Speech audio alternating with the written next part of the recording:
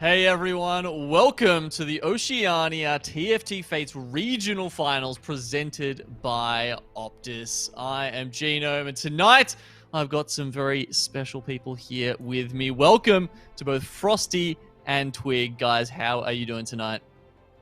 Oh, I'm excellent. Thank you so much for having me on the broadcast here. I couldn't be a part of the competition, so I just had to be in it somehow. So really looking forward to tonight's games and look and see how it pans out.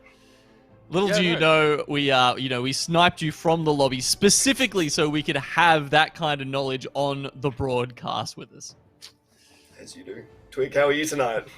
Yeah, no, I'm doing good. Really excited to be here. Also, obviously, not good enough to get through, but I'm really glad to be watching.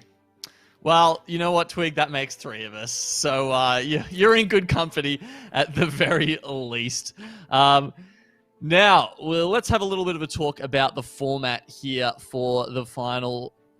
It's like a super weekend. I was about to say it's a weekend, but it's 4 days of intense TFT action. So as you can see here, this is the big one. We've had a couple of other qualifiers coming into the regional final, and we've got people joining us from all over, from the previous qualifiers, from the ladder recently, also from the last chance qualifier that we just had, as well as the best 8 from the original 2 qualifiers. Now, I know you guys were watching some of those earlier ones that we saw as well. And we've also, who are some of the players from those ones that really impressed you in some of those previous weeks?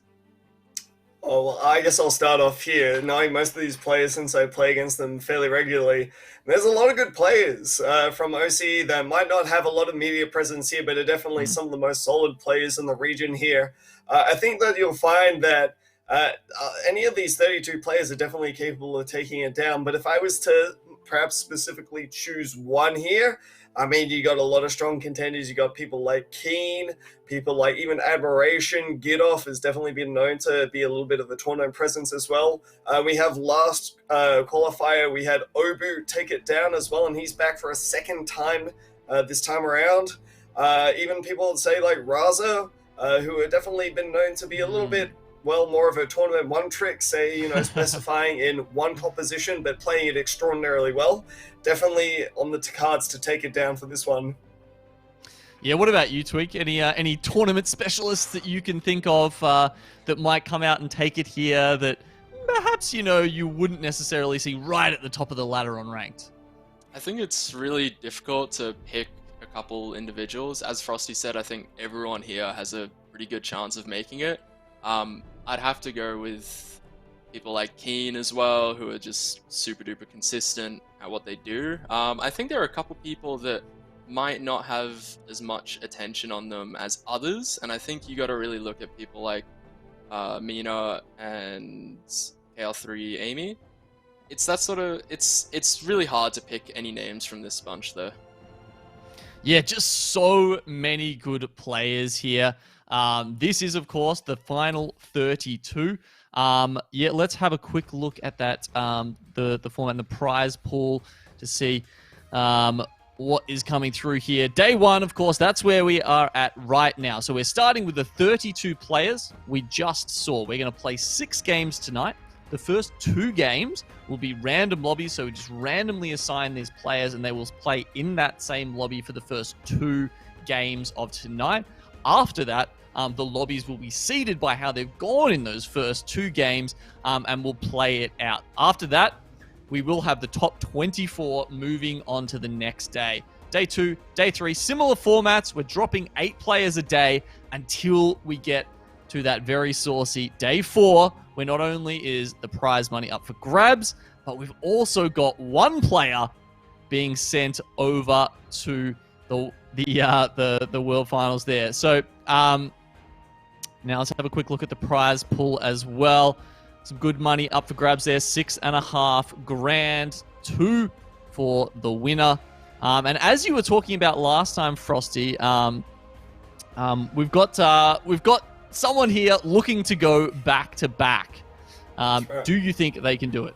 I mean, it's definitely possible, right? It's not off the cards here for Obu to take it down again, but I'd say, if anything else, the competition has been even stiffer this time, you know?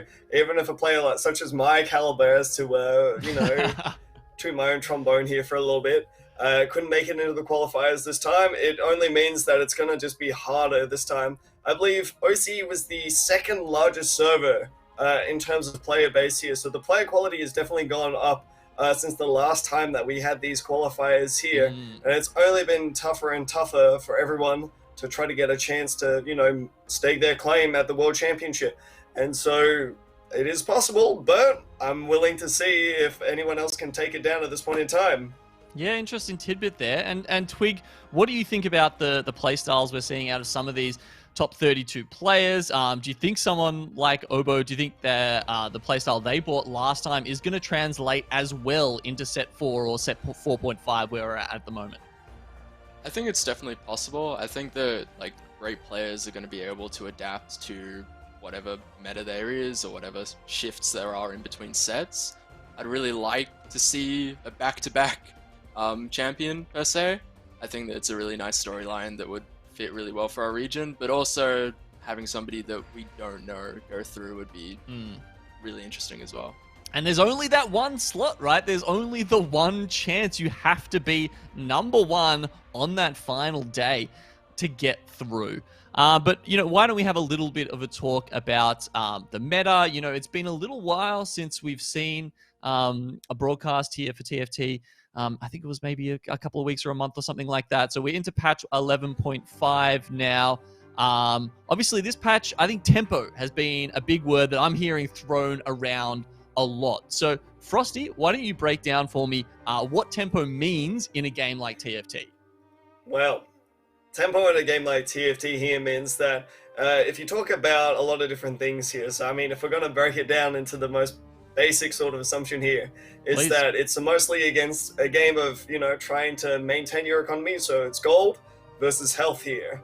And playing tempo essentially means that you're going to forego more gold for trying to get some more health here so that you're going to be able to get a little bit more tempo, right? So you're going to see players start to roll down more aggressively. You're going to try to find more opportunities to try to take power spikes on these big turns, on these level 6 roll downs and level 7 roll downs that you'll see happen in the mid game, and try to stabilize them throughout the rest of the game here.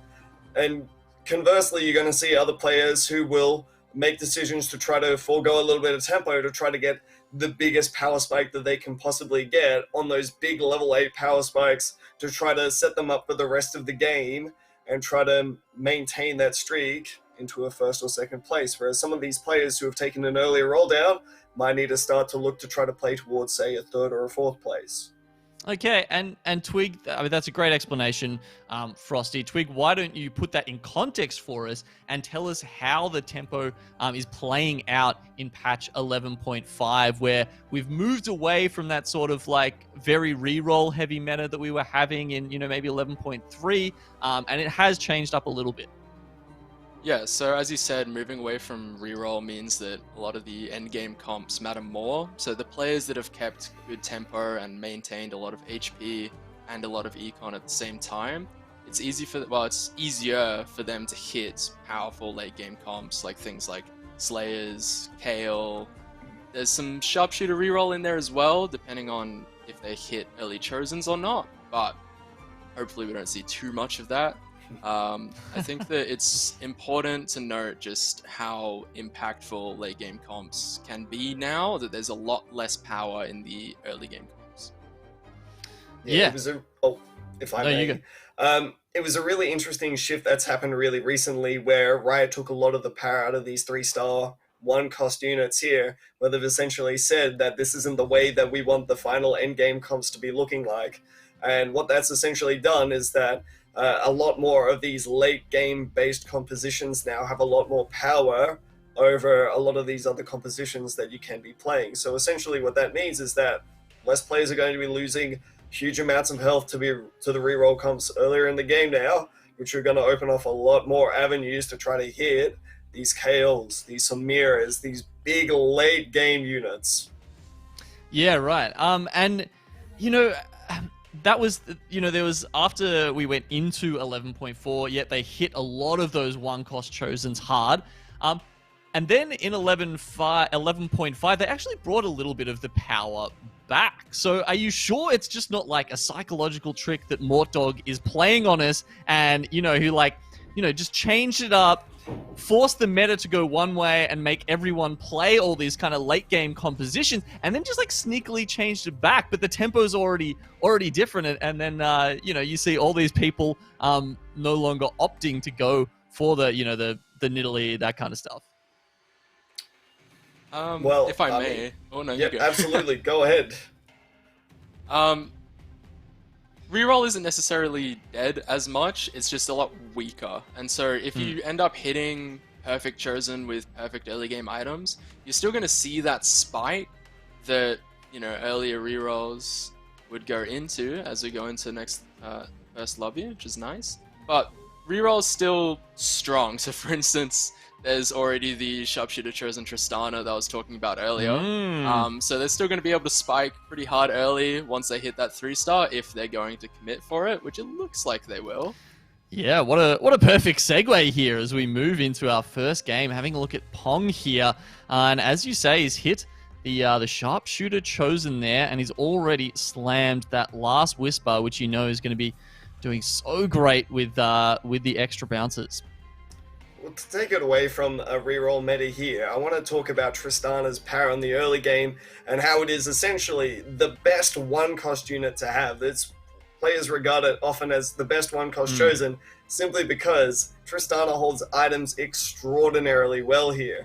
So you're going to see players that will initially pick up the Tristana chosen, but still not choose to go into a reroll Tristana build, perhaps, simply out of just looking for this big early game power spike of having an extraordinarily strong unit that doesn't really rely on a lot of other traits here. And just having the sharpshooter down here means that Pong no longer needs to rely on having a Nidalee on board, and means that ultimately it's just going to have a stronger board overall.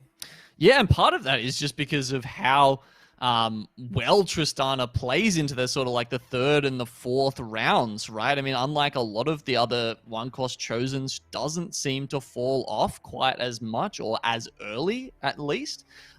Twig, what do you think about the sharpshooter chosen for Tristana right now versus the Dragon Soul? I think sharpshooter can be a lot stronger early because you obviously get that instant spike of 2 sharpshooter, which adds the extra bounce. And it also increases the amount of damage the bounces will do. So I think that early on, getting sharpshooter chosen is really nice. If you have decent items for it, it helps do a lot more damage. But I feel sometimes that late game, Dragon Soul can be a lot more impactful as things start to scale and gain more HP. Although, that being said, if you can end up going 6 sharpshooter, you want to.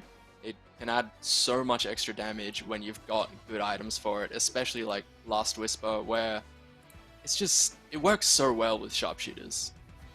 Yeah, it's a fantastic addition.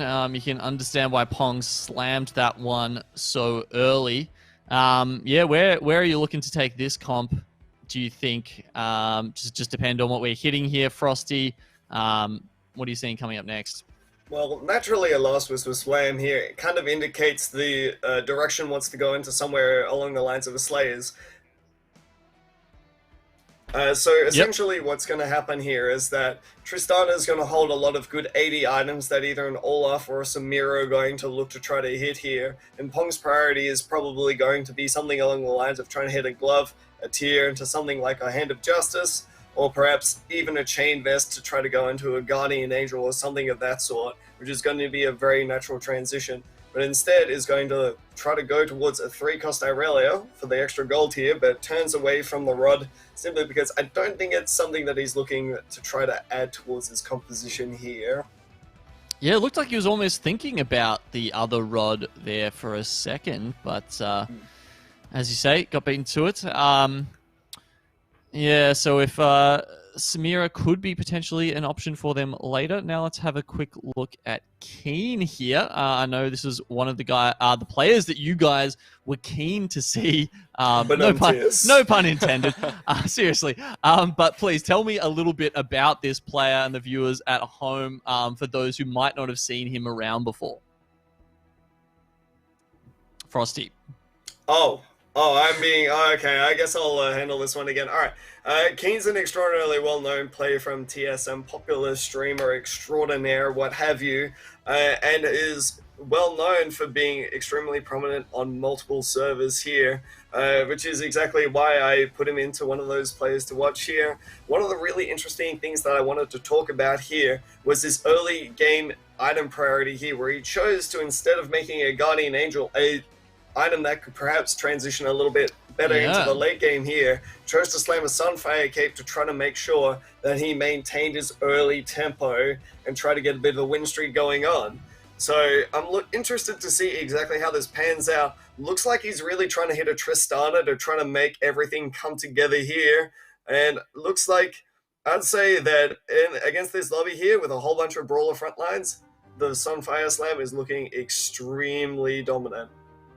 Yeah, it's one of those items that just tends to work out so well in the early game. As you said, it does look like he's probably going towards that Tristana with the 2 out of the 3 Dragon Soul coming up. But the fact that he's already picked up the Nidalee, I guess, what's your read on this, Twig? He's just, really trying to hit the tempo at the moment. Is it going to be easy to switch this across? I mean, obviously the best case scenario is probably like the chosen Tristana, but do you think he's just going to switch it once he finds a Tristana 2, or? I think that once Keen finds the Tristana, it'll probably just be a go to level 5 maybe and just put it in just to get the 3 Dragon Soul in, because it's important. It's not entirely necessary.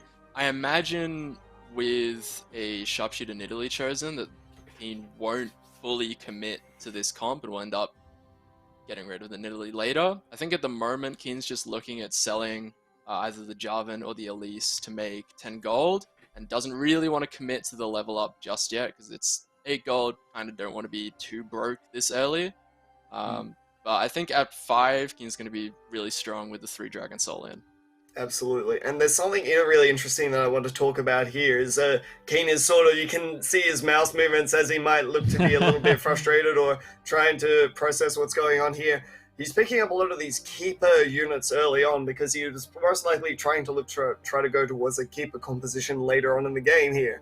So the natural frustration of having, wanting to make economy but also finding a Rakan in your shop here means that he's got a bit of this push-pull on whether he wants to try to level up now and get an early level in and try to pick up the extra unit or sell off, say, the Elise here and make 10 gold. And I think that's really interesting. That might be a little bit an insight into his thinking on how he wants to approach this game. Yeah, I love how expressive he's being with that, with the pointer there. So you think that the Sunfire Cape potentially is pointing towards that keeper composition? Not necessarily. I think it's more of an early game item slam. If it was going to be, say, a hard slam or something that I think would point him towards it, I'd say more of a GA for your cannon later on would be something that you'd look towards making here. But I think he's definitely trying to prioritize that early tempo, like we said before, and trying to really take the game head on here and trying to make sure that, there is no sort of question on what he's trying to play for at this point. Yeah, well, I guess he's got a little more time, as you said, once he gets to level 5, as we can see. Wow, okay, not going the 3 Dragon Soul. Actually going to end up selling the Braum and picking up some Warlords here. Okay, a little bit different to what we were expecting then, Twig. Yeah, that shop was incredible, actually. Being able to switch onto a Nunu with the Sunfire is really impactful, as well as getting 3 Warlord in with the Nidalee that already has a lot of stacks from winning previous combats. it's gonna really help. Keeping the brand in, because it's a Oh. 2-star brand, is useful. Katarina did a fair amount there. It's really good. Keeping tempo Yeah, up it's is surprising. important. You don't really see Katarina getting off these massive spins early on in the game, but I mean, even just that is definitely fight winning for him here. And as you said, that shot was absolutely insane for him. And now going into almost the end of stage 2 here, he's looking to really just take things head on. He even picks up a Shivani here, perhaps one of the best early game units, and is even going to just probably switch off of this Nuna here just to try to get the Shivani in and really try to cement his lead. Yep, and it's important to win this final round going into Krugs just to maintain like the win streak. Shyvana's a really nice hit here because it can transition into a bunch of different things, and as well, still carrying the Tristana on bench might be slotted in at level 6, if not a different Dragon Soul. Just get that 3 Dragon Soul in and make the board even stronger. But Keen's in a really nice spot at the moment. Yeah, he's pivoted back and forth a little bit just because of all these interesting shops that he's had. As you said, really hoping that he can continue that win streak here for the last one. Obviously, Shyvana is a pretty good level 1 unit you can have there in stage 2 to help with that. And he is successfully going to make it all the way there. The 5 win streak still on the 100. Same with Ubo, though. Now, let's have a quick switch over and have a look at Itchy. So we're mid stage 3-3 at this point, and we can see that Itchy is still rocking the Dragon Soul Tristana as well. Got an RFC and a spell crit glove going on here, looking to try to prioritize trying to go towards perhaps say something like a Kale. Typically not something that you'd really look towards trying to play an A-Soul unless it's something like a 6 Dragon Soul game at this point. But I mean, his items that he's picked up here are steering him into a fairly clear direction, or at least what he's intending to try to do at this point in the game. Yeah, so just for just in case you're getting a bit of whiplash there, guys. So we are having a look at some of the different lobbies, of course, as we showed you earlier. There's 32 players, 8 players per lobby, of course. So we do have 4 lobbies going tonight, and this is a different one than we saw just before, with a lot of big names in it as well, though. Seeing Itchy, Chunga, Angora, Raza, a lot of the names you might know if you've been keeping tabs on previous tournaments, or even just some of those players sitting at the top of our scene. That was you can see he's got the Kale off the carousel there, That's and massive. possibly That's absolutely massive. oh my. Picking up that sword is absolutely massive. Now, Itchy's got a really interesting choice here. He can either try to build a Zeke's with the double belt that he's got here, or with the chain vest that's already on the Kale already, can look towards building a defensive item such as a Guardian Angel. Yeah, what would you go there with, Twig? I mean, obviously, at some point, he's probably going to transition that out and chuck the RFC from the Tristana on there. But yeah, do you sell that, considering you've also got the Nikos on the bench and you only need 1 more to get to Kale 2? What do you think the correct choice here is? Well, I have absolutely no idea. It's a really tough decision. I think that it's important to note that the reroll dice in the Lantern as well, when you're going for a Kale, is super duper impactful. I think that slamming Zeke's is really, really good here. I also think that slamming GA is just as valuable. So it's a really tough decision that they have with themselves now. It is like 3-6 at the moment, so they're getting towards figuring out what all their items are going to be. I think, me personally, GA might be the option because they don't have any other defensive components that work well with Kale. They don't have a glove at the moment that can build into QSS, and they definitely don't have the cloak either. I think that Lantern is going to make them it's going to throw them off a little bit of what they were trying to do, but staying the course at the moment and just trying to push to level 7 and then probably sell the Tristana and pivot out and roll for a little might end up being the play. I mean, can we also appreciate that Tristana almost won like a 1v6 or something last round. Unfortunately, the Akali jumping onto the backline too quickly this time is going to end up giving them some trouble. I mean, do you really need to make that decision right now, or is it better to just wait until Wolves and see what kind of components you're getting there before you're possibly making that switch over / roll down for that Frosty? I definitely think it's going to be a case of trying to wait until Wolves to see what's going on and see what the game plan is going to be from this point on. I think that ultimately, Trojans are going to be sold. This is going to be a big part of the game, and ultimately, what Itchy decides to do here is going to, affect him for the rest of the game at this point. He's going to make a lot of choices. He's going to see a lot of Trojans, and ultimately, after Wolves, and he's going to be able to make a choice as to what game plan he wants to go for here. I mean, we've been talking about Kale for this entire time here. We don't even know if he wants to go for Kale. I think he might, because he's just picked up a Seeing Quincy's that, Rage Blade. We'll just shove an enlightened a chosen Aurelia in there. Oh my. And the double Nico. Oh, I didn't even see the second Nico's come out. You didn't even see Is that what you were laughing about? Yeah. Yeah. I thought the Gwinsus was good, but yeah, no, the straight into level 2 Kale is next level. Looks like the GA Slam is pretty good. Oh my. That is a huge PvE round for them. They know exactly what they're doing the rest of the game now. They didn't even have to use the reroll dice. That's insane. Clear. Right, so what do you save that for now? Just surrounding units. So I imagine that this Enlightened Chosen Irelia probably isn't going to stay around forever. So okay, kind of want to look for the Shen, a replacement to the Maokai and the Tahm Kench. They've already got Spirit in, which is really, really useful, as well as Executioner. So it's really just adding other Divine units. Yep, there it is. And then probably rolling just to get the 2-star Shen, 2-star Kindred, 2-star maybe Jax. a Yone. Okay, we'll have a look at Chunga now. Is sitting on the level 2 Aurelian Soul there. We've just got the info. He's just sold the Executioner Chosen, I believe it was. But yeah, you can see he's got the Mage frontline there with Annie, not fully stacked up with the items yet. Only got a ZZ Rot and a Chain Vest. But, I mean, look, the Aurelian Soul at level 2 at this point is more than enough at 4-2 at this point, would you say, Frosty? He's going to be doing some heavy lifting, that's for sure. Hitting that Aurelian 2 on level 7 here is going to be a big spike. One may argue that it might be big enough to carry him through for the rest of this stage now, and his positioning, I must say, is on point. Getting up to this mid-game power spike here, everyone realizes that Aatrox 2, or Aatrox in general, is just going to be a big unit.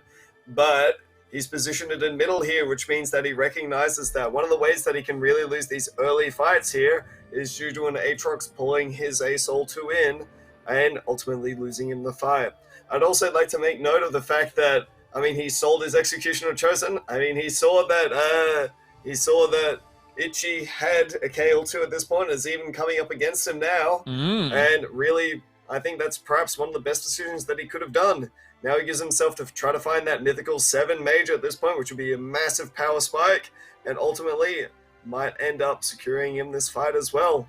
And just look at that A-Soul just absolutely cleaving through the team with perfect items there. Disgusting. As you say, great positioning against a sort of Aatrox pull or something of that nature. The pivot, because of the Kale, actually allows him to get out on top of the Kale. Interesting. So, that said, the Kale sitting there with the GA, and sometimes, most people would say that the Quicksilver is best in slot, but sometimes you might want a GA in certain situations, Twig, maybe if there's Assassins or something else like that. Against an ASOL, what do you think will come out on top as the defensive item of preference for Kale? GA is, against specifically Aurelian Soul, it's definitely best in slot. Okay. I think that I just want to talk about the fact that they just hit Thornmail for the Annie as well here, and just how tanky the eventual 3-star Annie is going to be. Yeah, only 2 away. They're in such a nice spot at the moment, even without a Chosen. But I think the Kayle Aurelion Sol matchup is probably going to be where this game comes down to. Hitting 2-star Aurelion Sol, it's not necessarily super early, but it's early enough that it's definitely going to cause the rest of the lobby some worry. Yep.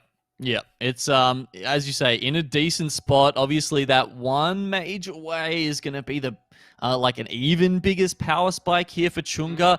There comes a 2-star Talon, actually, very stacked as well, like almost perfect items on that Talon. Let's see if the ASOL can get there. No, that one cast gets off, and then Talon is going to break them down. Obviously, one of the best counters there, even with the GA on the ASOL, not enough to pull them through.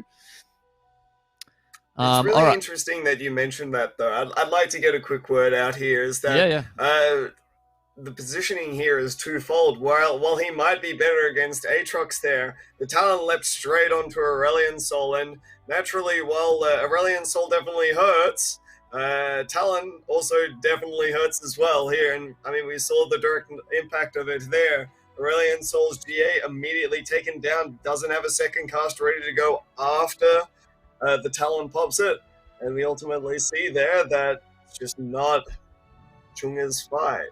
Yeah, you are right with the Talon Aurelion Sol matchup. I feel like it's important to note the Z0 on the Annie and the positioning that they had for it that round is that when the Talon jumps, it's going to immediately target the Annie.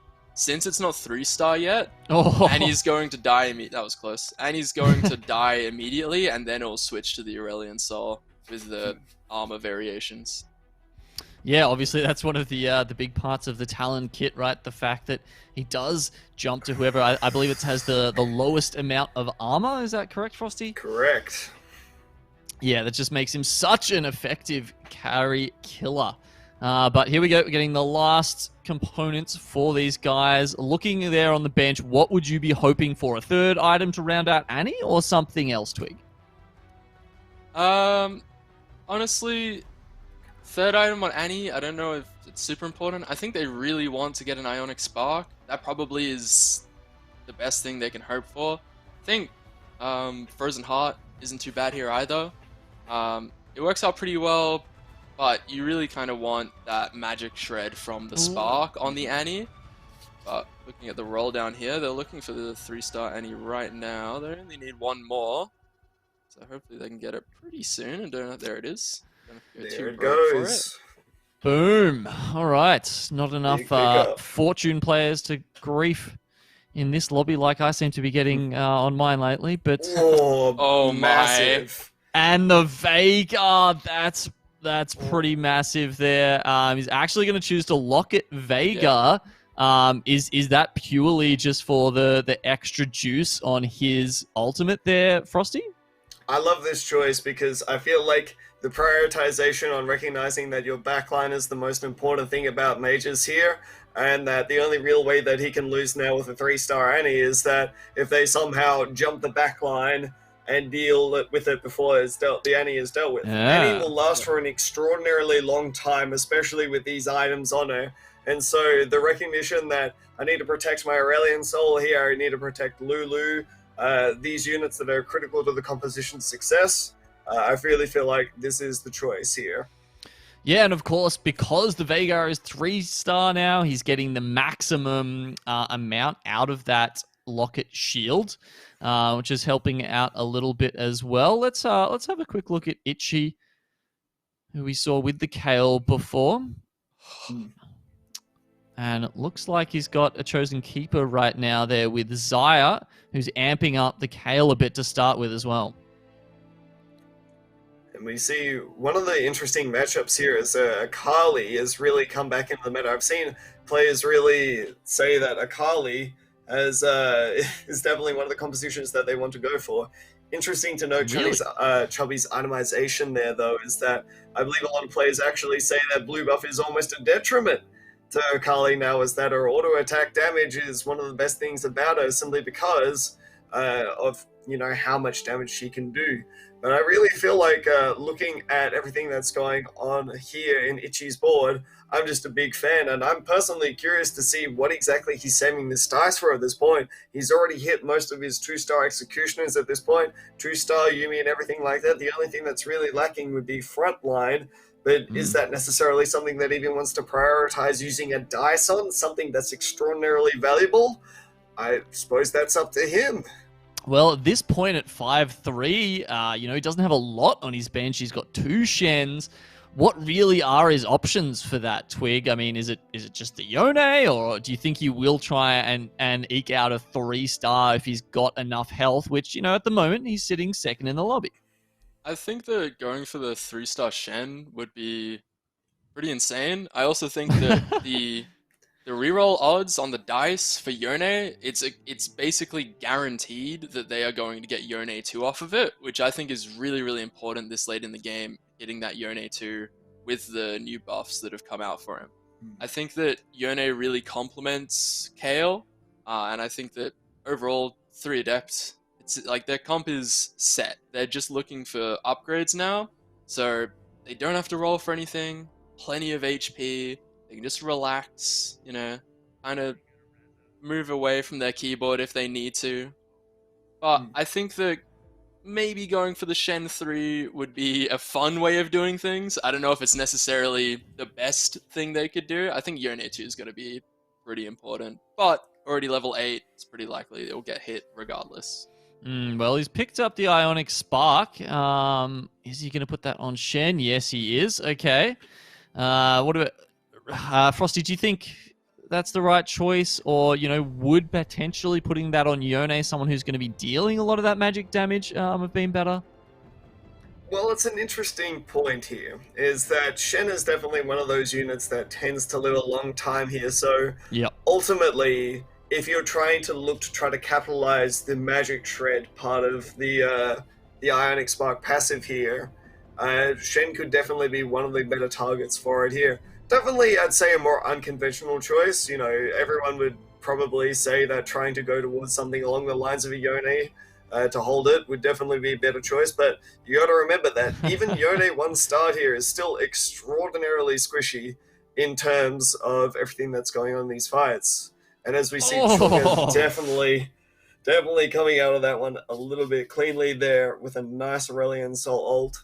And it's just interesting to see here is that it's almost like in Itchy's head, the prioritization is definitely trying to go towards that Shen 3, whereas in my playtesting, I found that Shen 3 has been almost a little bit overkill, It's that after Shen 3 ults, he has an extremely large shield, but after the shield falls off, he's extraordinarily weak again and has a large mana cost. So I think it's really interesting to see this prioritization here as to having a lot of these items on the Shen. I almost think it's because he simply thinks that the Shen might end up being like a secondary carry come if it hits a 3-star. But I'm interested to see how it plays out.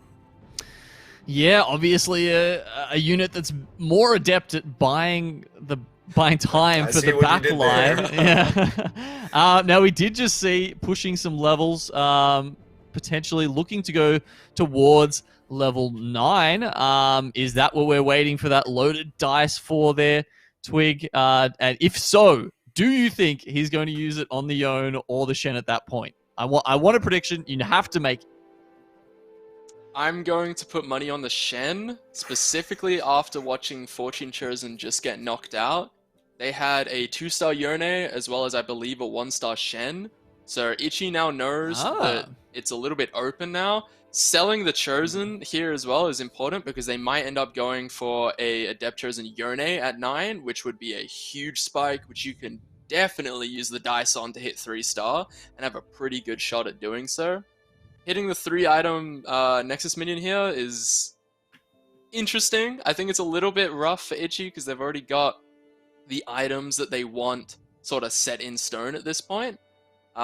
Execution Chosen Kale is definitely an insane hit as well. Spike, but chooses to try to not go for a 3-star here, very notably. Yes, But yeah, as we saw, just rolled down very quickly at the start of that round. But you know, he's got those Kale items. Obviously, it's going to be better than the original Kale he had there. And not only that, you know, he's got 4 Executioner, and he picked up a 2-star Azir at the same time. Absolutely insane roll down for him there. And, you know, we talk about all of these 5-cost chosens here, but ultimately I think that if you're in Itchy's position, that was the best chosen that you could have wished for. Something that absolutely complemented your composition perfectly already, but still falls flat to that Akali 3 here, that massive damage coming through. And you'll see the power of Akali really coming into effect here, being able to decimate a lot of these backline focused compositions, you know, the ones that focus on all of these executioners. Even having the Azir in the backline did nothing there. I mean, and that's exactly the kind of unit you'd want to at least tank a couple of shots, maybe one way or the other from the Akali, right? I mean, how do you think there's any way he could possibly better position to get around that, or how does he survive that sort of assault twig? I think there's definitely some positioning, but I think they're more worried about other things like the Aurelion Soul that they know they automatically lose to if Kale is in the corner. I think that while maybe having a blocker unit in front of the Kale might help, it's at the end of the day, it's not going to do too much against that Ninja Assassins comp. I think that comp's just a little bit too good of a matchup on the Ninja Assassin side. Gotten through the top 4 though. Definitely happy with that, as Chunga gets knocked out. Chunga 5th, Angora 6th here. Yeah, I'm not too sure. Like, there's still some units that are 1-star on Itchy's on Itchy's board, which is a little bit of a concern now, not having that much money, while everyone else more or less has their final comp and is just seeing how things play out. All right, well, we just had a quick look at Razza there, who actually, as you were saying, also had a couple of 1-star units on his board. Some of them, of course, though, the higher cost units there, the Azir, the Xayah. But what's really keeping him in this and keeping him on that win streak currently at 70 health still in stage 6 is that stacked level 3 cannon. Ionic Spark, Morello's GA. What more could you want? And now we come down to the final 2, Itchy versus Raza here. Something really important to note on Raza's side of the field is that, yeah, he's been win streaking this much throughout the entire game. And this just goes to show you the power of the Keeper comp. We saw Keen earlier trying to pick up the units for it. And, I mean, you definitely can see the power here. He's got Jarvan 3-starred here, another massive damage dealer for him. And something very interesting to note is his positioning with these keepers is that usually he'd prioritize having something like the Kennen and the Xayah in the front line to try to maximize damage against a lot of these compositions here, but is instead choosing to second row them now, or perhaps even first row this Kennen, just to try to prioritize, you know, just as I say it, just to try to prioritize their safety.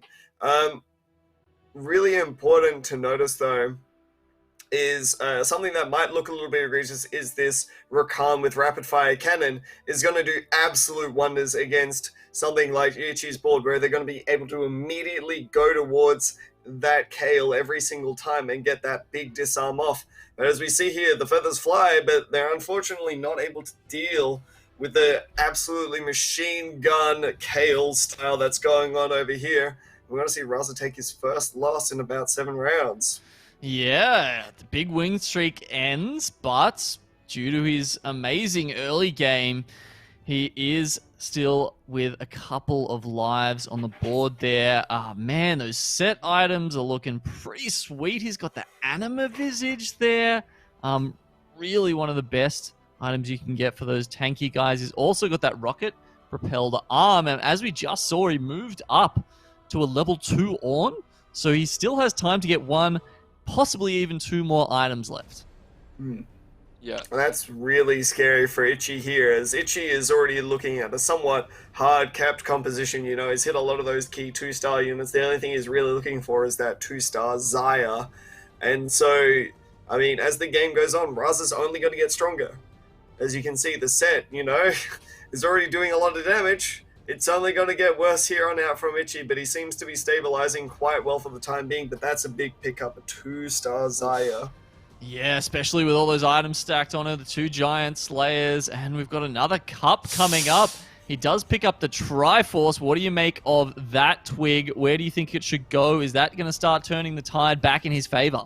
It's not going to turn the tide. I think Reza was really hoping. I can't remember the name of the item, so forgive me. The on items are a little bit still new. What does it do? Eternal Winter. Eternal Winter was the there we only go. thing Reza was wanting there because it hard counters Kale. Kale doesn't have QSS against this. Only got the GA. Kale hits a unit enough times, which she will, gets frozen, and then the entirety of Itchy's comp will just die while Kale is unable to do anything. I think hitting the second Chalice here is really important as well, just to buff up that cannon a little bit more. Yeah, obviously in this kind of comp, that's going to be doing the majority of the damage, right? Yeah, absolutely. I think Zaya's a bit slept on as well in this comp. I think the Zaya is a really good secondary carry. Hitting possibly the set 2 as well could be really important. There's still some upgrades like the Zillion and the set that might not necessarily change the tide of things, but it's going to help enough that maybe there can be a lucky round win in there.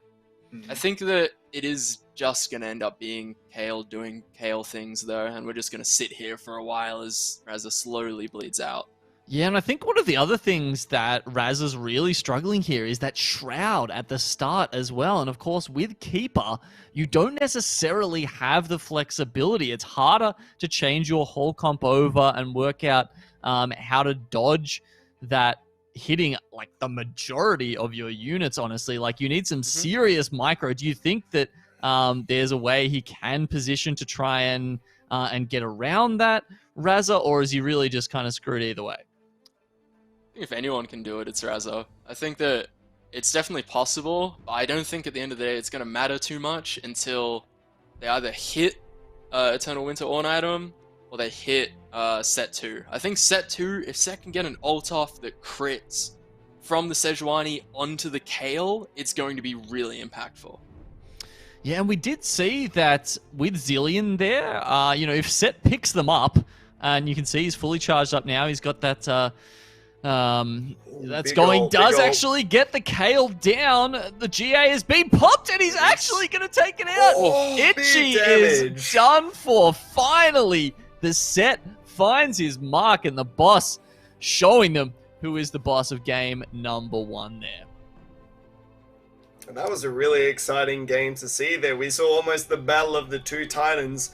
We saw Itchy hitting that early Kale there. They absolutely back-breaking Kale throughout the majority of stage 4 and 5, and Raza, who'd just been on an absolute tear for the entire time, hitting almost, the Exodia Keeper comp, everything that you could possibly ask for, the Kennen 3, the Zaya 2, with really good items on both of those carries there, and even was still struggling to deal with the composition of Itchy simply because Itchy's composition had so many good things going for it. It has that AoE stun and a Sejuani, had the Shroud to make Raza's life really inconvenient in trying to get all of these big casts off, which Raza's comp relies on as he's going through there.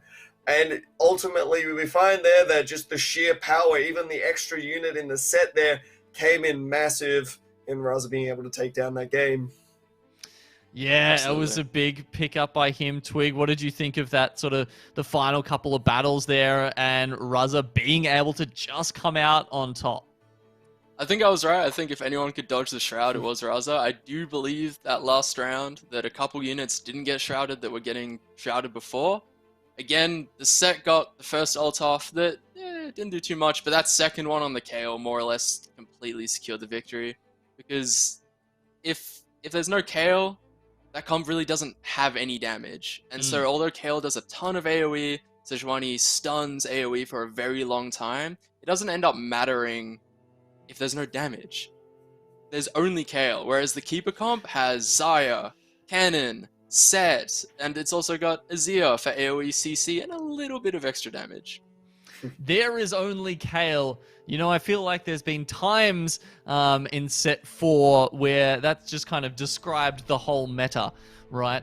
And you know what? Picking up Kale there at the end, I think that was also quite important. Like, obviously, if she's in the air, she can't be throwing those waves of destruction at you. So that was pretty important too. All right. We'll just be going to a break quickly now, guys. Thank you for sticking with us tonight here at the Oceania TFT Fates Regional Finals presented by Optus. And we'll just give a quick shout out to our sponsors as well. They are, of course, Optus, Puma, Logitech, and Alienware. We'll be back very soon, guys. Don't go anywhere. We'll see you around for Game 2.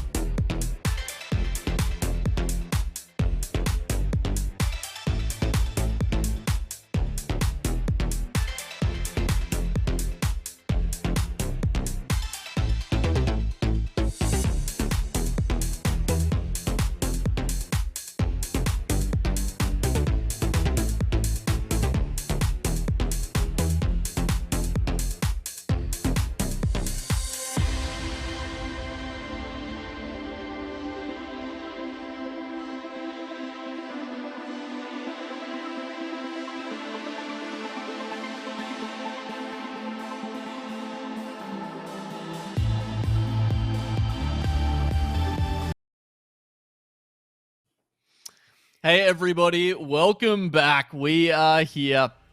Oh man, it's the Oceania TFT Fates regional finals presented by Optus. And we just witnessed a great first game. We saw Raza take out number one with his signature composition, so I'm told. Keepers is what he is loving playing at the moment, and you can see exactly why. I mean, you can say just hit, but like you got to get there, Frosty. You got to get there. I mean, there's a reason why he plays it so much. Raz is, as I said before, he's been known to come into these tournaments with less of a one-trick and more of a focused approach, shall we say, to some of these games. But he's definitely able to try to go straight into a composition that he likes and has identified the situations that he needs to get into it. And you can just see it in last game. He's in his comfort zone. He's playing to all his strengths there, and I mean, it definitely shows. Yeah, well, we're just going to get straight into the next lobby, guys. We've got game 2 of the night coming up here out of 6 overall, and we're going to be having a look at Keen's lobby once again. If I remember correctly, we started here last game, and looks like he's gone for the glove opener. Now, tell me what you think of that, Twig. I think glove opener can be flexed into pretty much everything at the moment. I think it works out really well. There's a couple things that don't necessarily need the glove, and it doesn't create many good early items, but towards the later stages, it definitely gives a lot of good options. The first 6 gold opener here from the minions, it's helpful. Getting the Jarvan and as well as the Rakan for 2 keeper, it's quite nice, as well as starting to stack the early warlords. Would you say you'd love to see it? All right, let's just mute him for a second, shall we? Nah, good call. So do you think with a glove? Oh, okay. Now with the sword, got some options there for like an early IE, something like that. Especially, wow, he actually did pick up a couple of Yasuos there, but looks like he's happy to stick around with the Warlord. Does that mean maybe you looking at something like a Katarina or something with those items? Yeah, definitely possible. I mean, let's be real here. Anything is still on the table for Keen at this point in time. You know, he's keeping his options open here. Something really interesting to note, though, is that he is choosing not to pick up these Yasuos, doesn't value it very highly as a unit, or perhaps even a reroll composition at this point in time here.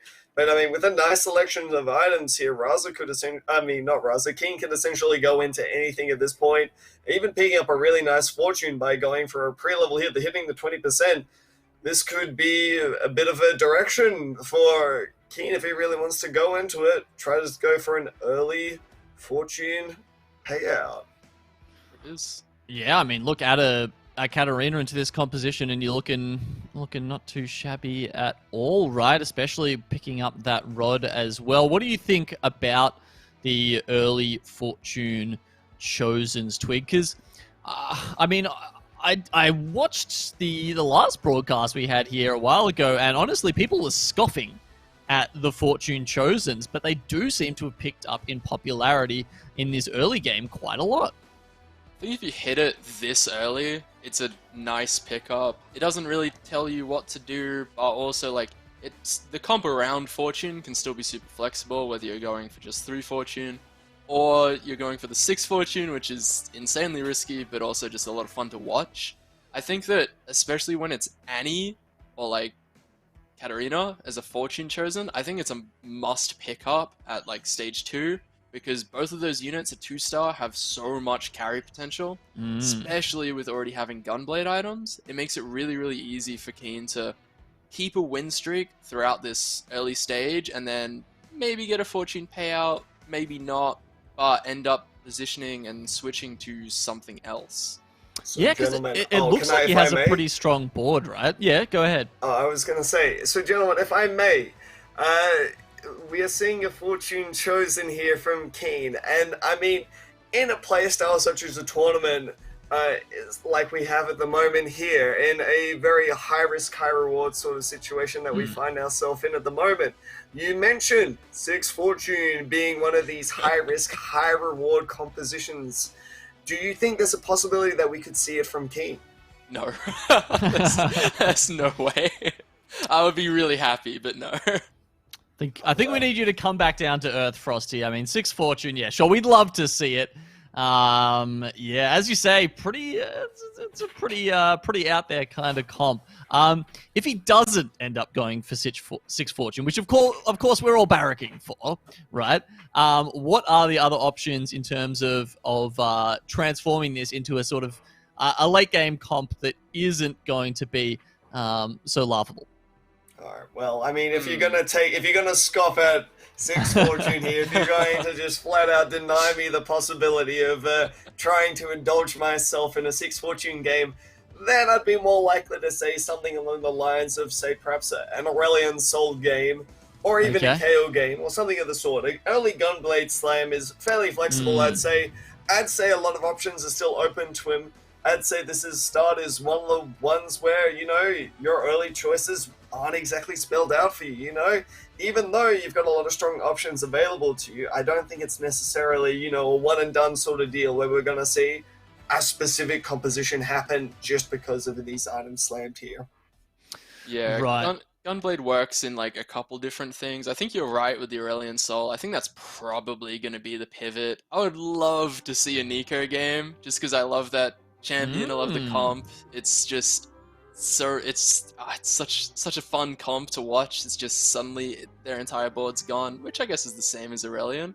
But I think an early Gunblade Slam, they're just going to play around strong early games with Warlord, put in a Katarina, maybe take out the Nidalee, and then just have a really strong front line, wait for Katarina to pop off, and then full transition to something else later. Right, so a 2 or even 3 phase kind of plan possibly required here from Keen. Interesting thoughts there. Just having a look at the results from the last game, it looks like Keen was playing a bit of a Dragon Soul / Slayer composition there, picking up the Olaf with a couple of items and then chucking some Zeeks onto the Tryndamere. Is that a possibility? Well, I guess not really if he's gone for that Gunblade, right? Not necessarily. I wouldn't exactly, rule it out or anything of the sort.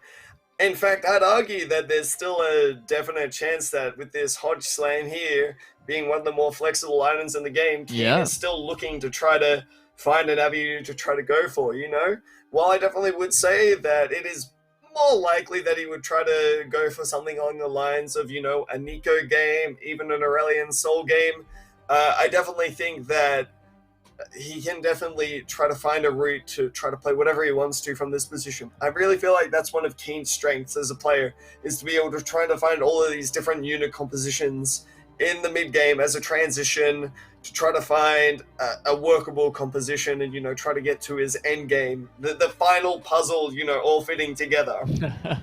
Yeah, and somewhat this set has kind of forced everybody to do that a little bit with the Chosen system. You can't be as much of a one-trick as you were in some of the sets in the past. What caught your eye there? Just 2% Xayah. It's a little bit disgusting. I don't think it matters too much. I think it's nice, obviously, but also just it sort of gives more direction towards. I think it's definitely going to end up being Aurelian Soul, especially with the Vega on bench at the moment and the Shyvana on bench. I think it's looking like an Aurelian Soul game. One of the interesting things... Oh, go ahead.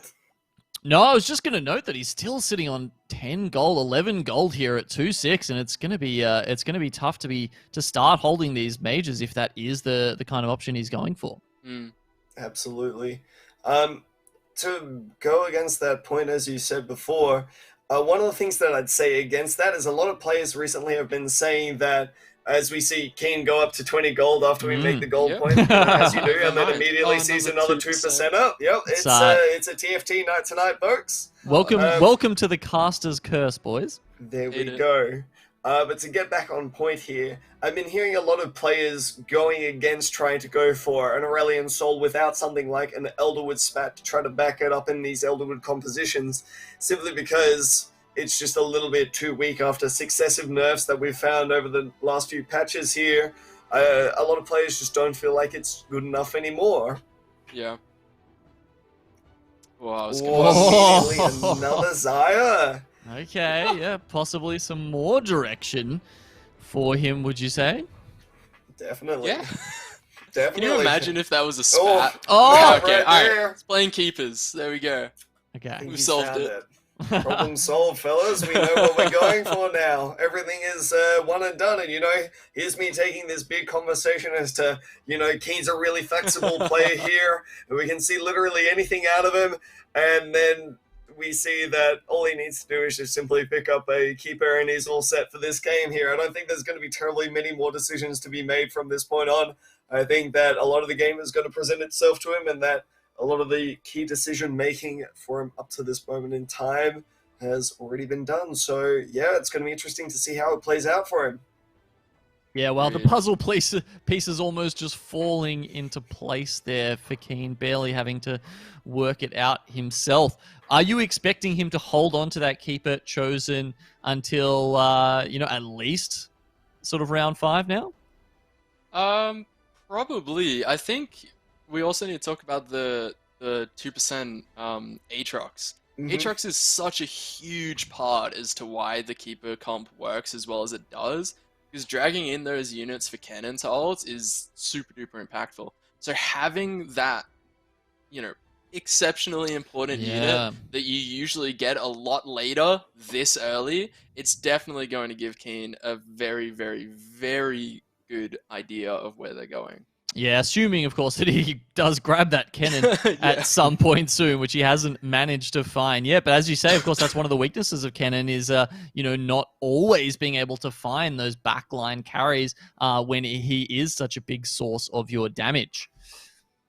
Seems like we've had a bit of a feathers fly war here, but we're going to escape it for the time being, and we're going to watch some Donny here coming in. We're going to see he's in the middle of 3 fortune and is on a 7 loss streak at this point. So Donny's really looking to try to get towards that big cash out. So I think we're going to anticipate after this next carousel here.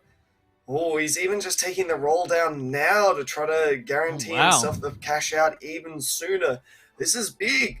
This is big. This could really end up biting him in the backside if it doesn't work out for him. But as we see that the Aurelian Soul comes in, and, well, I think this ward is looking potentially quite strong. But Donny disagrees. He thinks it needs a little bit more strength. He hasn't found a chosen. Continues rolling. And he's going to come up against the powerhouse of Keen here. So this is scary for Donny. He's starting to get into critical life totals. Only rank 2, otherwise known as Old VG, is lower than him. Interesting that he didn't put the GA on the Aurelian Soul there. What do you think about the choice to chuck that on the Shyvana? Obviously, that's something you usually see on an Aurelian Soul if that was the direction you were thinking of. I think, honestly, it might have just been to guarantee the Shyvana Dragon Soul procs. I'm not too sure if that's what it was, but I think that they knew that they needed as many Dragon Soul procs as possible to kill as many units as they could there to sustain as much life as possible. I think they went into the round, they saw Keen's comp, like, all right, cool, I'm losing. How do I maintain a little bit of extra life? Right. Yeah, that makes sense. Now, look, personally, I'm not brave enough to go for these sort of giant fortune rundowns, or maybe I just don't like pulling the pokey lever as much. So you guys are going to have to tell me, what kind of payout are we expecting now that he's down to, what was that, like an 8 loss streak?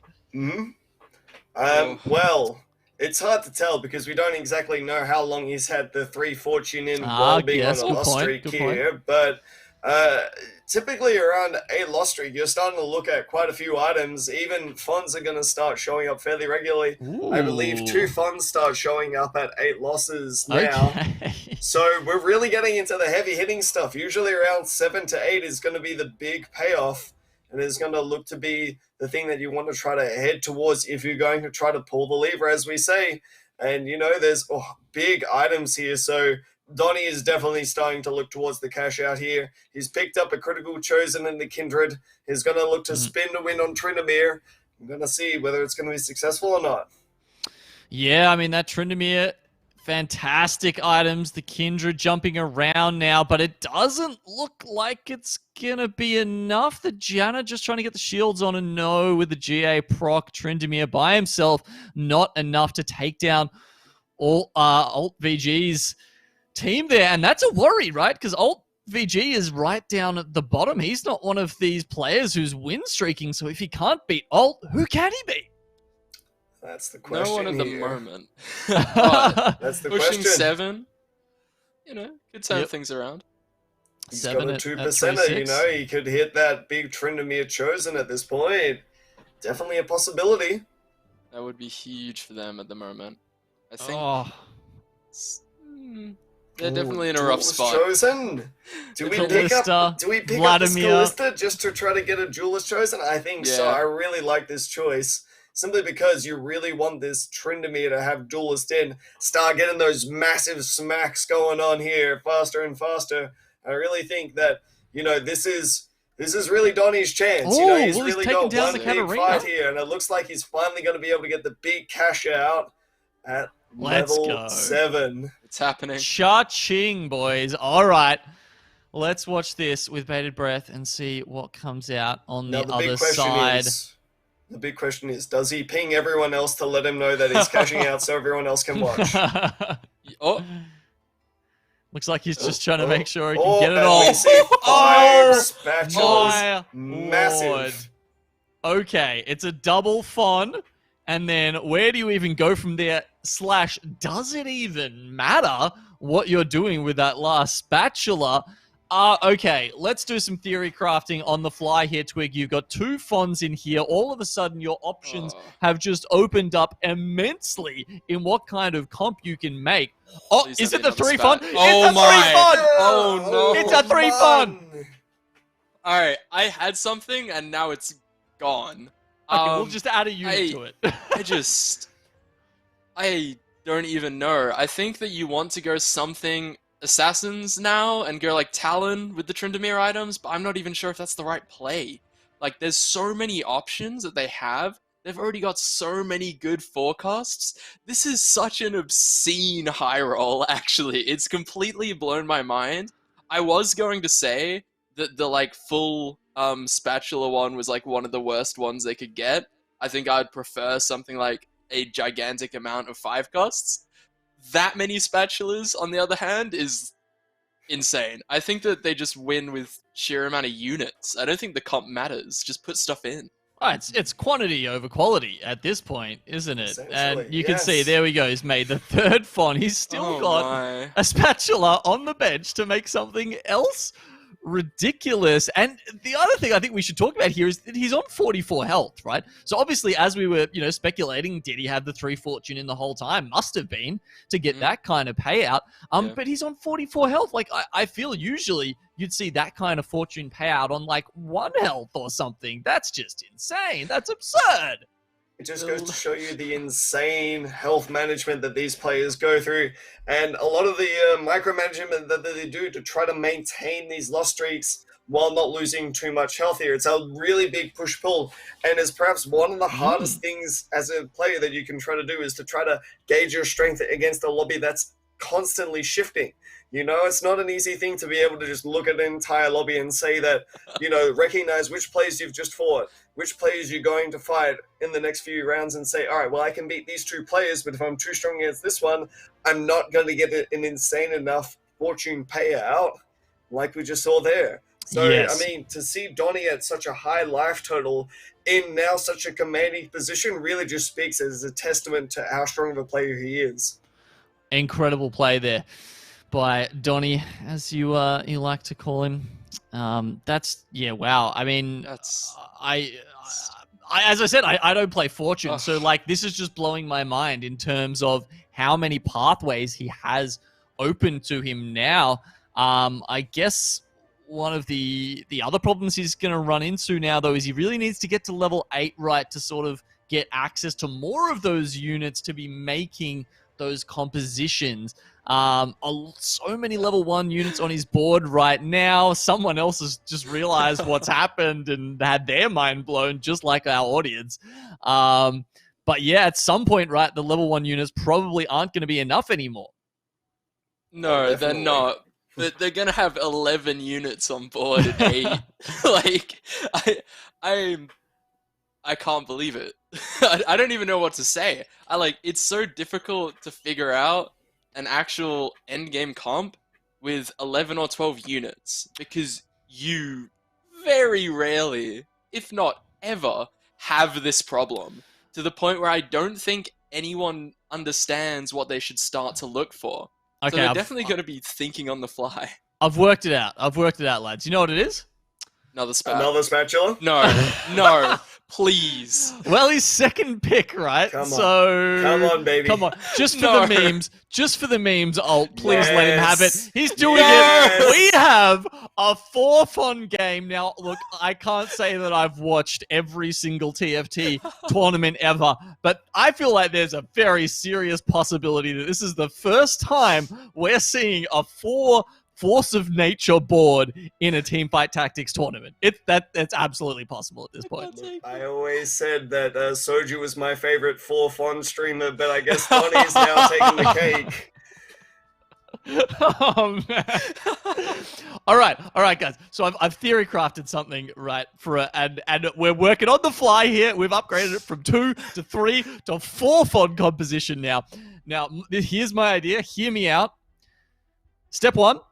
Take any comp you want. Step 2, add literally every 5-cost unit in. What do you think? Frosty, give me your thoughts. Recipe for success. What more Yep. can I say? I love it. Boom! You've sold Okay. me. Boom, let's take it. All right, I'm down. Let's go. Put units in. Massive success. Fun was had. Great games of TFT for all. It's mousing over the 4 font. I feel like that should be a feature of the game, right? Like, why can you only fit 3 fonts? If you can fit 11 units on a level 7 board, why can't you fit 4 fonts on a unit itself? That's my Why can this question. Callisto only hold 3 crowns? Why can it not hold the 4th crown? Riot, please. You need to spread out the crowns, make sure everyone feels appreciated. What a, I like, feel what the only is- person who feels appreciated right now is Donnie with how much success he's going through. I think, in fact, he's almost suffering from it at this point. He just doesn't know. He's almost too dizzy at this point to recognize just what units to put in. As DJ Khalid would say. I he's was suffering about from- to say, I didn't realize DJ Khaled snuck into this lobby here, suffering from success, huh? Haven't even made it to level 8 yet, and still somehow has a, what was that? 6 cultists, 4 duelists, 3 slayer, 2 divine, 2 assassin, 1 ninja. Honestly, I don't think that's enough. Like, you've got 11 units on the board. I think you can do better, son. I think you can fit in more traits than that. What do you mean? You mean this isn't your typical level 7 board? I don't know what games you've been playing here, but I mean, this just looks like in mine every single time. Just a classic Donnie high roll. Yep. I can't take it. What am I watching? I've completely lost all train of thought. I don't know what's happening anymore. I'm just sort of And enjoying. I can't. I'm enjoying this level 1 Tryndamere putting in damage because nothing else can target him because he's constantly surrounded by like 6 other units protecting him as he spins from one side of the board to the other. It's it's so good. Like it's insane. I think they're probably gonna look for the assassin pivot there. Mhm. Assassin Agreed. pivot, so like the 6 assassin, 4 ninja, 3 slayer, 6 cultist kind of You're composition, thinking something too like that. little here. I mean, I Yeah, think no, you're still sorry. thinking, fellas, we're still thinking on 3-dimensional chess here. We need to go up to like 5D checkers at this point Yeah. with just how many options Donnie's got available to him. I mean, we can definitely see a talent pivot. I mean, sure, why are we just thinking about just slayers? Why are we not just fitting 4 enlightened in there as well? I mean, there are just so many different options at this point. You know, I really just think that this was just not meant to be comprehended by mere mortals. Oh, We've okay, got so guys. many different options. Theorycraft number 2, and I don't even know if this works, so you guys who actually know how the game works are probably going to have to correct me here. What if, step 1, make the composition you want, you know, taking up, let's say, 8 slots.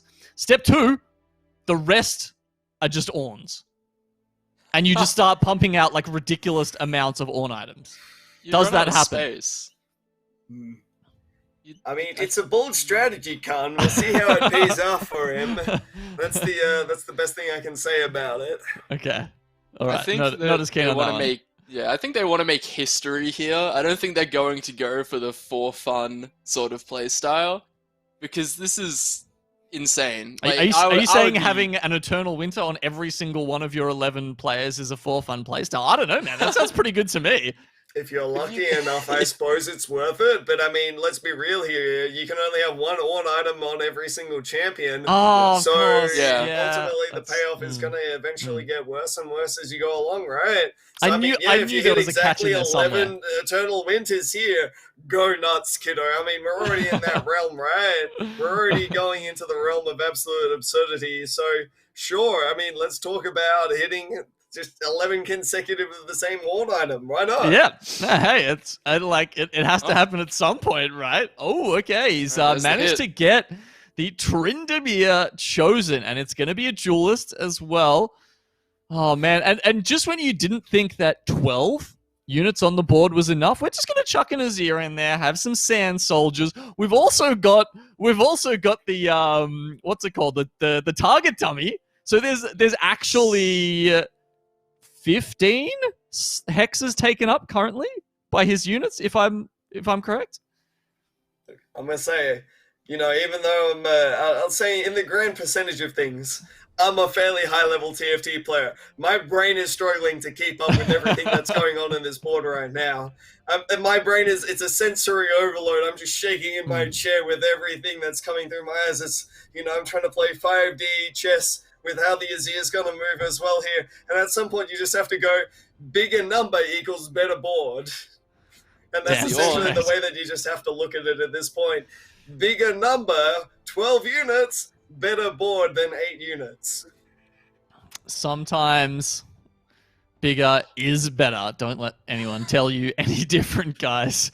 So the duelist is managed to get fit 4 duelist in as well. I mean, I guess one of the things that you're actually going to struggle to do in terms of maximizing traits on a board like this is that a lot of the high roll trait numbers require either spats of that trait or a chosen, and you can only have one chosen, right? So, it's like there will be a couple of traits he's going to be struggling to get, but considering at the moment he is, I wonder if there's another one that's hiding down the bottom there. Because isn't there at some point where you have so many traits that they just don't start showing up, right? Yeah. We're at that stage. We're definitely at that stage. And I gotta admit, I mean, do we really care about traits at this point? I think we're at the point where we can literally just put 5 costs in, just call it a day, just pack it up, ship it home, just say, yep, we did our job. We overwhelmed the opponent. Dual spat? Yep, I was about to say there's a dual baby. spat. They're not going for it. It's the right call. Come on. But it'll be really funny. Really funny or really? No, all right. That's a bit of a reach. No. All right, look, I mean, my last one was good, but this one, a little bit questionable. I'm losing my mind enough as it is. I can't deal with it. Nothing makes sense anymore. I want to see 2-star Azirs with this board more than anything, and just see how many units, how many hexes we can take up. Do you want to eventually see units just not moving around on the board at all? Literally just 5 Azirs? Yeah. Thing of dreams. Just Actually, no, only 4 Azirs. We can only have 4 Azirs. Let's be real here. That's the way that the game works. I love as well that's why they picked up the rapid fire cannon. That's actually the play they're going for, is just to fill it up with all Azirs and then Olaf with a rapid fire or something, just to have one backline carry do everything while they have to fight through waves of soldiers. Well, they got to make sure it can actually attack in the first place, right? Otherwise, it's just going to get constantly stuck. Now, you guys are the gameplay experts, right? So I'm expecting you to know the answer to absolutely every single question I'm throwing at you. So hit me with it. So, if you fill up literally every single hex, whatever, Fonz, you got your Azirs in there, let's assume. What happens to an assassin on the other side? Where do they jump? It'll jump to the opponent's front line. So it'll literally just jump to a whole bunch of Azir Sand soldiers, and it'll start hacking away. Now, how successful it'll be at hacking away, well, that's another thing entirely, but it's not going to be terribly effective. Spoiler alert. Well, today I learned. I'm still hoping. Wow, double Samira coming up at a level 8 shop. I mean, okay. I mean, I kind of, we just want the meat wall, right? Just fill up every single hex and have them actually just have to hack through an entire wall of meat to get to the back every single time. That's what we want to see. Meanwhile, while all this has been happening, right, he's lost 1 round. Well, man, I must be memeing too much. I think I missed the round that Donnie missed there. Yeah, What happened? I believe it was a slight loss that he took to an early. I think it was an earlier loss to Keen, simply because Keen hit his earlier power spike, and Donnie hadn't gotten in all of his units quite yet. I'm just waiting for the circus music to start playing at this point. Honestly, I'm just waiting for the insanity to be truly embraced. Simply because of how ludicrous this game is starting to get. We're seeing we're seeing 6 Slayer, 2 Duelist, 3 Cultist, 2 Mystic, 2 Vanguard. Come one, come all, folks. Oh no, there we go. Look at that. The chosen, Spirit. the chosen trait has almost been knocked off the trait board. I think of true beauty here. I mean, I'm just wondering how much wackier can it get? How far can we go down the rabbit hole at this point? I think we've reached it. I think this is the end. I think now it's just 2-star units and it's a first place. I hope it's a first place. Can you imagine how robbed you would feel if you end up getting second here? Oh, absolutely. You've been in this situation before, have you? Oh, okay. Yeah, absolutely. We've all been here. A board that looks to be impossible to lose to, and then you just lose to it anyway. Oh, absolutely. Yeah. I'm just. The problem is, right, guys, we've already reached the peak of tonight. Tonight's not going to get better than this. We already know that this is going to be the best game that we're going to see all night. How do we top this game? How do we top 4 funds? That's my disappointment here, is that, for the rest of it, it's going to be like, I guess Obu did hit a KO chosen here. I guess that is pretty cool, right? Yeah, look, just, hold that for a second. We've got to make sure that Donnie actually takes this out. And at the moment, we've got Big Boy Olaf and Swain coming in here to say that might not be the case. I'm sorry, 12 units isn't enough. Turns out, Olaf with a whole bunch of good units and a whole lot of damage from a Hodge there is definitely going to be enough to start cleaving through a team. Doesn't matter how many units are on that team if there's cleave, after all. Well, I mean, I think maybe he didn't take our advice. Where are the 2-star? Okay, finally, we've got 1 2-star 5 cost. Now, it is Samira. That's probably going to help him quite a bit. Darius, one of the first Slayers he actually picked up in helping him get that Fortune roll down, has finally been 2-starred. And, oh, man, I mean, he's down to 17 health at 6-2. Is a loss the end for him here? No. Donnie's going to be fine. What happened in the last round was just Lee Sin doing Lee Sin things against a unit that has GA. Like, as long as the positioning ends up okay with the Tryndamere and Lee Sin isn't immediately on it, it'll be fine. Especially with Samira too. I don't think that there's a world where this isn't a first place anymore. Definitely agree with that statement there. I mean, let's be real here. I don't think Donnie has been scouting around a terrible amount here. I think he's been mostly, looking himself in the mirror, staring at this wonderful board of units here going, my, how could it get even more fabulous here? But I think this is almost a snap back to reality for him here, where he goes, well, actually, I still have a game of TFT to play against Obu here. I still need to try to position my units in a manner which, allows me to effectively win these fights. And as you saw before, at least in 1 can do wonders against him. And here, the big switch up is going to come through. We're going to see, did Obu manage to position his Lee Sin correctly here? No, it's on the target dummy. Oh, not exactly something you want kicked off the board first. Tryndamere stunned at the moment. Of course, he's got that slick 6-layer buff to help him go. And Samira as well. So they've got lots of healing options there. And there we go. Ubu taken down and only 1 life left. Donnie, heir apparent of TFT, the chosen one. Chosen by Mortdog himself to wield the 12-unit board. Hey, at this point, I believe it, dude. I've seen things today. My eyes have been opened. I have finally seen what TFT Heaven looks like, and by God, it has 12 units on it. This is a game. This is a game that we play, but yet we never reach these heights. No. And, I mean, this is just astounding to watch something like this roll out. I mean, credit to Obu if he's able to take it from this spot here. Immediately, credit to him And I think this is not a Yeah. big 50-50 here. He's not managed to get straight onto the Tryndamere. Oh, but he does. He's looking for the Aatrox there. You see, he's got the level 2 Lee Sin, but unfortunately, it was the last one to go down. Donnie, master of the TFT board with more units than you could possibly shake a stick at, comes out with the win. Yeah, like we're shaking our heads here. We are bowing down. We are genuflecting to the god of TFT.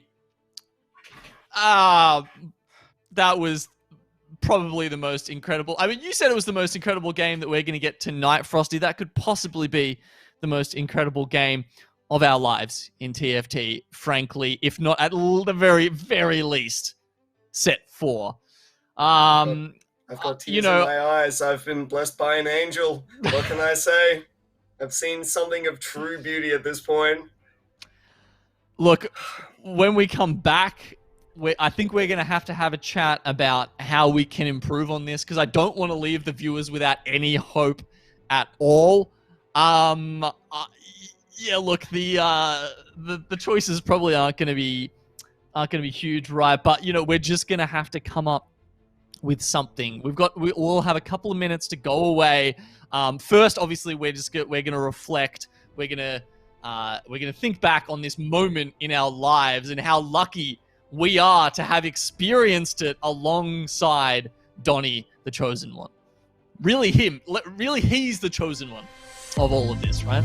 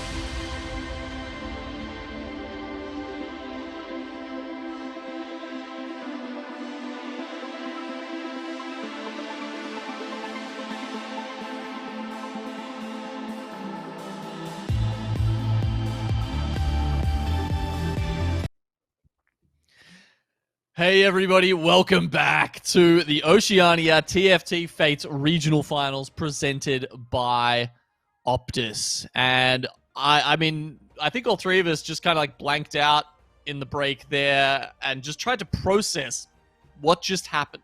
Because as far as we can tell, I think we've just seen the first game ever, very possibly in TFT competitive history, where a player hit 4 Force of Natures. Just let that sink in for a little second. But I did have a thought. We were thinking, how can we improve on this? How can we make the night go up from here? And it's a hard ask, I know, but I've got it, fellas, because I realized during the break that payout was only a 3 fortune payout. So all we need is for another player to go 6 fortune in this lobby. And boom, there we go. We've already, like, we're reaching new heights. What do you think about that one? Now you're talking my style. Now we're talking. You'll in the 6 fortune before. Yeah. Now a big Not smile anymore. on my face as soon as you start to realize that, look, when you're starting to chase highs, look, you got to go to fortune, right? Yeah, it can be a dangerous time sometimes, but not apparently if you're Donnie. It looks like we're gonna switch it up this time. Now that was our second game of the day. Obviously, we've got 6 tonight, as we did explain at the start of the night, and that means that we are now into the lobbies sorted by the original performance in those first 2 games, and we're having a look at Fishball here, who obviously did start off with that. The Nidalee with a rod, which, you know, in bygone times might have been as high roll as Fort Fons, right? In a patch where she was doing pretty well, you might have been pretty happy to see that, but not so much these days.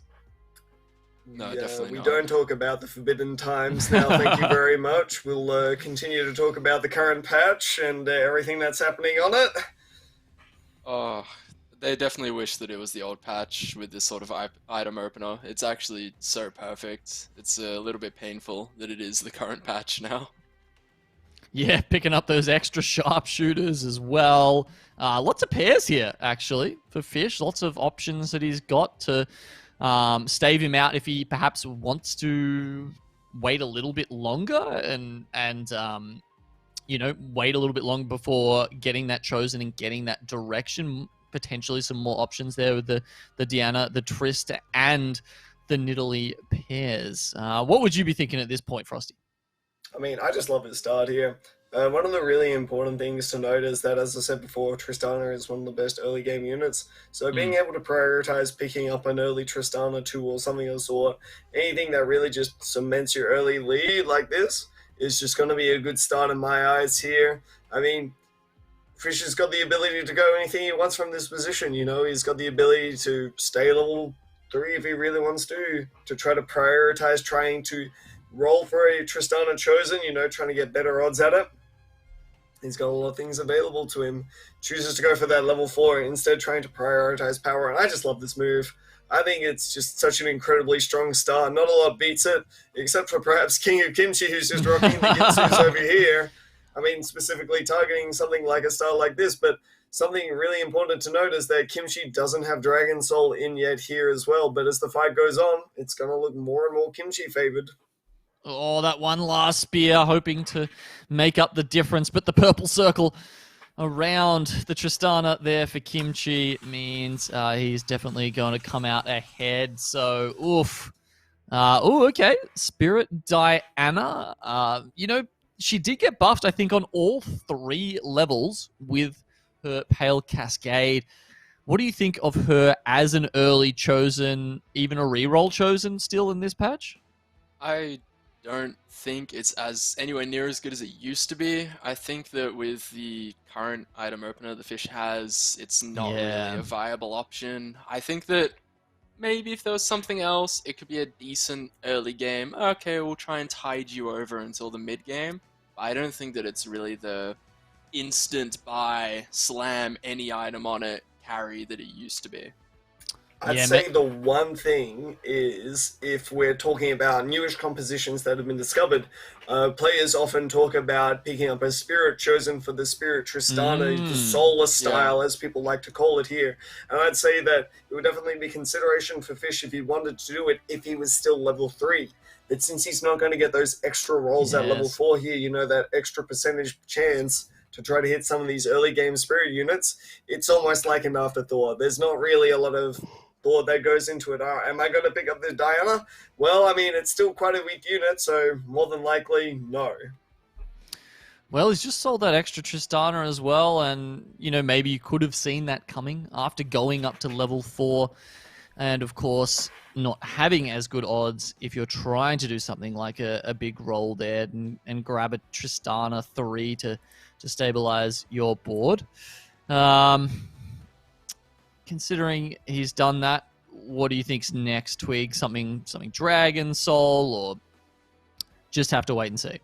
I think wait and see. Dragon Soul is the like easy solution. Just get 3 Dragon Soul in, hope your frontline dies before Triss does, and then Triss can, you know, deal a ton of damage. But I think that really they're sort of happy in the spot that they are until obviously this round where they lose. But all in all, I think 10 gold at 2-3, they don't have a super huge idea of where they're going. Ooh. Never mind slamming the tier to win the round. Yeah. That works out really well for them. Yeah, just relaxing, trying to see what they can get. Definitely trying to build, like maybe get some defensive items, but they definitely need to start slamming a completed item soon. Right, and what would difference? Oh, please. Yeah, what would you be hoping for Frosty on that? Well, I mean, I was gonna say it's the big difference between being able to slam early game items and being the person who tries to hold on to them for better items. Is that early game tempo is that you're less likely to win rounds if you don't slam your early items, because it is a massive power spike that you're getting from combining 2 items together. And so ultimately, while Fish is definitely strong enough, you know, he didn't win that first round because he just hasn't been able to slam a good item. But now that we see that he's picked up the chain vest here, is definitely likely to slam a Hand of Justice, levels up to level 5, and now is looking to have a really strong board. Yeah, so he's gone for the GA. He's going to chuck that on the Tristana. As you said, he's been able to get into to Dragon Soul now, which levels up his board a little bit. Ooh, see someone else going for the Brawler. Definitely one of my favorite compositions, and one of the only ones, really, that it feels like you can pick up in early game and then continue all the way to a possible first place. Yeah, absolutely. Brawlers are very good. Like, if you hit Chosen Brawler and then you hit an early Shyvana, it's definitely a good indicator of what you should end up playing throughout the rest of the game. It is a little bit item dependent on Shyvana carry, but Brawler in general is just it's a very safe comp that you sort of know what you're getting into and you know that it's going to do what it needs to do.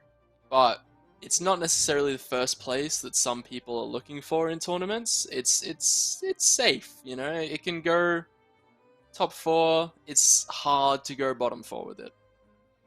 Yeah, that's fair. And obviously in a tournament, you know, depending on how the rest of the day has been going for you, you do have to change up your playstyle, right? Like sometimes you're not just trying to top 1. You can be, you've had a successful start to the day. All of a sudden you can just afford to play it safe. Especially, you got to remember there's 32 players in here and we're taking the top 24 to tomorrow. So safe is probably better than sorry at this point. Yeah. Saying that we're not going to get our 6 fortune game today. Who says? Like a kid on Christmas Day, you say, I'm not going to get any presents today. Hey, they ain't so, fellas. Oh, it's a very sad kid. What are you talking about? There's another 3 games we've still got to play here.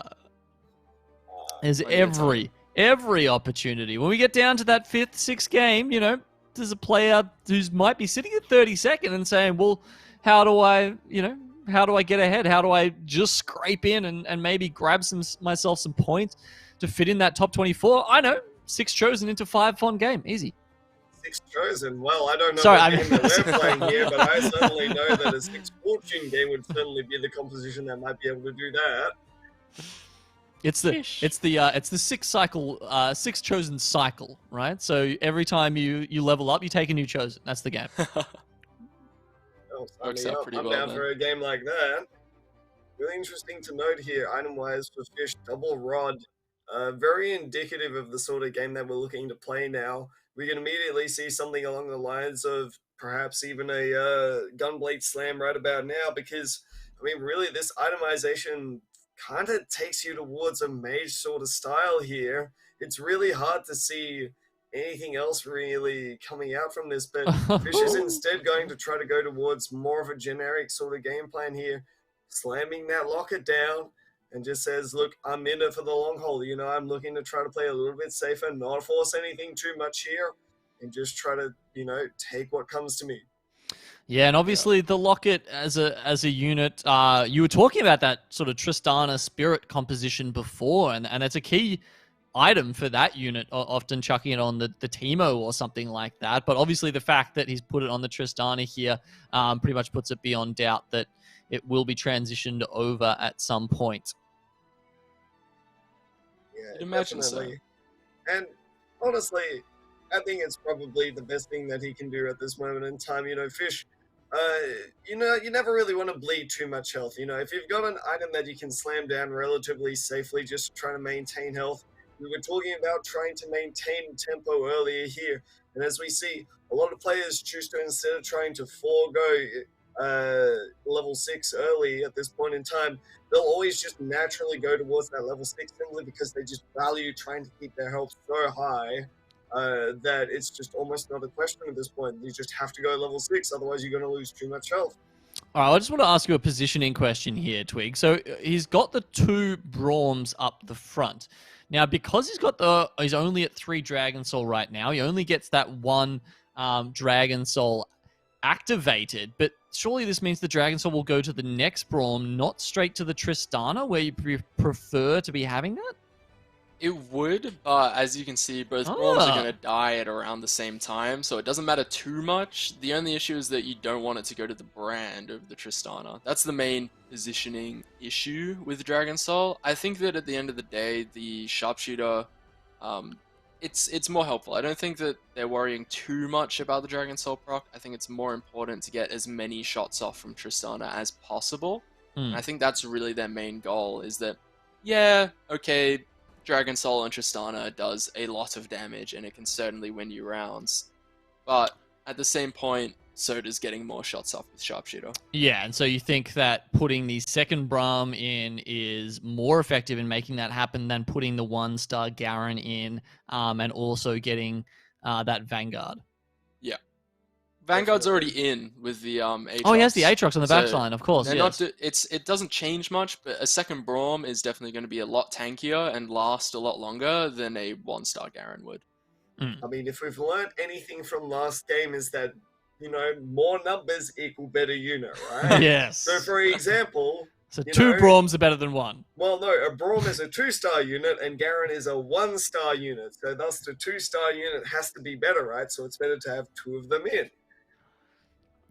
Yeah. Now as we transition over onto Raz's side of the field here, he's got a fairly decent brawler board with Dragon Soul in. But, I mean, this is one of the problems that you might find with an early brawler board without trying to get that 6th brawler in, is that, you know, it's hard to have a lot of consistent damage without your Shyvana living. And, I mean, we're really seeing that right now, where all of Raz's damage comes from this early Shyvana with a Hurricane on it. And if it dies, Raz's not really got a whole lot left. You know, he's going to get maybe 1 or 2 Dragon Soul procs off of, you know, either the Braum or the Tristana here. But otherwise, it's just going to be a whole lot of meat and not a lot of potatoes here. Yeah, but now he's picked up that second bow, and I think you'd have to say that Runins is definitely sort of the most important item to put on Shyvana at the start, but he's going to just slam straight away. So I was about to say, you know, Gwinsu's also very good. Usually not the first bow item you want to put on her, but once you've got the Runins on there, Gwinsu starts to become very, very important, just allowing her to ramp up so much. And of course, with that tanky brawler composition, it allows her to get that extra bit of damage in at the end. And then course, Hand of Justice, good for just keeping her alive, as well as sometimes just doing the extra damage. Yeah, it'll no, be really interesting to see where Raza takes the build from here. Whether he's going to try to maintain this brawler-centric build, carry style Shyvana, whether he's going to try to pivot away. The really hard thing about it is that these items just don't work well on a lot of other carries here, except perhaps something like an Olaf. So, I mean, we'll look to try to see where he's trying to go with it. Yeah, and even then, he doesn't have the RFC, right? And he's unlikely to get another 2 bows, so that could be tough. Okay, look, Twig, tell me about what you think. Did he just pick up that next chosen brawler? Wow, okay, so that's a fantastic pickup there. Yep. It's a huge shot. Yeah, very big, and it looks like he's almost getting close to the level 3 Vi as well. Only one away. Okay, so here's the question, Twig. You're looking down the barrel of a level 3 chosen Vi. Do you start itemizing her? You have seen people sometimes put like dual gauntlets and that sort of thing on a level 3 Vi where she can do a lot of AoE damage. I think depending on how early it's hit, it's a yes. I think that if it doesn't get hit until like stage 5, it's probably better to just itemize set. Yeah. But that being said, Vi 3 does a lot of damage, and it's going to be really, really impactful just to help the 1-star Shyvana out. Having that extra bit of damage, the armor shred, it's going to definitely make it easier to win combats. I think that the Shyvana items are really, really good. I don't think that you really need much other than those 3. So I think as far as comp goes, they're kind of set. They have like really good direction of where they're going. They only really need to hit 2 stars and obviously the 3-star Vi, but it's just getting the brawlers. It doesn't really take there's not much thought. There's not like I have this one carry, I need to put other units around it. It's like I just buy everything that says brawler. Yeah, I know exactly what you mean. It's why it's one of my favorite compositions, really. You hit that early brawler and then you just turn your brain off for the next 6 rounds. It's fantastic. It's free LP pretty much. You don't get to do yourself that dirty, but yeah, fair enough. I've heard some self-deprecating things in here, and I'm gonna be honest here, fellas. I don't know how we've not brought up the point in which Vi is going to do a lot of damage here, even without items on it here. A 3-star Vi definitely hurts a lot, especially with that armor reduction. There are a lot of things that I could be saying on a Riot broadcast right now that would definitely get me banned. Perhaps not my smartest thing to try to bring up at this point in time, but I do think that the Vi will certainly hurt a lot of things. Well, look, there's nothing you could say that's any dirtier than grabbing 4 fonts in a game, really, is there, Frosty? So I think surprised myself. Comp name that comes to mind around Vi. Yeah. Yeah. Yes, but we shall not say it. Maybe someone will bring it up in chat. Maybe not. Maybe our mods are on point. I guess we'll just have to see. Considering so it doesn't look like he's going for the 8 brawler comp, though. The fact that he's obviously holding these Dragon Soul items, he's found his A-Soul now, feels like there's probably a bit of a different direction here with that 3 Elderwood, 3 Dragon Soul, 6 brawler composition. Is that what you're expecting him to stick on there, Twig? I think it's going to be tough because brawler is contested by another player. So I think that it's really whoever hits what first. Like if we compare the comps here, it's definitely like, okay, we're going to get Vi. We're going to get a lot of Vi's. However, it's then what do we put around 6 brawler? It's like, do we push for the 8 and that's going to depend on who can get set first. I think it really comes down to, do you actually want to bother going for 8 brawler? You have to run like 1 or 2 units that just don't really do anything. So a lot of the time, I think people are going to go for that 3 Dragon Soul because it does buff Shyvana so much, and you might even end up seeing the 6 Dragon Soul, although it is less likely. Yeah, it's a little bit easier to hit that sort of 3 Dragon Soul, right? Especially when we have to consider, we saw Raza do a big roll down, and most likely, I mean, he hit the Shyvana too, but I think it felt like he was really looking for that Vi 3 and somehow didn't manage to grab that.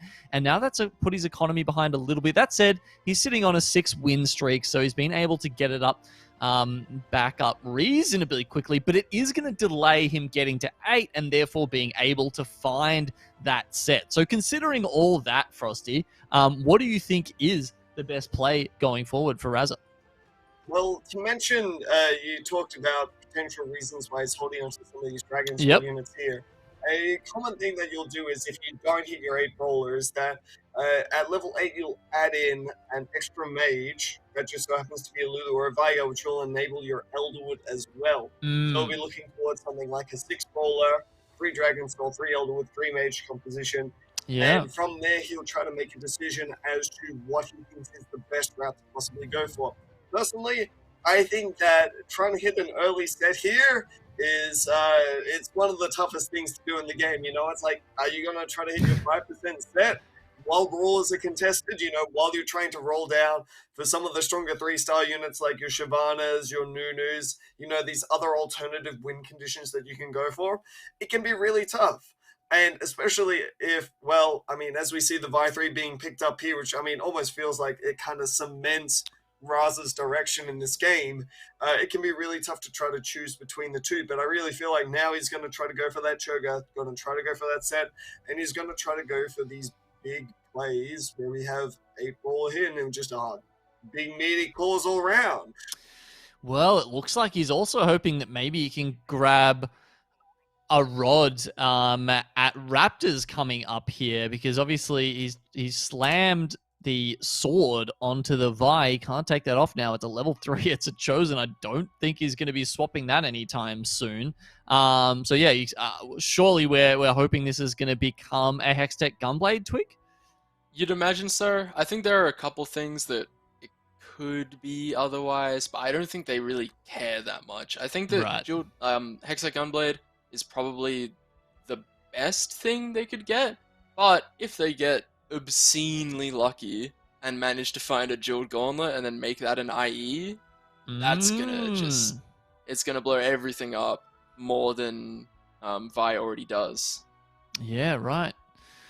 Okay, well, it looks like it's probably just going to be a case of rolling a bit further for Razza now. So let's head over to Fishball and have a look. It looks like he's just made a transition over to 6 Slayer. You can see he's got the Chosen Darius there, and he's also got a pretty tasty-looking Samira there, Frosty.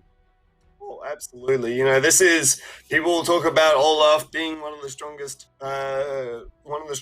end game composition sort of thing here. But Samira still lives up to her name. She's definitely a daredevil, and she's definitely there to deal some damage. And honestly, I wouldn't be surprised to see the Samira just doing an absolute destructive amount of damage here, as we see it absolutely annihilates Angora's board there. Angora just hasn't hit this Nico, and which is one of the real downsides to this composition is, if the Fabled composition doesn't hit, it's going to be really weak. Well, you're not wrong. You're not wrong. I love Fabled. It's painful seeing it not work. Yeah, sometimes it's a tough one to get all the pieces and to get it to that point where it's really pushing in a lobby like this, which is obviously about as tough as you can possibly make it. Seeing even further transition here from Fishball. Going to chuck the Morellos and the Sejuani. One of the best users of that in this whole set, of course, being the big AoE stun to help it out. And now, as we go into Raptors, we're going to see what his last item combos are. Looks like he's got a hanging item there. Bit unfortunate. I always feel bad when that happens. Like, there's just, I'd almost rather like not have the item at all. You know what I mean? Oh, absolutely. It just fills you with this sense of unease, and you're just like, why couldn't you have given me a full item? And you just feel, even though you've got more, possibly, like you feel ripped off that you didn't get the extra component or the full item. Either way, what's he going to choose to do? He's going to go the Zephyr. Makes a lot of sense this late in the piece. been seeing a lot of good micro around that lately with people just like, if you unfortunately at the end game stick around with a 1-cost unit, you will see people just constantly rebuy the unit and then place it wherever they need to at the start of the next round to ensure a win. But at the moment, it's Samira with almost 10k damage, ensuring the win here for Fishball, who's sitting on 22 health and doesn't have a lot of room for error. No, definitely not. Looks like pre-nerf Samira with 3 swords just to start off with. Yeah. Deathblade changes are interesting. I think that it's definitely still an insane Samira item. Having rapid fire cannon is super helpful too, because if you run into a teamer and then you can't hit anything with Samira, it's kind of really, really sad, and you definitely don't like watching them spin and just do absolutely nothing. So I think that 6-layer Samira with 2 sharps is always going to be strong. It's just very dependent on items, and it's only a 1-star Samira. Once that gets upgraded, it's definitely in a good spot for Fish to make a rather large comeback. Perfect micro there from Fish, obviously up against an Akali that is 3-star, as we talked about before, not opting to go with the blue buff, actually with a double Hodge and that RFC, and that was a pretty rough amount of damage there for Fish to be going up against, and that removes essentially one of his lives. That's it. Fish is down to last life now, and talking about standings, Fish is about 13th or 14th at the moment. So getting a really good placement this early on here could definitely mean a lot to him at this point. We talk about trying to get a little bit of momentum in these early tournament rounds here. Nobody wants to be taken out early here, and especially with a player like Angora, who was already down at 28th beforehand, taking another 8th here is absolutely detrimental to them. And if you guys want to catch up on those scores, I believe we can do exclamation score, or is it scores? So. Well, I mean, only one way to find out. Scores. Yeah, look, someone important in our chat is probably helping us out with working out which one. Fish, wow, eliminated there just on the back of that Zaya. But yeah, if you want to, keep up with what's happening, see who's in that top 24, who's falling out at the moment, definitely go over to that link in our chat and you'll be able to keep up with that like we are. For me, having a quick look at that before we move over to Raza, the one that surprises me there is Dawnglade, who's currently sitting outside of the top 24. Of course, we are only 2 games in, and it looks like Gidoff is the current lobby leader there, having won both of those first 2 games. Yeah, an absolutely astounding start by Gidoff here. Definitely, I'd say one of the dark horses of the tournament right about now. Not one of the terribly known players, but everyone who plays against Gidoff, I mean, he definitely can inspire some fear. He's definitely one of the more unconventional players of the tournament when it comes down to it, where he does all of these different strategies in regards to leveling. He's one of the more aggressive levelers, and we talk about people that will, level to level 4 at 2-1. Well, Gidoff will go even a step before that, and Gidoff will go to something like a level 5 at 2-1, Gidoff will be at level 7 at 3-1. These sorts of strategies here, these hyper-aggressive strategies, which makes him an absolute delight to try to watch, and to see it pay off here for him is an absolute testament to his skill. Okay, so quite his own man then, it sounds like, and I'm sure we'll be able to jump into a lobby with him at some point later today. We saw Raza was 1 off the Siobhan at 3 there. We're currently on board with King of Kimchi, who's got the Chosen Executioner and is sitting on the 4 Executioner, which of course means it's non-stop crits all day. And really important to note here before I cut off again, is King of Kimchi came through that last chance qualifier here, so he's had a really good shot at trying to prove himself in a lobby against all of these stacked players here. Not to talk down about his skill or anything like that. He's an absolutely wonderful player. I'm sure that he's absolutely, he's at the jaws here, trying to get into this final position for OCE here. He's really looking to make a name for himself. Yeah, absolutely. The KO comp is with 4 Executioner definitely just does far too much damage, and it's going to pay off really well. Hitting that Executioner Chosen, it makes the whole comp just so much better. I do want to talk about the double Hodge on the frontline Morgana a little bit. I'm not too sure if they're planning on keeping that around just as like a frontline unit, or if they are going to in fact transition those over to Zaya once they find something to replace the Morgana, but it is a really good item holder just for anything mana, which also works insane with Zaya. Because Zaya's damage with 4 Executioner is absolutely insane, and then if you put 2 Hodge, they both roll damage, it's going to one-hit pretty much everything. Okay.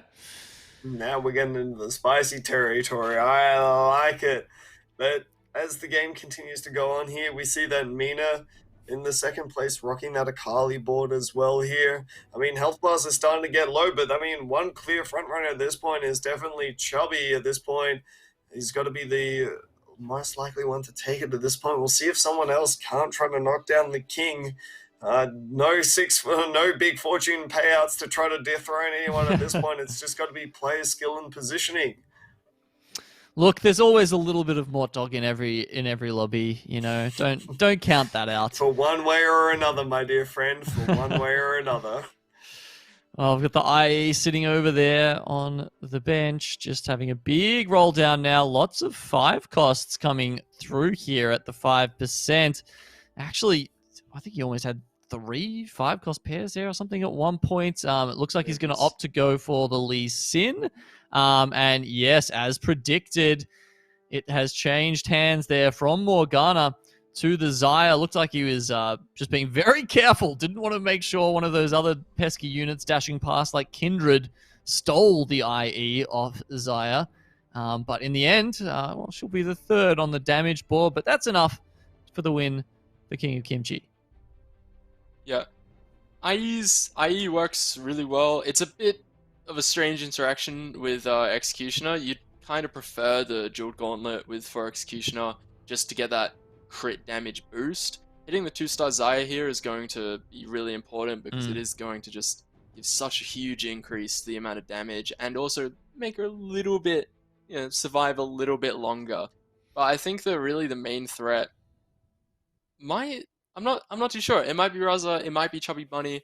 I think that this comp at this point in time just hit as strong as it's really going to get. I think 2-star Lee Sin is helpful, but I don't think it's going to actually impact that much. Yeah, look, maybe if you can pick up a blue buff off the carousel, something like that. We've got Zaya v Zaya action here at the moment. As you pointed out, Chubby Bunny, of course, the lobby leader. And woof, feathers flying on both sides there, but it looks like, unfortunately, Kimchi gets plucked. Wow. Yep, it was a terrible joke. Don't worry. Wow. Doesn't deserve it. I'm not even. It's fine. Just leave me hanging, guys. It's not even Deserved it. I understand. Let's just move on, okay? I can't bring myself to do it after that one. I'm sorry, but I'm not sorry. I just. We all make mistakes sometimes, guys, right? Just some of them stand out more than others, that's for sure. But anyway, as we move on into this game here, and we see that Kimchi is fighting for his life, is on 10 health at this point in time. Any loss from this point on is going to be the killer. 10 health being that critical, being the critical health total at stage 6, because any one unit loss will kill you. And as we see here, Raza taking a loss as well, going down into the -6 as we see 3 players getting knocked out, and Kimchi manages to clutch the 3rd place, and Raza in the 4th as well. Double elimination there, and we saw like a support Samira. There was a Samira with 2 Zeeks on it. Interesting choice. It's good because Samira really needs the a sword item just to like kick off and do damage to begin with. I think Raza's exceptionally happy with being bumped up to 4th place after they get eliminated in the same round as 2 other people. But no, Samira just put swords on Samira and it'll be fine. Doesn't matter what item it is, you reckon? Nah. as you said, Raza probably pretty happy with that 4th place. It's going to keep him ahead of the pack. I mean, I guess generally you'd be happy with a 6th place, honestly, today, because on average, right, if you're 6th place and up on your placings throughout the night, you should make it through the lobby, considering that 24 out of 32 players are getting through there. Oh, is Dojo okay? Stays alive there. He's got one more chance to take out Chubby Bunny here. Is there anything that Dojo can hit, do we think, that might make a difference here? 3-star Okay. Tryndamere, and Chubby is denying one of them at this moment in time. Dojo is at 8 Tryndameres at this very moment here, and Dojo would be frantically trying to claw towards that Tryndamere 3. You know, big spins, big damage all around here.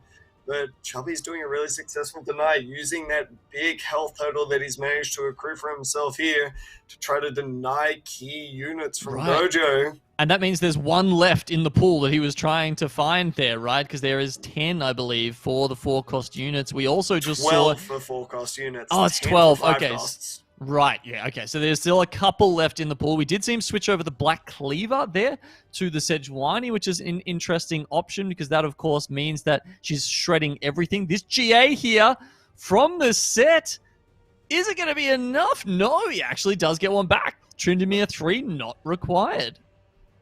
Still one off. Oh, blue buff for the level 2 Lee Sin. Ooh, that's big. That's really big. On a Zonya's Lee Sin as well.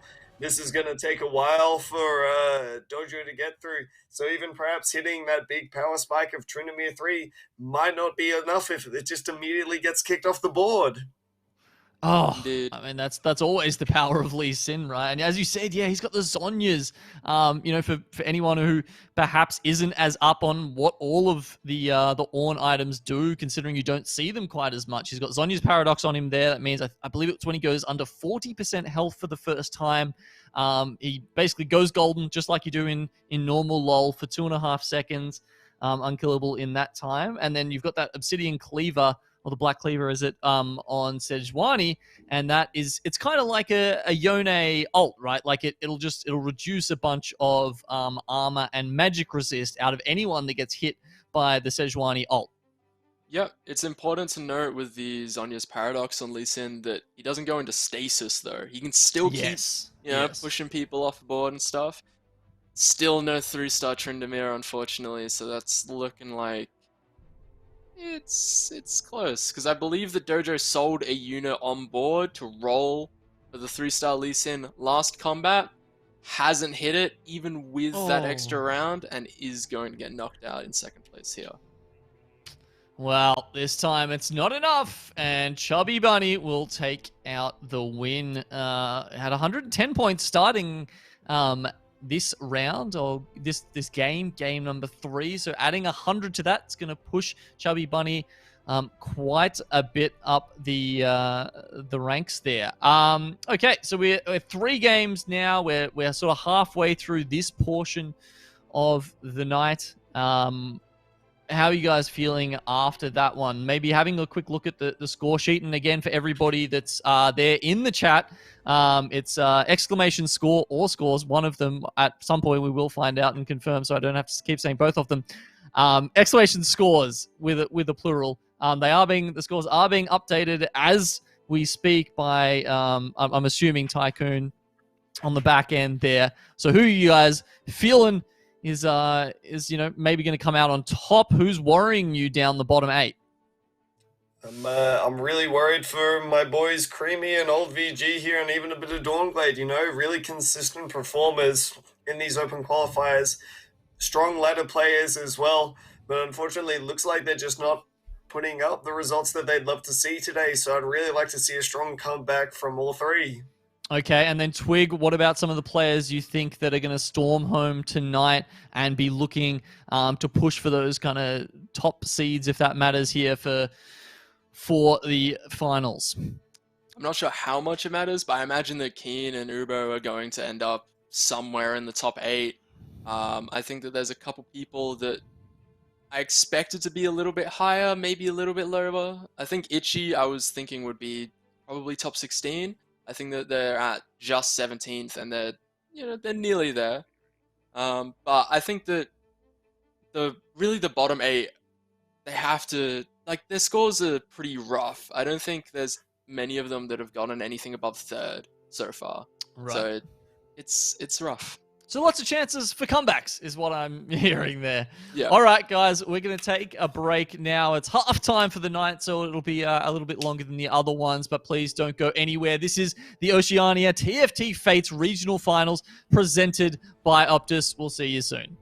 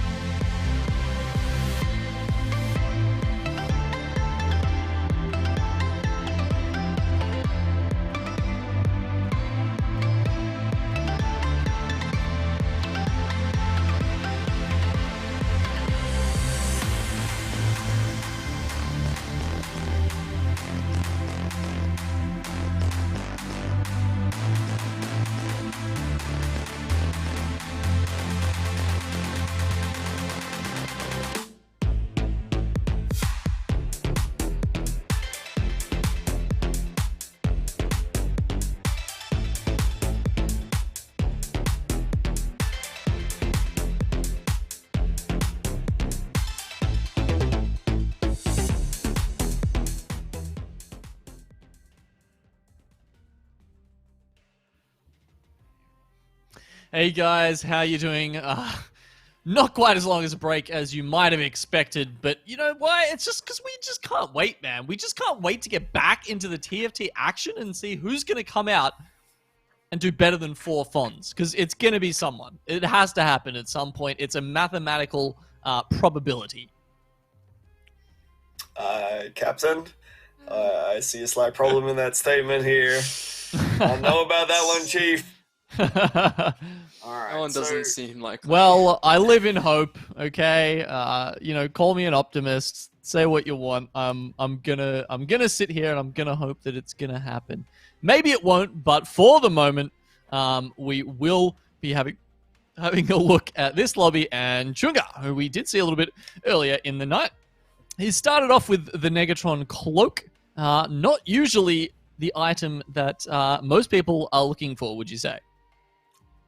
I'd definitely say not. I'd say it's probably the run of the litter. Most players would more than likely say a cloak is a equivalent to, look, if we're doing some algebra here, cloak equals eighth. You know, they're saying that it's not looking too hot if you're starting with the cloak. So, you know, Chunga, definitely some good slammable items from cloak on the other hand, but I would say that you definitely would rather not have it. Yep, so obviously didn't win the carousel war. Or maybe, you know, he's just thinking 10 steps ahead of us and he's just waiting for that Mage Swain to come along in Stage 5 and slam the D-Claw on that. I think we'll also take a look at Pong, another player we did catch a glimpse of earlier. I'm not sure we got the end of his game, but here he is with a Chosen Dragon Soul Tristana. This is going to be a fun one to watch, guys. Predict the win streaks. Let's go. Twig, what are you thinking? I think probably win streak through Stage 2, especially now that they've just gotten a Rage Blade. I don't know if slamming it is necessarily what they want to do, but I think if they're going to find... they have to level for this brand and put it in, surely. Just get 3 Dragon Soul in immediately with the Teemo, with 2 Sharpshooter. Works exceptionally well. So minimum 5. What about you, Frosty? What is your bet on the win streak here for Pong? All right. Do we have a specific region? You know, are we looking for like specific round here, or are we going to go straight I want a number. I just want, what number streak? You know, I'm going to say I'm feeling high today. I'm feeling like an 8. I'm going to go an 8 win streak here. I like his start. I think the Teemo really complements it as well. I mean, Tristana with a Rage Blade is already insane here. He's got solid front line. What more can you ask for? Okay, well, I'm gonna cut off Twig at the knees here and go for 6 then. Ruthless. I mean, he said at least through Stage 2, but unfortunately he didn't specify, so we're just gonna have to leave it at 5 and we'll see how he goes there. Man, he's hitting so many brawlers as well. Like, he almost could have had a brawler start there, but maybe that's just my brain always gravitating towards the comp that's the easiest. There's a Fortune Chosen. Man, after my own heart. Ooh. Oh, we'll definitely keep our eyes on that as well. Oh, man. It's already caused enough chaos in this tournament tonight, wouldn't you say? Oh, absolutely not. There's always more chaos to be sown when Fortune's involved here. Yeah, and the good news is that Freed also just so happens to be one of the top point scorers at the moment, finding himself in second place. So, if he's feeling a little bit spicy, a little bit hot tamale, eh? I mean, we could be seeing a 6 Fortune game. Do you reckon it's Freed or Fred? Like, is this bread but Fred? I'm very intrigued by this name. I'm not here to get into the philosophical. I play TFT. Okay, so we've just been informed his Twitch is Ginger Fred Man. So I guess that's kind of both though. It's kind of both, isn't it? Like, he's Fred and he's bread. He is all things. I will take the L on this one. And there we go. And yeah, it's what more could you want? He's playing. This is our chosen fella right here. I thought. Oh wait, no, wait. We're not watching Fortune Chosen right now. We're watching Freed play against Naeus right about now, and yeah, there is a guy called Fortune Chosen, which so happens to be the guy who always happens to hit Fortune Chosen when he chooses to. He's very good like that, but only when he really wants to hit Fortune Chosen, Otherwise, he just says that he didn't really want to hit it this time. I mean, that's just... It is a little bit confusing, isn't it? Yeah, it's a choice. Some people work in weird ways. What can I say? I'm gonna be honest here. I really like the start from Freed here. I really think that it opens up a lot of options coming into the later game. He's also hit that really critical two fortune loss where you now start to get some of the bigger things. You can start to get Thieves' Gloves, items, heck, even a Nico's off of a win now. So it's only going to go up and up from here. But the only thing that has to go down is his life total, unfortunately.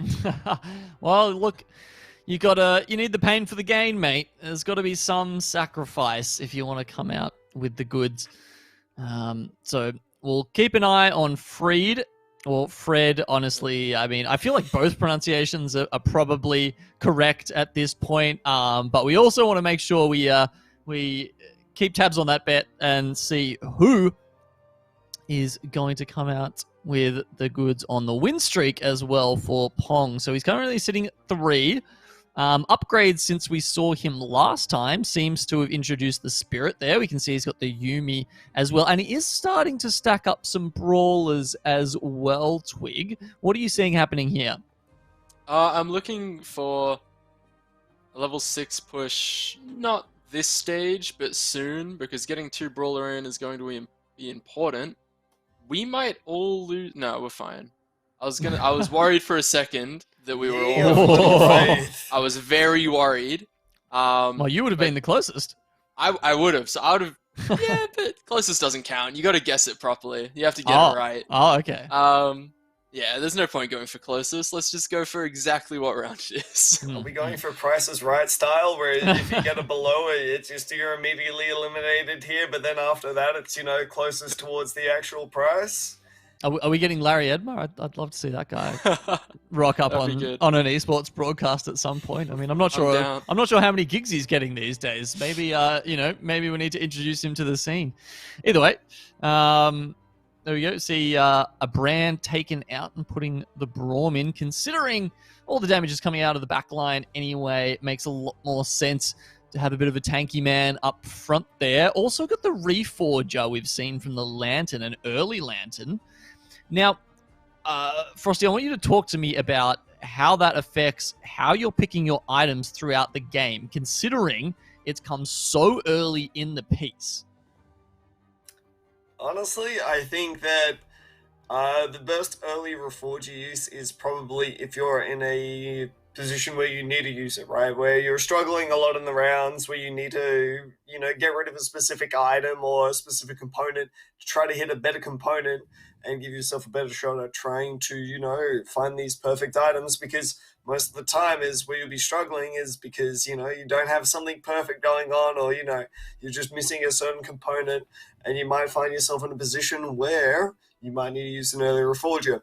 Other than that, I think its best use is to be saved for a late game where you may get, say, a bad item off of, Final Krugs or something of the sort, as we see double Nico being picked up here. And what is this? Honestly, I mean, I honestly wouldn't hate just slamming a D-Claw here, an early level up straight up to 6 here. Pong is well on track to at least hit that 8 win streak. Who gets 2 Nikos out of Krugs? Pong apparently does. Look, we've seen some high rolls today. I'm not shocked by anything anymore. I think that game 2 sort of just ruined high rolls for me. I don't think we'll see anything as insane. But wow, maybe we go for 6 fortune this game with Fred. Mr. 100 perhaps, I think that'd be pretty impressive to see in a competitive lobby. That'd be pretty cool. Yeah, I'd be down for that, hopefully. Well, we're at a 5 streak at the moment. So, Twig here hoping for a loss. Angering all the Pong fans in chat. Soon, that's for sure. But luckily, they rejoice as he grabs one more. Now I'm in trouble, I think. What did I say? 6. Mm-hmm. Okay. All right. Well, you know, the 3-2 roll downs, surely someone else is going to spike like super hard and take out this D-Claw Tom Kench. Yeah, probably not. Okay. I think Frosty's got it in the bag at this point.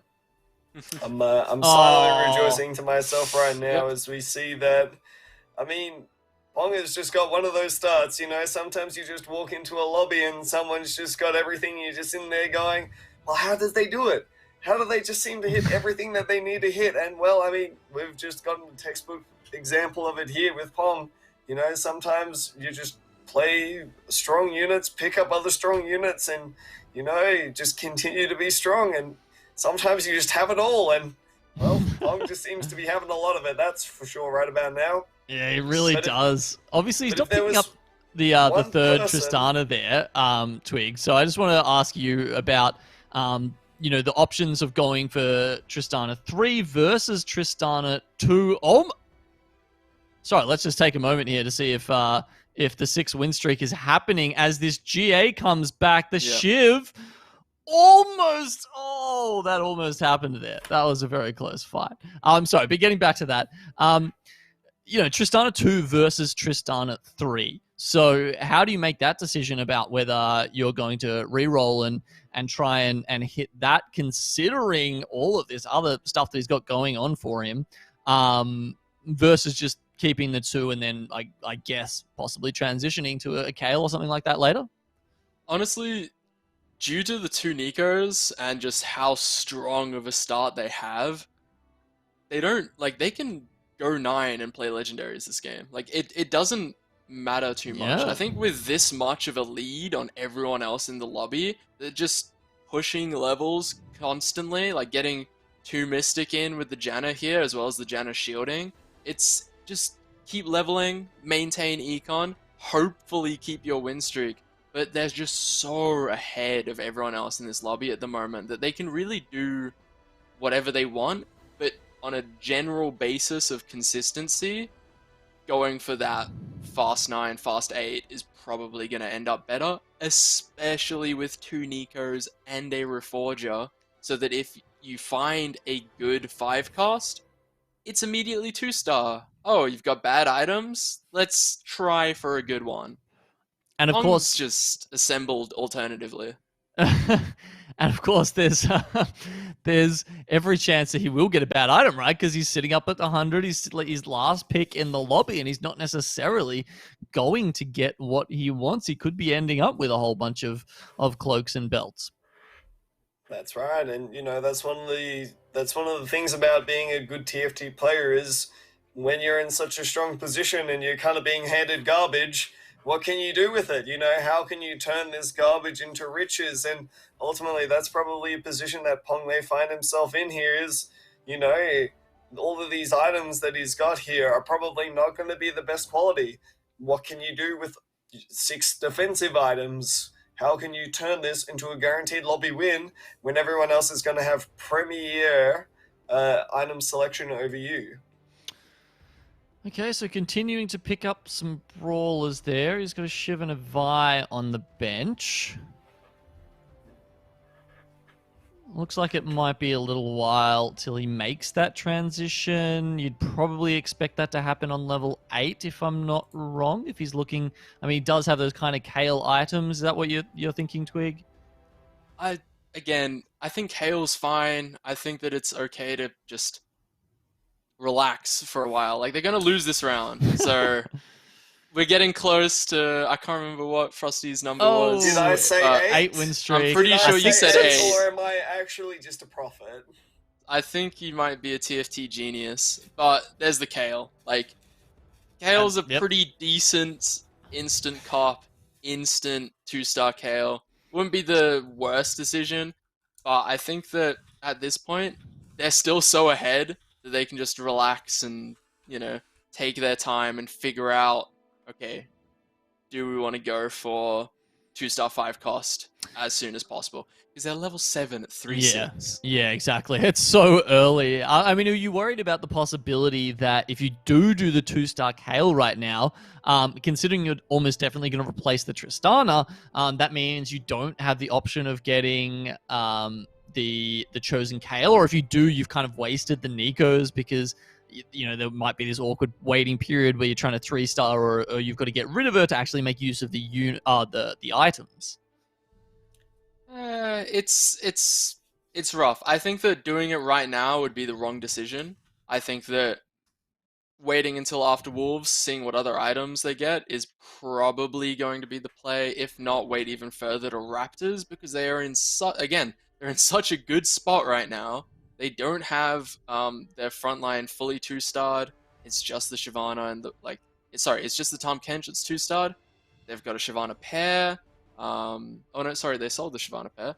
But here it is. Here's the pivot. So the roll down is going to be really important now. Okay, thinking long and hard about this Warlord chosen. What do you think about that one? Is it just a stopgap there, Frosty?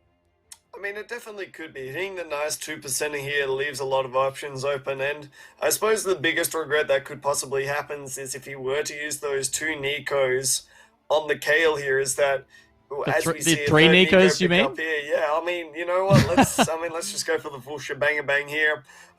But ultimately, I feel like the biggest regret would be if you were to try to make one of these carries a 2-star unit, but then you hit a chosen that doesn't really complement your composition, and you have to continue to waste gold to try to find something, that doesn't naturally fit into what you're trying to do. That could be pretty detrimental to your entire overall game plan here, whereas you'd much rather just be able to try to fit the mold, so to speak, as, try to hit something that fits into your composition well here. All right, might just grab someone else's POV. Let's go and have a look at Donnie here, who sadly has 0 funds right now, which frankly is less than we expect. There's still a spat. There's still one spat. You never know. There's hope.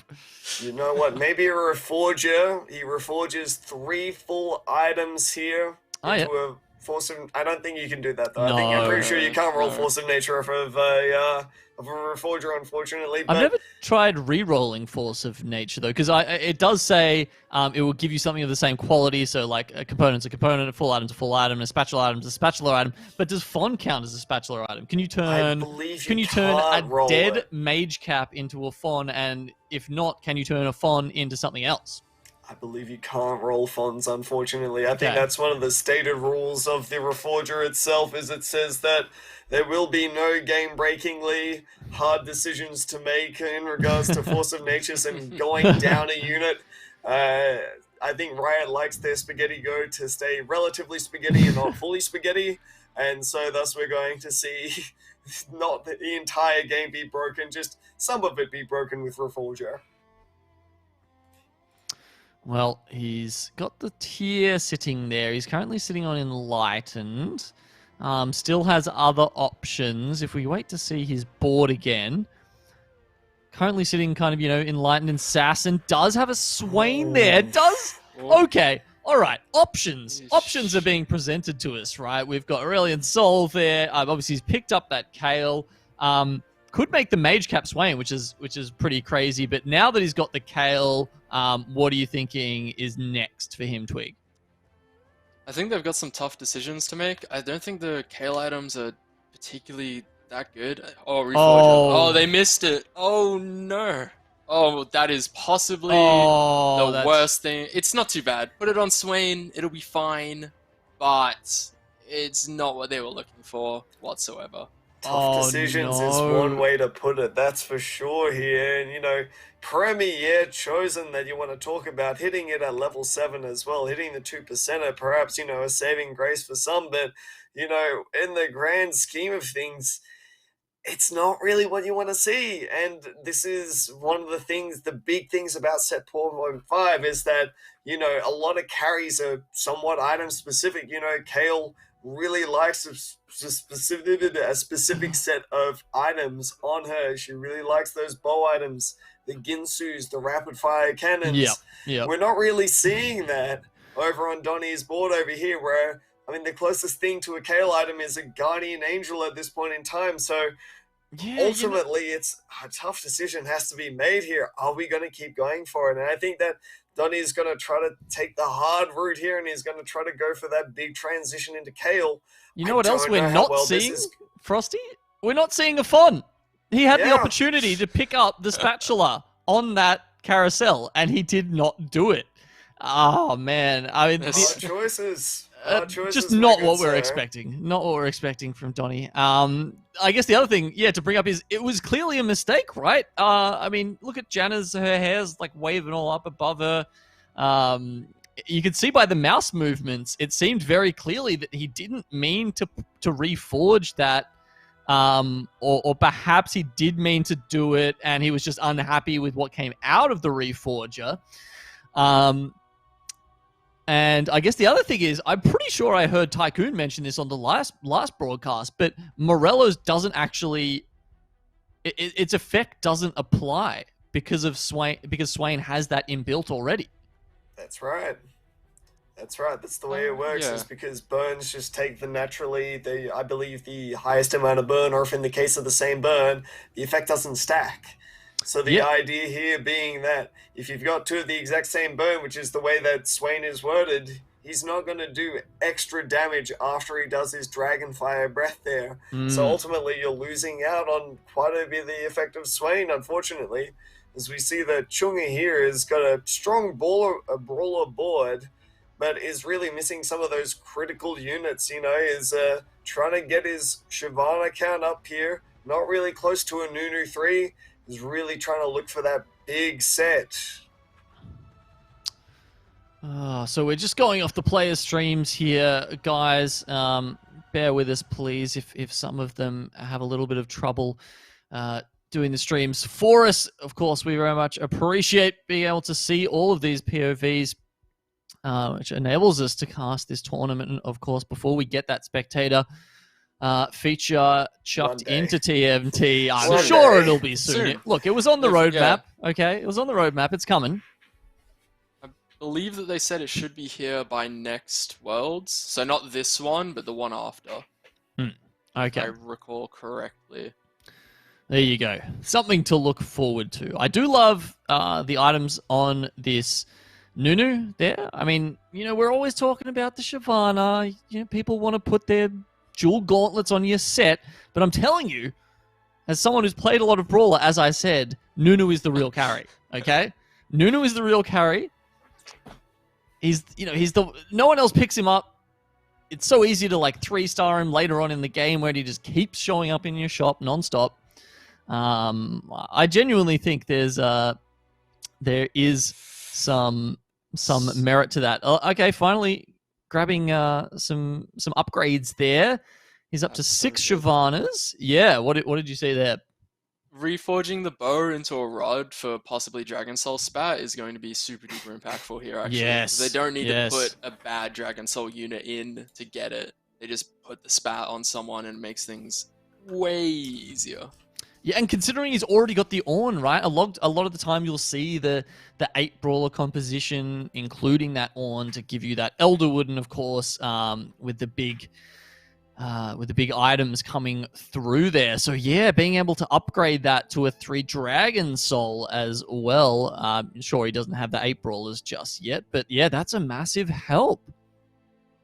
And we see here, Nunu is one of those units that you were talking about before, where no one really picks him up until he's got a 3-star Nunu chomping through your entire team there, and you're going, gosh, this Nunu unit's looking pretty good now, that is Dragon's Claw, Bramble Vest, Gunblade, Nunu 3 that's just eating my entire team. Oh.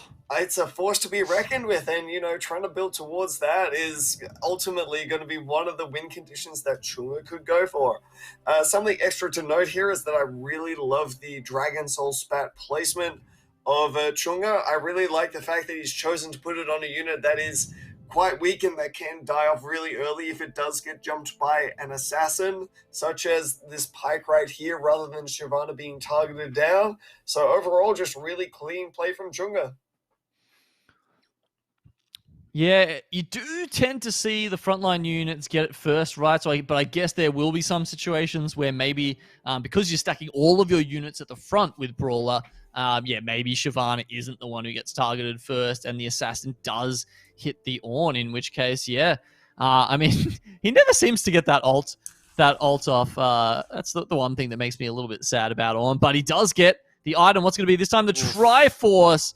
Ooh, where do you put this? Is it the Swain? Probably Do you Nunu. wait for that? Do you want the, maybe try and jig it onto the 3-star potential Shyvana? Yeah, Nunu is the case. I think putting it on Nunu over Swain is the right play because Swain is just like Swain's there for Dragon Soul at this point. Yeah, it's true. I don't think Chunga cares that much about Swain. It's like, oh yeah, it's there. I guess it tanks a little bit of damage sometimes, but Nunu is definitely like with that extra everything. It's going to benefit the Nunu a lot more, and it's going to benefit the whole comp more than if it was on Swain. Yeah, poor Nunu not having a great time there, and unfortunately for him, that's going to push him down to 10 health, Chunga. So why don't we have a look at Pong, see if his the connection quality's gotten any better. I know there's a lot of Pong fans in the chat hoping to see him. Obviously, if it's a bit too pixelated, it's kind of hard to see what's going on. So I think we'll have another look at Chonga until Pong sorts his connection issues out. You're going to realize some of these players aren't exactly playing on the cleanest of connections here. Australian internet. It's rough. We're still getting our act together down here. So ultimately, things like that will end up happening every now and again. But really important to know, Creamy didn't take his third 8th in a row here. He's still on the road to redemption. But we see Chunga picking up this big power spike at this point in time. The Shyvana 3, the 8 brawler coming in, and ultimately this is going to be big, Again, I love it. I love to see this. You see the Dragon Soul coming down a unit that isn't set here. That's really important because Set is going to hold that Dragon Soul proc until he dies the second time, which is ultimately going to be detrimental. But this is looking like a pretty clean fight. It's hard for the keeper team here of Banter to try to deal with all of these chunky health bars, especially talking about, say, the Dragon Soul procs, but these are quality items on the Xayah from Banter here, but the Set's coming in swinging here, is picking up everything, but the Cannon's also dealing a ton of damage, but it's not enough. Look at that. Is going to take down the fight, and Fried is going to go in 7th place here. Look at that damage bar. Pure, true damage coming out from Set in that fight. Yeah, now talk us through again. So you don't think that the Dragon Soul spat would be worth putting on Set, even though it'll give him the extra AP, the extra attack speed. So why is that? Is it because he's be sitting on the bench with it? Well, no, it's because at the moment his main carry is looking to be a 3-star Shyvana, right? Yes. And you really want your 3-star Shyvana to get that Dragon Soul buff to really get it schmoving. Now, the problem is that, yes, while Set does come out swinging after his, second rebirth, then unfortunately the first time that he gets it is not going to be so hot. So really, all that time that the Shyvana isn't getting that Dragon Soul buff is time that is greatly affecting your team. Yeah, okay. Yeah, good explanation there. So we can see he's got the IE there on the Set. Maybe at some point he can combine that with a dual gauntlet to start getting some serious damage going and move some of the carry away from Shyvana, and also a little bit of Nunu, of course. Can't ever forget him in the Brawler comp. He's helping. You say that so condescendingly. Like, how dare you? Look, Nunu. I come here for the dry part of the cast here. I get to apply the dry humor here today. I know my role. Excellent. So how Nunu's underrated for sure. Yeah. No doubt about it. No doubt about it in my mind. What are your predictions about him being able to take out this lobby, Chunga, Twig? I don't know if Chunga's going to be able to take out the lobby. I'm pretty sure Pong is in such a good spot at the moment that just, Siphoner chosen Swain with a 7 2-star Swains Samira as well. and another 2-star Swain, and then one on the bench. As I said, going 8-9 and just playing legendaries, it's definitely paying off. The very early call coming out from Twig here looks like it could be exactly what the doctor ordered. Set, is he going to get... No! Somehow. Lee Sin not getting that charge up fast enough, but unfortunately, the rest of the team goes down. Set, usually you want him to take that damage a little bit earlier so that he does come back charged up, and doesn't make it as a result. So Trigger's gone. Trigger's out, and we're going to have to keep having a look in this lobby and see who can do a little bit better. Next, we're going to have a gander at Fortune Chosen, who is currently sitting on a Chosen Veigar Mage. Haven't seen one of those yet tonight. I like the itemization, the Gunblade, the blue buff, the Hodge. Do you think that's best in slot, Frosty? Yeah. Honestly, I think this is looking extraordinarily strong. The problem I have with Hatman Carry at the moment, as I will affectionately refer to him, is that Veigar unfortunately has this thing where at the moment it's looking like a little bit of a bug, where sometimes he just doesn't cast on his first time. And I think you saw it there where, I mean, there was a chance for Veigar to cast and he just sometimes ends up whiffing even if the target is valid. But as we see here, just the raw damage that is outputted by it there is still enough to carry him through the fire, which is good to see. Yeah, incredible damage coming out there, just sitting in the middle of two-star Swains, tanking it and saying, see you later, fellas. That's a big lot of damage output there from the little, I don't know, what is he, a mushroom man? He's holding a mushroom. It's a magic mushroom. Right? Oh, it's a yordle. Yeah. Right. I should know that, of course. He was in the set, what was that, 3? Wait, was he? Well, remember. I'm just like, Yordle was a trait at some point, right? Oh, Yordle was a trait in set 1, right? Yeah. Oh, wow. I'm that old. Okay. Yeah, no worries. Yeah, welcome to the Boomer Club, yeah, pal. Throwback. Oh, man. Set 1. What a fun time. Love playing where nothing if everything is broken, nothing is broken. My. Look at that. And as we see there, just dealing with Creamy someone. Manages to take a 4th now. That's big for Creamy's score if he's looking to go on the road for redemption at this point in time. We're down to the final 3. We've got Hatman Carry versus Pong with the insane board. Ooh, and Nass, I believe, Dragon carrying Soul. the Kale there as well. So Pong grabs another Dragon Soul Spatula. We see Fortune Chosen very unsure about where to go next. Might actually just get a random item here. So bad, but picks up an Ornn too. Yeah. And reforges it now into a Frozen Heart. Not bad, not bad. Okay. Works out pretty well. Such a close lobby in the final 3. One fight probably wins it. Yeah, it could very well end here at 6-5 if one of these players comes up against a rough Ghost Army. Mm-hmm.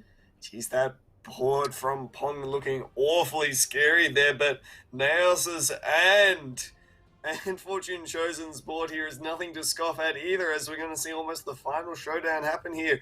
Big Shroud from Naos at this point, hitting all the key units here, except for Hatman, which completely annihilates the Kale in one shot. Okay, Pong has won, though, against a Ghost Army of Fortune Chosen. I'm pretty sure we just saw at the end it was.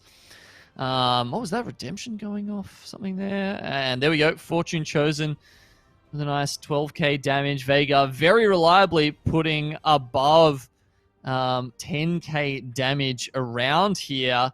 Just in time for this final battle. He's going to pull the Eternal Winter out. He's going to frontline the Ornn with it. Maybe we actually do see an Ornn ult for once. He's got 2 Keeper in there. Probably not the most impactful trait right now. But, okay, guys, who's going to win? Fortune Chosen or Pong? I'm going to say Fortune Chosen. I'm going with Pong. All right. Evil's champion. Twigs on the Pong side. We've got Veigar 3 up against the boys. Swain sitting out there. First one ults. We've got a knock up on the Veigar. And he's actually been taken out. I think that was Cultist 3 MVP Galio with the knock up. Absolutely. It cut off the second cast from Vigard there. Ended up critically affecting that fight. And, we talk about Cultists tending to fall off in the later game there. Well, I mean, Galio came in clutch there in that final fight and was an absolutely critical piece for Pong taking down that game there. But well played by both sides. It was a really close game by everyone. It was an absolute nail-biter to watch. Wow. Okay, so Pong, with that great start that we saw, does manage to convert it into a win. Twig, what did you think of the way he played the latter half of that game? It seemed to be along the lines of what you were thinking.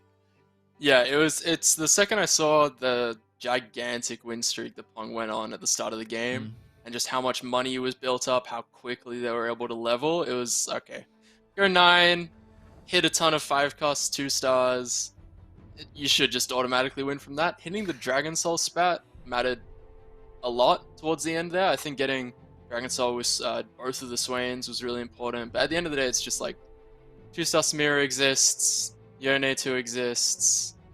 Okay. It's legendaries. It's the Bill Gates comp. There's not much else you can do against it. All right. Well, we might try and jump into another lobby that's still finishing off its games and bring you guys just some extra action as we go in. It looks like we might have jumped in here at the final fight. We've got Gauges versus... We'll see once they stop 3-starring units. It's Keen. Okay, Keen and Gauges. This is an absolutely jacked board here. We talk about the godlike Nico, the Exodia composition here. And this is really what you want to look for here is this 8 Vanguard Nico here can absolutely feel like sometimes it's absolutely impenetrable. You can't kill it. It just feels like you're just hitting a brick wall with some of your units here. But, I mean, one of the things that can do it is that critical Yone there shredding through some of that MR here. But as you see here, look at all the damage that's being output. Oh my god, somehow King. We see the carry there on the other side of the board, still alive, recovers from that only to be knocked off by the level 2 Lee Sin there. It's such a high roll, isn't it? The Vanguard Curious on the Nico. We've got the what is it? The Mana Marazune, something like that on Sejuani there, so you might even get a double stun out of her. Woof. I just love watching Nico comps. Nico is best decision, strong tomato, all of the other voice lines.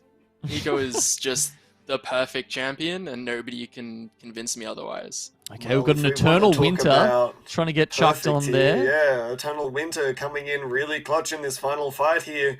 But the Lee Sins managed to find the Nico and immediately kicks it off. That's essentially game over right there. Without the Nico, there's nothing that Gauges can do and will get completely wiped out there. 28 health loss into second place. Well, the Nautilus is tanky, but it's not quite that tanky. It's the Nico you want to be taking those 1v9s if you've got a fabled unit to choose from. Okay, guys, as we jump into the second half of the night, this time it'll be a slightly longer break. I promise you, no debates on the timer this time. We've got 2 more games to go for the night. Let's just give a quick shout out to the sponsors there. Of course, we've got Puma, Logitech, and Alienware. And of course, we wouldn't be here with the Oceania TFT Fates Regional Finals were they not presented by Optus. So thank you so much to all our sponsors for being on board tonight. And we'll be back with the next 2 games very soon, guys.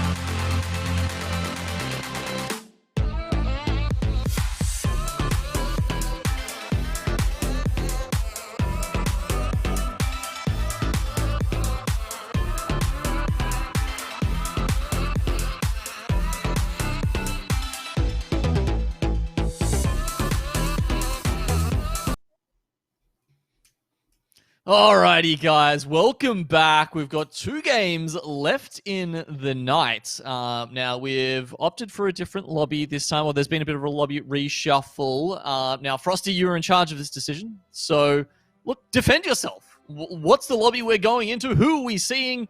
What surprises do you have in store for us?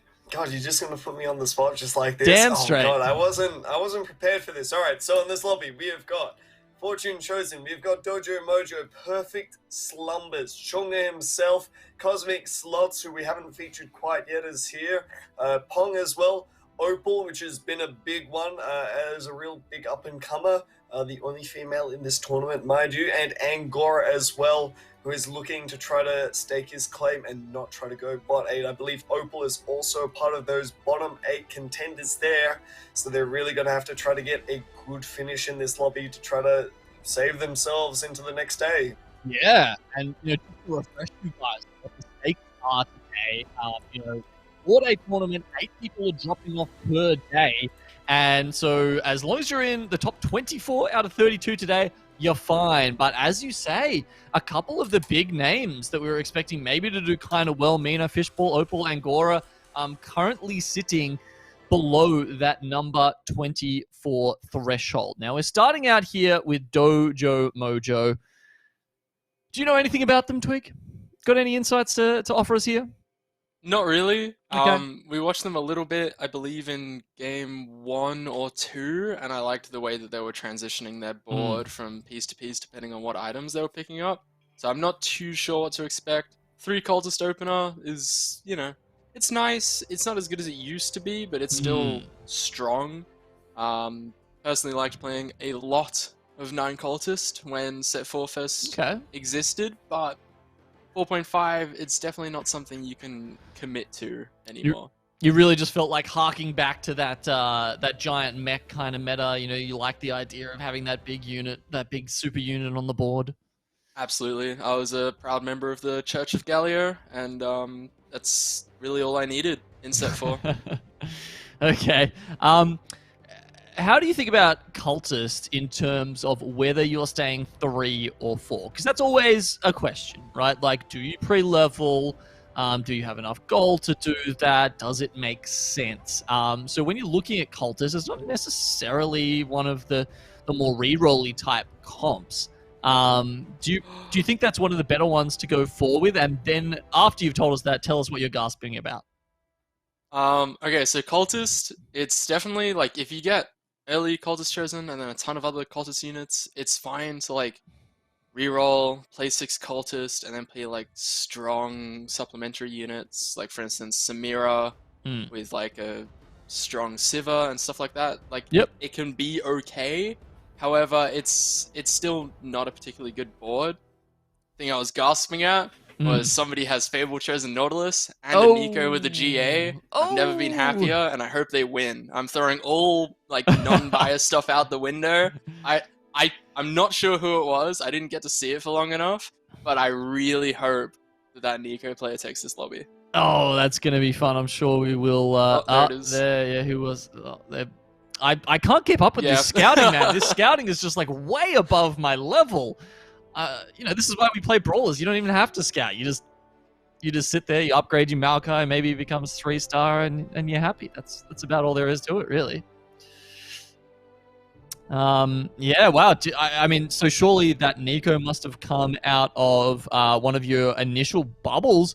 Now, you're a bit of an expert on this one. Why don't you give us your take on it, Frosty? What do you think about that sort of 8 Vanguards or the Mystic, the Mystic Fable composition? Well, there's a reason why it had to be nerfed, is because Mordog tuned it up to this really big state where it was ultimately had to be tuned back down again simply because of how strong it was. It turns out 8 Vanguard just doesn't really care about a lot of those big shreds that you see out of all of these items. The Last Whispers, you take away 80% of 1,500, turns out there's still a good 300 there or so, and that's still a good 80% damage reduction there, so you're not really reducing that much damage. So you have to look for some of these more unconventional ways like Lee Sin kicks. So ultimately, That's the sort of end game that you'd really be trying to look for with something like the Nico composition there, trying to make Nico one of those vanguards, just making it this unkillable menace. Okay, and then how does that transition through the game, generally speaking, Twig? What kind of mid-game are you looking for before you get to that very powerful 8 Vanguard, especially with the spat on Nico if you've got the high roll? So they got Fable Chosen Nautilus, which means that they're probably not going for 6 or 8 Vanguard. They're probably going to look for the more contained 4 Vanguard, 2 Mystic, 3 Fable. That's 7. And then from there, they'll see, okay, can I go to 9 and put in 2 more Mystic, or do I put in 2 more Vanguards, depending on the rest of the lobby. Nico as a comp, as far as like hitting it this early, is just nuts as well. It gives you so much direction. But basically, early game, you play Vanguards and you play Nico. Mid game, you play Vanguards, you play Nico. Late game, you play Vanguards, you play Nico. The comp really plays itself. You pick up anything with the word Vanguard and with the word Fabled, and then eventually you just collect this death ball of units that won't die, and they'll protect Nico long enough to get maybe 2 casts off, and then Nico kills everything, because she's the best. You know what? The way you put that, I haven't played a lot of the Nico comp, but the way you put that is making me really interested in playing it. Good. Join us. I basically just do what I do with Brawlers, but just replace Brawlers with Vanguards and Mystics and Fabled, and that's about it. Yep. Okay, yeah, nice. I'm on board. I like it. I like the sound of it, actually. Excellent. Excellent. Another convert. So we've got a Siphoner chosen at the moment. That's the Vladimir. Still not a lot of gold, though. Sitting below 10 at 2.5. A little bit worrying, Frosty? Not necessarily. This is about the typical gold standards that you'd try to be looking towards. I mean, I really think that Dojo would be trying to look to make 20 here, probably trying to solve this duelist Jax, or maybe just trying to prioritize it instead. I'm not quite sure why here, though. I really think that the 20 gold breakpoint is probably going to be a big one, but looks like they're going to choose to try to prioritize unit strength here over actual gold, and pick up, say, more potential pieces to fit that 3 cultist shell that they've got going on at the moment. Yeah, a little bit of a risky strategy also says to me, yeah, so not willing to meet yet, but also maybe not making up their mind early enough. Not necessarily. This is just a good shell to start off with here. Okay. Yeah.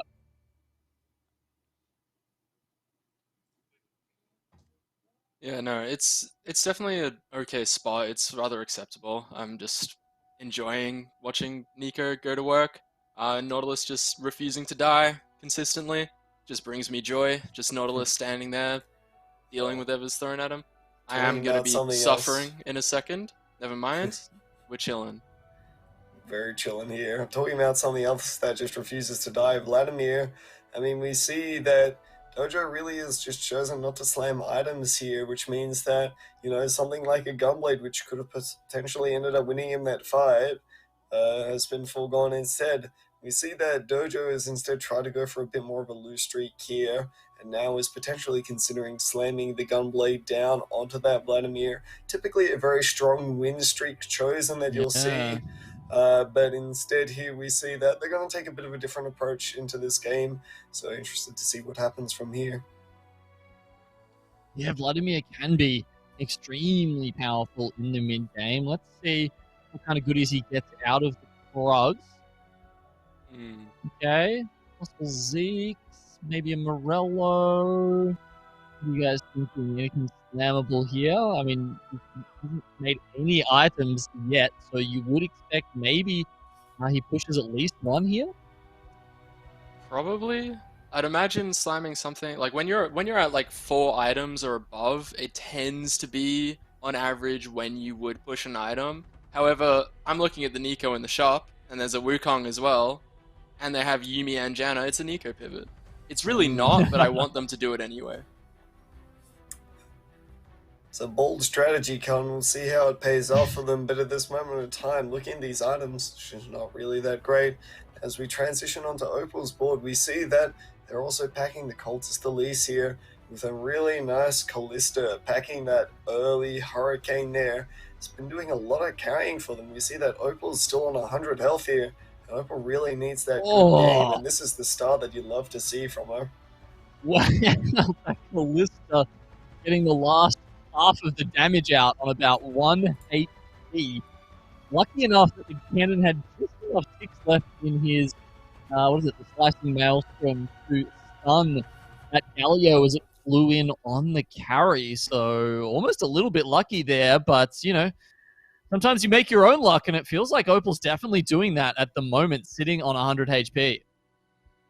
Yeah, absolutely. For like 3 cultists with like cannon keepers is really nice. They've got the Morello on the Irelia at the moment, which it's not really what you'd want ideally. You'd want that on the cannon. I think just as an early slam until the cannon was found, it works out pretty well.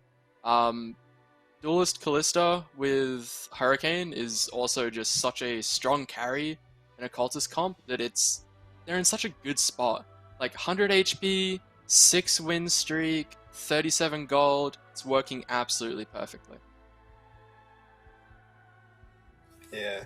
We see this consistent win streak coming out here with just the consistent damage that Opal's able to put out from this Callista, doing wonders here, combined with the Keeper, that extra protective sort of stuff going on here, and just all-around solid DPS, While the Callista may be the strong point of the composition, certainly the rest of the team is no slouch either, as we see that, the damage being output from everyone is relatively high, and, as we see Opal just picking up more and more cultists here, that 6 cultist breakpoint is coming ever so soon. That's a big one, right? You get to 6 keepers, 6 cultists. It's a big uptick in disruption, damage, in how much tankiness you've got. I mean, Galio's the whole package, really. Yep, Galio is definitely the whole package. I think that 6 cultists is kind of insane. I'm not sure what would get dropped for it though, because it's the Irelia, right? So it has to be at level 7 because you need a duelist in with the Fiora. You can swap it to something else, but maintaining duelist on Callista, oh my god, Katarina is a unit. Maintaining duelist on Callista is really important, and it's going to be really impactful to actually getting damage out. Callista's barely a unit without duelist. Let's be real. Yeah. That trait makes or breaks her at any point. If you want her to be carrying your team, absolutely required. All right, Parasol coming up. Also going to be last pick. She has a glove there already. Do you think maybe, considering most other things are going to be taken, she just opts for the Negatron cloak and puts the Quicksilver on? Ooh, maybe a rod. If the rod would be nice, but I think cloak's probably the just go-to sort of best thing as well. It's it works out pretty well. I think getting QSS on Callista is reasonably important, but I also just like Jeweled Gauntlet Callista kind of fun to watch. Well, she's got the Morellos there that you would assume if she continues on the cannon route, she switches over unless she's really hoping for that Chosen and doesn't want to put it on yet. But it even looks like she was actually opting away from the rod even before the other player got there. What was your read on that, Frosty? Is that she's trying to look towards something that's, a little bit more of a pivot here. Your itemization here is potentially leading you towards something like a Morgana. I still feel like there's a lot of options available. You got spell crit, all those sorts of things. And there's potential to perhaps even go into keepers from here. So hard to make a read on what exactly Opal is trying to go for here, but definitely a lot of options available. Oh, all right. Yes, actually gets the pull. I was wondering if it was that was going to happen. So the Callista gets so many spears into the Vladimir as it turns around and just doesn't target prioritize correctly, picking the Galio out. That means That, yeah, wow, actually gets the win. Now, we're going to have a look at another player here, moving over Yes. to Pong, and would you know it, the spatulas come out, the Nico has the Curious on. Okay, so Pong's items, kind of not good. This is definitely low roll Nico game for sure. And having both GA and Vanguard spat on Nico is super rough. Yeah. You lose a ton of damage and believe it or not, you lose a lot of survivability because now you have to pick between Gunblade or Jeweled Gauntlet, and not having both is so bad for Nico. She really desperately needs that health regen as well as the extra damage on the spiking damage that can just one hit an entire board if you get lucky enough to crit on all 3 procs. Oh, well, she didn't need it to take out Slumbers that round. But yeah, so you think the best in slot is the Vanguard Curious, the Hextech Gunblade, and the Jewel Gauntlet? No, not the Curious? Sorry, I'm just in pain because they're pivoting out of it.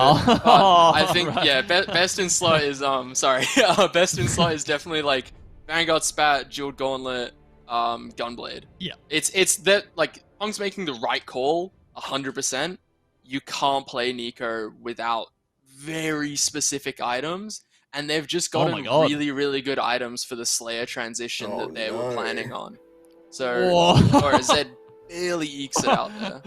So, yeah, you guys would have seen that actually having to put both the Curious and the GA on the Zed just to make sure they actually got a chance to see all their items from Wolves. Oh man, that's always feels bad when you don't make it through the creep round. When's the last time that happened to you guys? Every game. Every game? What? No, I'm messing with you. Rarely anymore. I feel like recently in the set here, it's been as long as you know the proper positioning, you should be fine. And that's one of the big things as a player is sometimes you're coming into a creep round really weak, or you're purposely weakening yourself by trying to take out your chosen here. And I was a little bit scared for Pong there, honestly. I felt like that was almost going to be a surefire loss simply because, you know, you start off looking at that fight and he's got 2 Janners, 2 Pikes in, or both 1-star. It's not a good look. Yeah, it was a little dicey. Very scary for Pong, but he makes it through. It's all good. I feel like the last time it happened to me was when I was just too lazy. You know, like you're just so used to winning the creep rounds. You're like, it looks like a weak board, but like, surely I'm gonna be fine. And then all of a sudden, the Krugs are rolling all over you. Yep. There's the Nico chosen back in the shop just to. No! See, this is what happens. You gotta taunting commit. You can't commit to it. The items are so good for Slayers here. It's a really, really smart pivot. It's exactly I think what they needed to do just to like try and top 4 out of this. If they get 2-star Olaf, it's really, really good. Yeah. Like it should be a top 4, but everyone in this lobby is playing super well. Like I don't think anyone in this entire tournament is going to be playing badly. So it's really luck of the draw. You know, do you hit what you need to hit, and are you getting contested? Indeed. I mean, yeah, like Olaf too by himself is a force to be reckoned with. Now at 31 health, he's got some decisions to make. Keep a cannon in the shot, but let's keep having a look around, see what else we can discover. Now having a look at Fortune Chosen. What is the what's the little legend in the right hand corner saying? Anyone know? I'm not saying it. I'm not saying it. I'm not saying it. I made a pact. I refuse to say it. Right. Sorry, I didn't. I made a pact. I'm never saying it. Okay. They might want me to say it, but I'm never saying it. I'm not trying to put anyone on the spot. I was like genuinely curious, but if you shouldn't, then don't. No. It's a thing that a part of their group regularly says, and I have put it upon myself to never say it. Okay. And Twitch chat's asking for you to say it. There's a lot of mystery going on here. I'm not saying it. I'm not doing it. Oh, Well, if you're not going to say it, at least hit us with some suave analysis, Frosty. What do we want here? Is it the spat? Is it the, just chucking a, what's his name? Zillion in there just for the revives? Is it the item? What is most important for Fortune Chosen right now? Honestly, hard to determine. I'm not a big Nidalee player after the big changes here. Yeah, fair enough. I would have to assume that it's mostly just trying to pick up the strongest, or what he deems strongest at this point, simply because there's not a lot of, instantly buildable items from here. So perhaps he's just looking at it going, well, I mean, you know what, maybe I'll just pick up this chain vest because it could be something good in the future here, rather than just trying to think about it as, say a specific item for a specific reason. I mean, maybe he just looks at the board and says, well, chain vest has the best chance of building into a locket for me, or a good defensive item on the rest of my team. Yep. Well, I don't know if they're looking for anything in particular. I think the only thing they're looking for is a time machine to go back when Nidalee reroll was like turbo broken and isn't as mediocre as it is now. I think they're still going to find some amount of success, hopefully. That was a 3k spear. Yeah, but she'll still do that. hits like a truck. Yeah. You're not wrong. I mean, that said, she doesn't have the Spear of Shojin, which I would have thought is like... Oh, She does. Sorry, of course she does. Sorry, what am I thinking that is? Yeah, she does have that, and the Dual Gauntlet, of course, and they're like probably the two key items there. Rue, what do you think about the Runan's interaction there? Oh, that's so unlucky. That's such a bad one item for them. Pulling anything closer to the Nidalee is actually so bad. Especially when it's like Nidalee's going to target the unit that this is going to pull. Like that's the worst part, is that if you get a lucky Nidalee spear, like say for instance you have a Kale in a corner or something crazy like that, and the Nidalee spear just like dodges through everything, sort of like a reverse matrix, and just like eventually hits the one important unit. That can't happen now because it's going to get grabbed at the start of the round. Yeah. Okay, well, that's, as you say, bit of a low roll there, considering they had the Ornn pretty early, like getting an Ornn item by 4-6 itself is actually pretty good.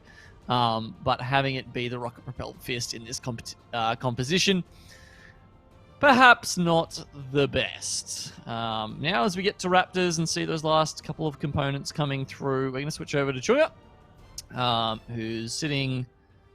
was doing Cultist, of course. This is often the time you will see these transitions happen, right? At Raptors, when you're confident of what your items are going to be, and you're likely to be somewhere close to level 8 and be able to start, hitting those sweet Chosens, like we just see, the Divine Kale. It's big transition time for Chunga here. He's managed to pick up one of those key units that he can really look towards. Ooh. Really nice gold pickup there, and the Nikos as well. Hard to decide on what he's exactly going to try to look towards Nicoing here, but I mean, with the relative health total that he's got right now, and an excellent second Zeke's pickup alongside everything on his board, it's looking to be fairly solid coming into the late game here. He's hitting some really key upgrades as well. This is nuts. He's got 2 sets. Just upgrades a couple. He's got another Kale there, which you might even think about picking up, considering he's got that Nikos on hand, which, finding 8 Kales is still... It's a task, but a double Zeke's now. That Kale it doesn't have the Gwinsus, so those Zeke's are probably more important than ever, wouldn't you say, Twiggy? Yeah, absolutely. Even like 2 Zeke's tends to be a replacement for Rageblade. Okay. You tend not to really need it as much. Like it obviously helps, but if you can have another AP item in there as well as 2 Zeke's, if I recall the math correctly, somebody did it. I didn't do it, so no credit to me whatsoever. But the actual damage total, like sort of not necessarily DPS, but the damage total goes up a lot. So when it comes down to like Kale 1v1 against some unit, it's worse. It's objectively worse because at the end of combat, obviously Rageblade is better. However, at the beginning and mid of combat, Decap and sometimes Jeweled Gauntlet with 4 Executioner ends up actually dealing more damage.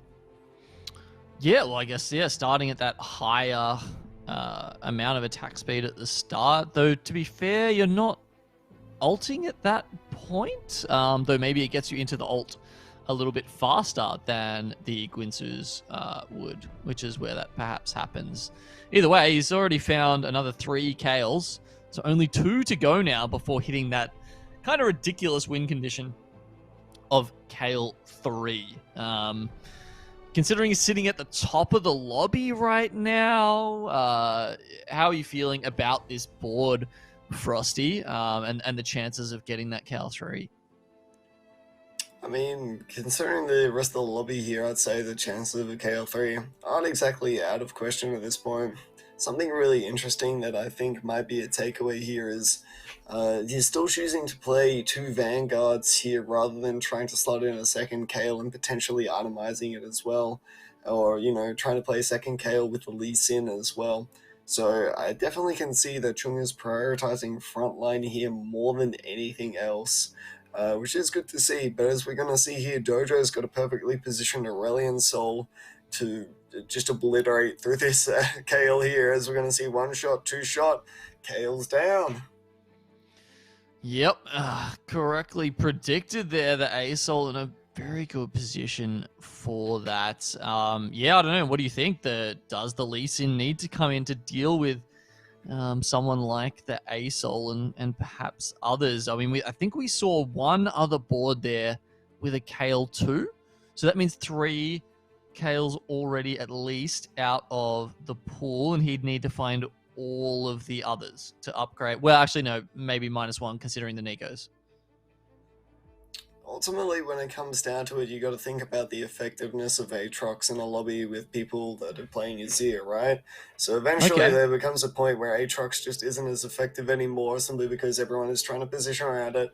Everyone knows that Aatrox is in the lobby, and as you can see, a lot of people are already starting to position around it at this point in time. So ultimately, when something like that happens, Lee Sin is going to be much, much more effective here at trying to deal with a board like that than Aatrox. But the big pull is Sejuani here because of the big AoE stun that she can get off. So ultimately, there's a bit of push-pull. And I believe that Chung is still in the right for trying to prioritize having a strong front line. You just want as much time as you possibly can for your Kale to wail on the enemy board, after all. But as you can see here, there's a lot of, there's a lot of tension on whether to put in this Lee Sin or not. Yeah, I mean, even Chung is not sure himself right about now. Yeah, the hobber seeming to indicate that.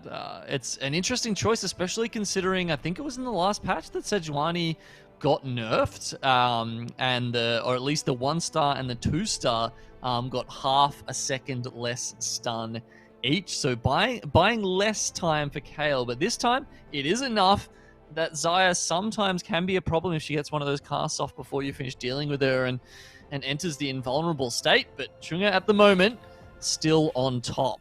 That said, Twig, it's been a pretty long-lasting lobby, hasn't it? I mean, we're at 5, 6. We're about to go into that next creep round. We've still got 7 people alive.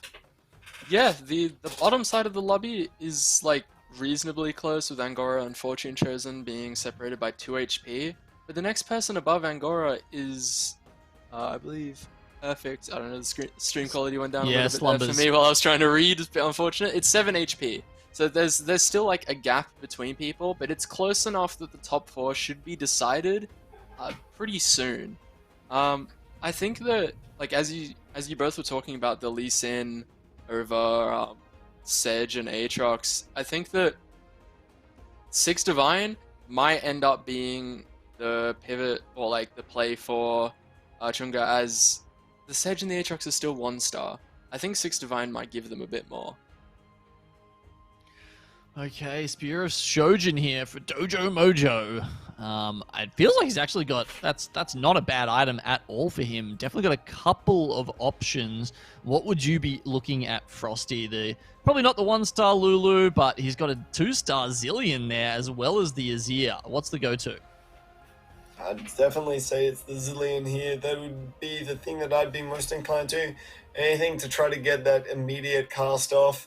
Zillion definitely prone to being a huge ball of meat, but unfortunately never being able to get the cast off there is definitely a problem that the unit tends to face. But Zillion having a Shojin's on it almost guarantees it at this point in time. So definitely looking towards that Zillion here. He's not even that big a ball of meat, though, really, is he? He's just an old man with some sort of strange clock machination. He's got a clock on his back. It's essentially the same thing, right, at this point. I mean, like, essentially, what Zillion is just like he's one of those gangster rappers who wears, like, the comically oversized clocks, but he's become an old man, and now he just has to kind of carry it on his back because he's hurt his neck too much or something like that. Yep. That's my take on the situation, anyway. Is that official Zillion lore at this point? Are you the new lore writer, the storyboard for Riot? Yeah. All right, I believe it. Oh, definitely. Oh man, this set is absolutely demolishing the lobby, left and right. That was Fortune Chosen. He's stacked that up. Seems to be hitting the Titan stacks pretty damn quickly, and that's I guess that Shojin just goes into the ether now. We are 1 Kale away now from the 3-star. Oh my, there it is. We've got it. Okay, the win con is right there, and they're just like, well, I guess I'll just sell something else and put 2 Lee Sins in, because honestly, 2 Lee Sins is better than 1, and that's an incontrovertible fact. Not wrong. Not wrong at all. Man. 3-star Kale is terrifying. Does anyone beat this now? Definitely, there is a possibility of it. While KL3 is definitely a monster, there is still the smallest of chances, right? But what I will say is that with these items, it's looking almost near insurmountable, is what I'll say. Though I will say, Opal making top 3 here is absolutely huge for her chances of making it into the next day here. We've already seen Angora at this point in time. He's just taken a 7th, and that pretty much guarantees that he will not be able to make it into day 2 in this very moment of time.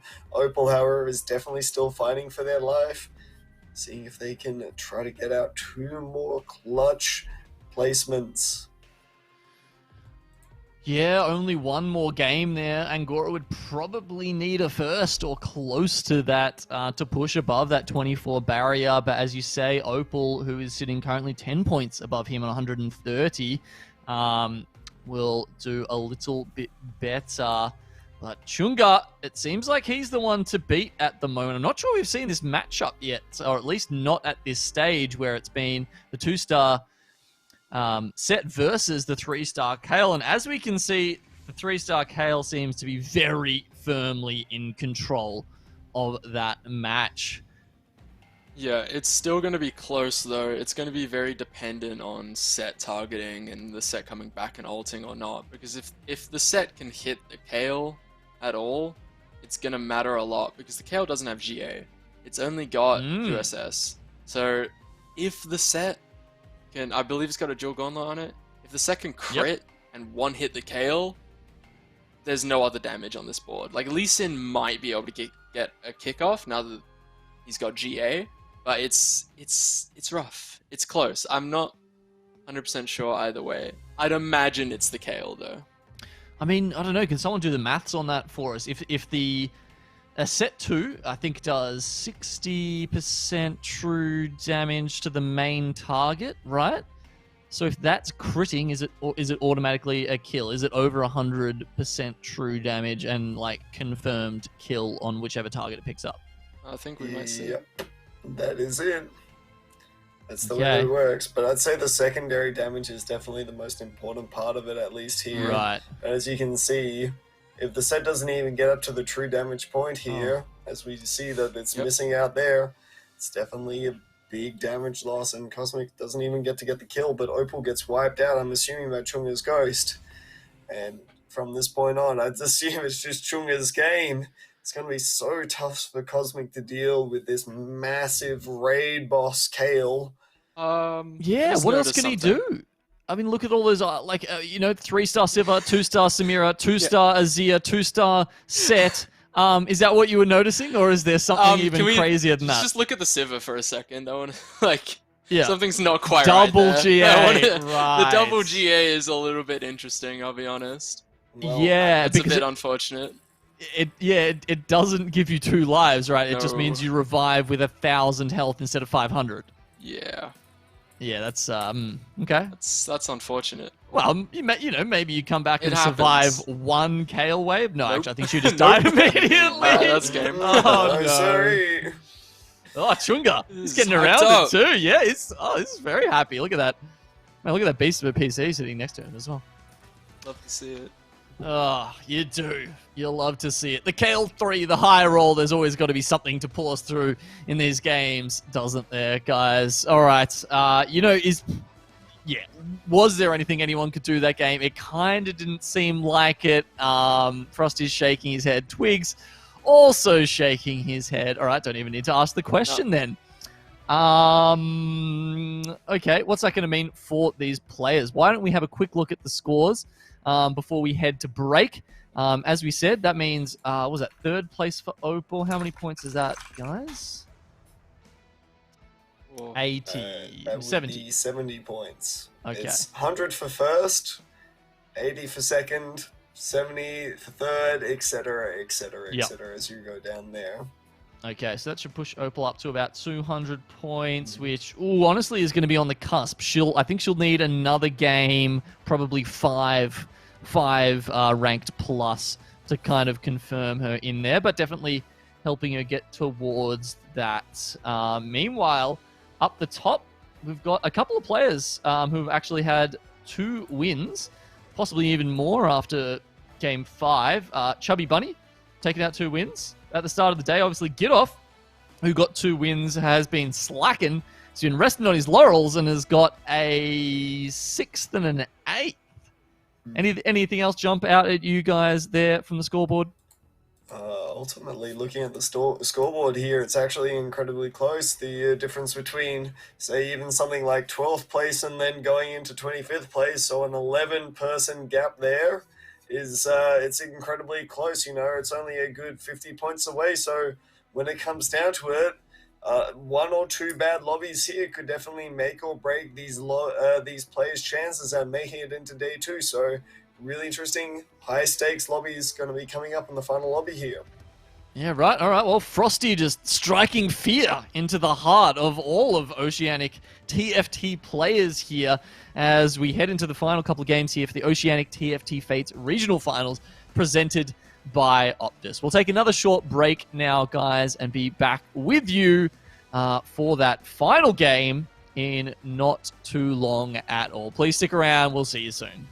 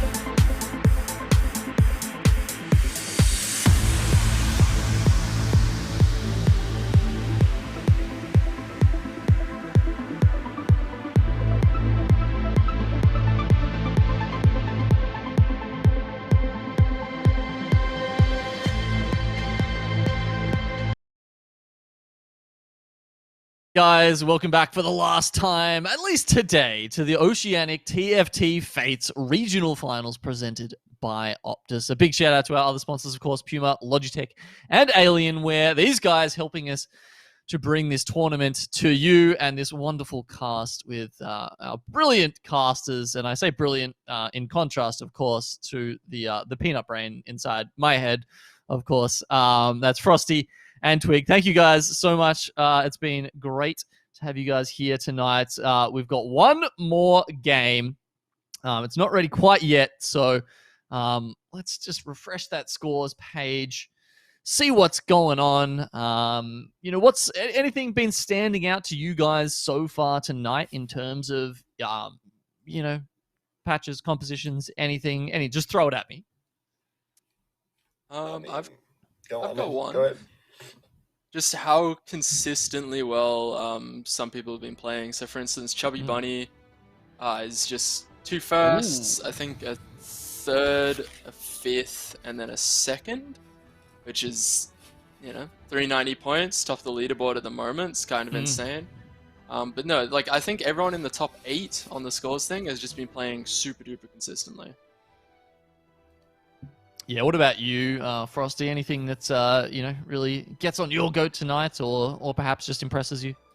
I mean, I suppose I'll call out to the flexibility of the players and, actually just being able to play any sort of composition that they've been able to. It shows a lot of practice. It shows a lot of flexibility between everything that's been going on here. And, I don't really think there's been a certain composition that's just been tunneled in on every single time. Sure, there's been a lot of Slayers, a lot of Kale tonight, all sorts of things, but we've also seen some Akali, some Nikos here and there as well, which has been good to see, some other keepers as well, and ultimately, as we see Raza picking up this Siphon and Nasus here, it's just been a night of people just playing to their strengths, which has been good to see. Yeah, do you think the players was that a shock to the system for anybody? Because obviously in previous sets, if you wanted to force something, unless it was being, contested by 3 other people in the lobby, generally you could force it and do pretty well. Do you think players in general have sort of struggled to go with that, or was it that the better players were generally already the ones who were flexible? Well, ultimately, I feel like this playstyle has... there's a lot of similarities to other sets here, whereas before you were before there were no Chosens, there were players who would still play this sort of play style here, who wouldn't try to force it and who would still try to play towards, multiple different carries on specific roll down turns. So ultimately, I just feel like it's players adapting to that skill set, which has been prevalent throughout this entire set here. So ultimately, when it comes down to it, I feel like players who've been able to easily adapt to it have been the ones that have found a lot of success, and those who haven't have really struggled with it.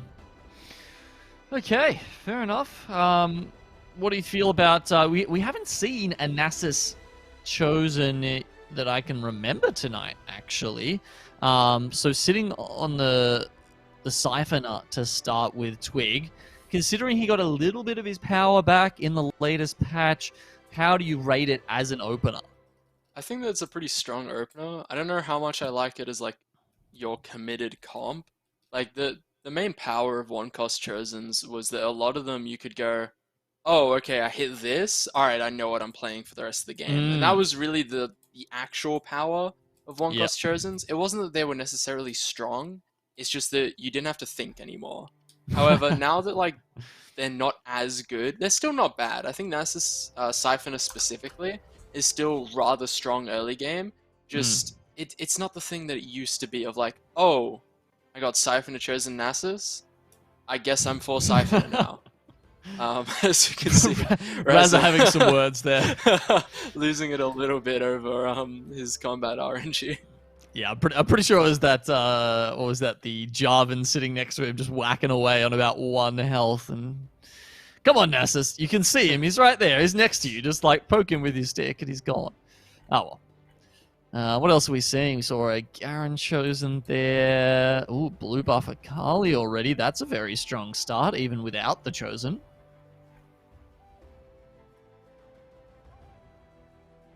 You can see it also Yeah, with the assassin trait as well activated due to Diana on the back line. Nasus once again could be all up to him, but the Akali bringing in some big damage there. Just manages to tank the Wither, I think, and a little bit of health. Look at that hell! Look at the healing coming back there. Oh no, he's not happy with that. Still not happy, Reza. Every unit is on such low HP from the Nasus Wither, and it's just not dying. It's always so close.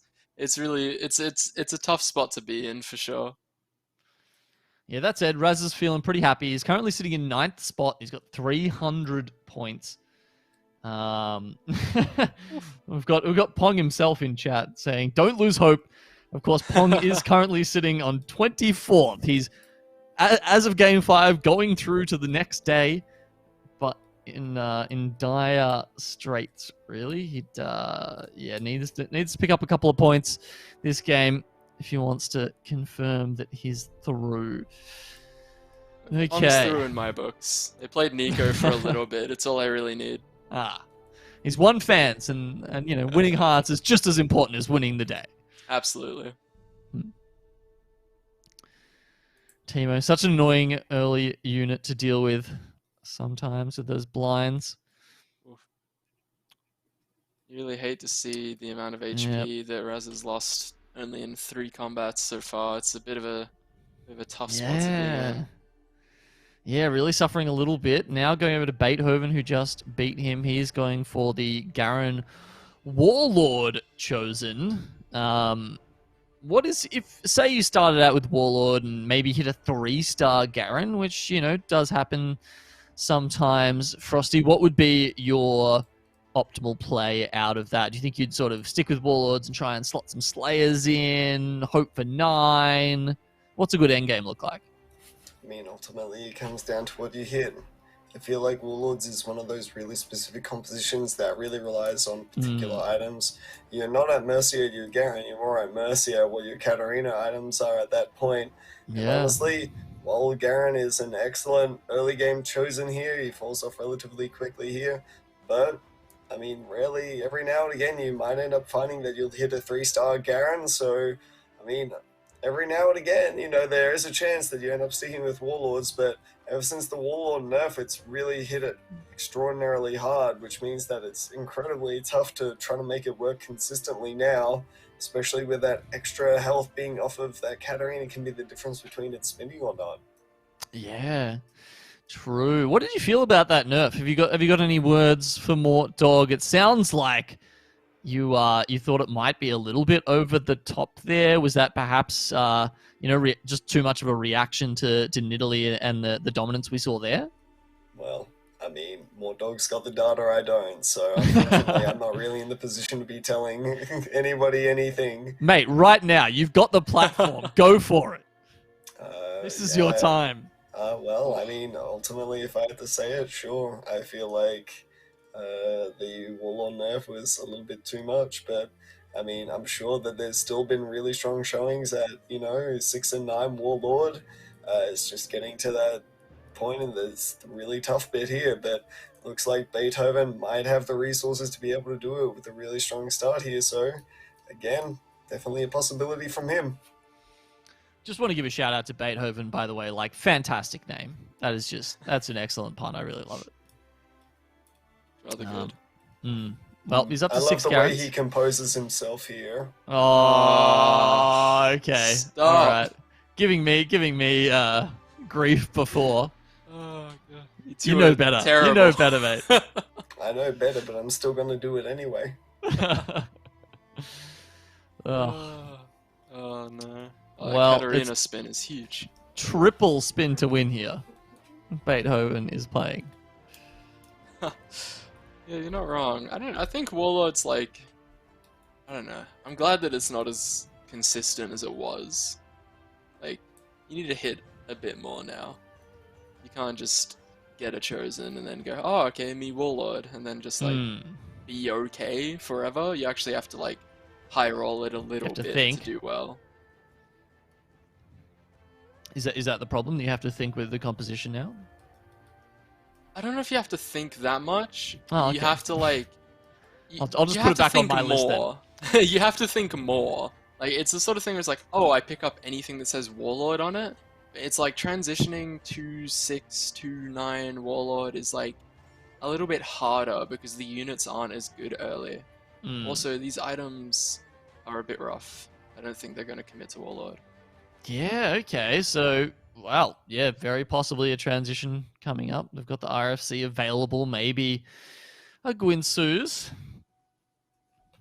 Okay. Siva gets the RFC. I mean, she's quite a good RFC user. I don't think, have we seen anyone really go Siva carry so far tonight, Frosty? We saw the double GA Siva at 3-star, but I'm not sure you'd put that in the Siva category, carry category. No, I don't think so. I think it's one of those things that's, well, definitely strong. People seek higher highs, unfortunately, in this meta, where 3-cost carries are still in a decent spot, but doesn't really seem to be that thing that is looking to close out the lobbies. You know, the 4-cost units and 5-cost units at the moment are just really where those massive power spikes are at, and unfortunately for Siva and friends, it's just not quite enough to be able to win a lobby. I mean, maybe part of it goes back to the tempo that we were talking about at the start of the night. And, you know, part of it's about how many people are looking to play conservative and play for those really big end game comps. And it seems like a lot of the lobbies tonight we've seen have been going in that direction, which does make it hard for someone to peak a little earlier, like you might with a Civic comp. But oh, I guess Beethoven, at least with the RFC, has some options going forward. Oh, is that we got a Fortune Kench. Fred, what are you doing? Looks like it. Hopefully they commit to it. Fred back on his Fortune Kench again. I mean, we saw the game where he had it last time. He got a 7th place.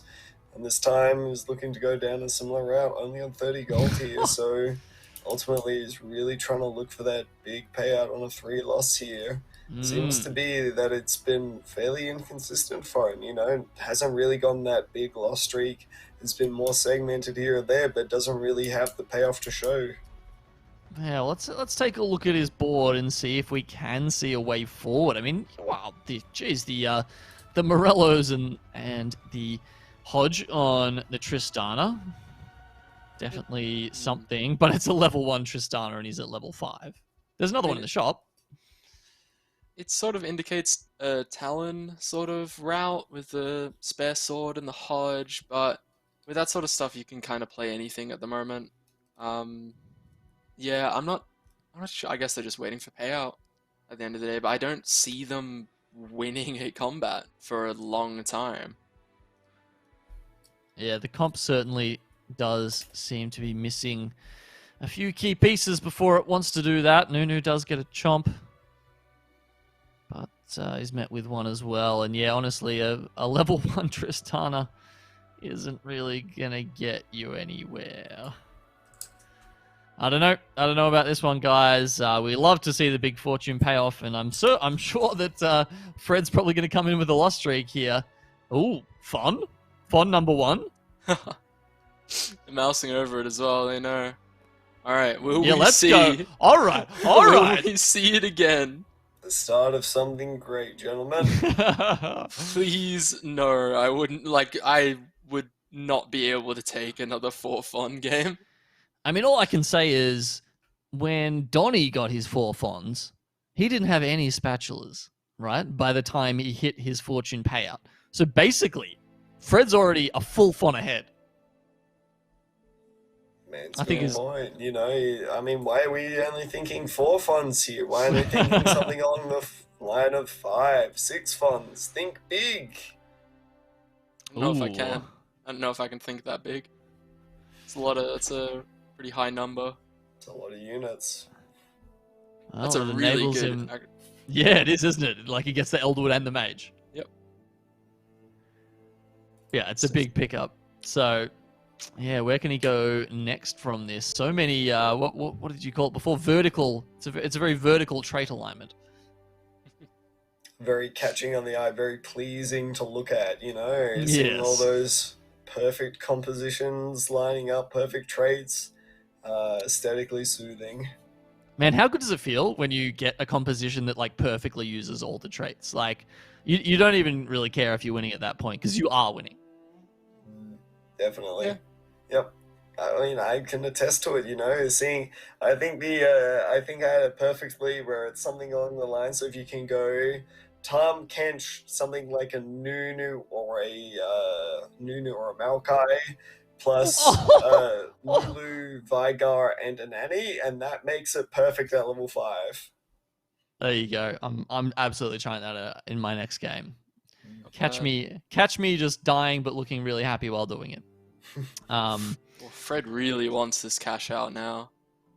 Yeah, and I mean, we saw that, right? Like he was about 10 health away from getting a 4-loss cash out last time. You were talking about some of the break points before, Frosty, about where what did you say? It was 5 where you started getting the Thieves Glove payouts and that sort of thing?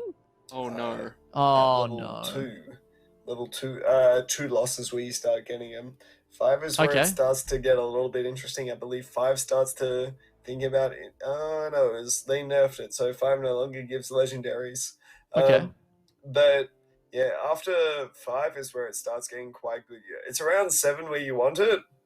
And as we see here, Foe's looking to be in a spot where, I mean, potentially he's going to cash out for the rest of the lobby here. But ooh, big. Except that he won't get rid of the fortune because he took fortune out by accident. Whoops. Was it by accident? I'm pretty sure it was by accident. There was a Darius on bench that I believe was meant to go in over the Sivir. Oh no. And that's potentially game losing for Freed here. You know, he took such big losses for this entire round. They're even taking the big level up here, and instead is going to get absolutely nothing for it. At this point, you'd almost have to feel like, you know, you have to give up this Tom Kench. There's nothing to be had here. You've lost your lose streak, and now it's time to start moving on to the rest of the game. Yep. Wow. And not only did he... Yeah, it's like not only does he lose the fortune payout, but also, you know, lost the loss streak just coming into Wolves as well, which would have been some extra cash, which he desperately needs. Well, okay. Samira pivot? I don't even know if they can, really. I'm not sure how they come back. I don't love keeping this Kench at the moment. I think Free I feel like this might be a misunderstanding on his part here. Might not understand how fortune works, but when you get a win after, even if you've taken fortune out, it stays as a win. You know, you're not going to get that chance to make the gold back even after you put fortune back in. It has to be maintained for a round. So unfortunately, in Freed's position here, even if they do somehow manage to get a win against this massive Kale from Rouser here, it's not going to be the payout that they're looking for. Wow, it's at only least it was 3 gold. Yeah, look, at least it was a win. Obviously had some fantastic items to hit on that cannon there. And if you can beat a Kale that's stacked like that, that bodes well for him at least staying alive in the lobby.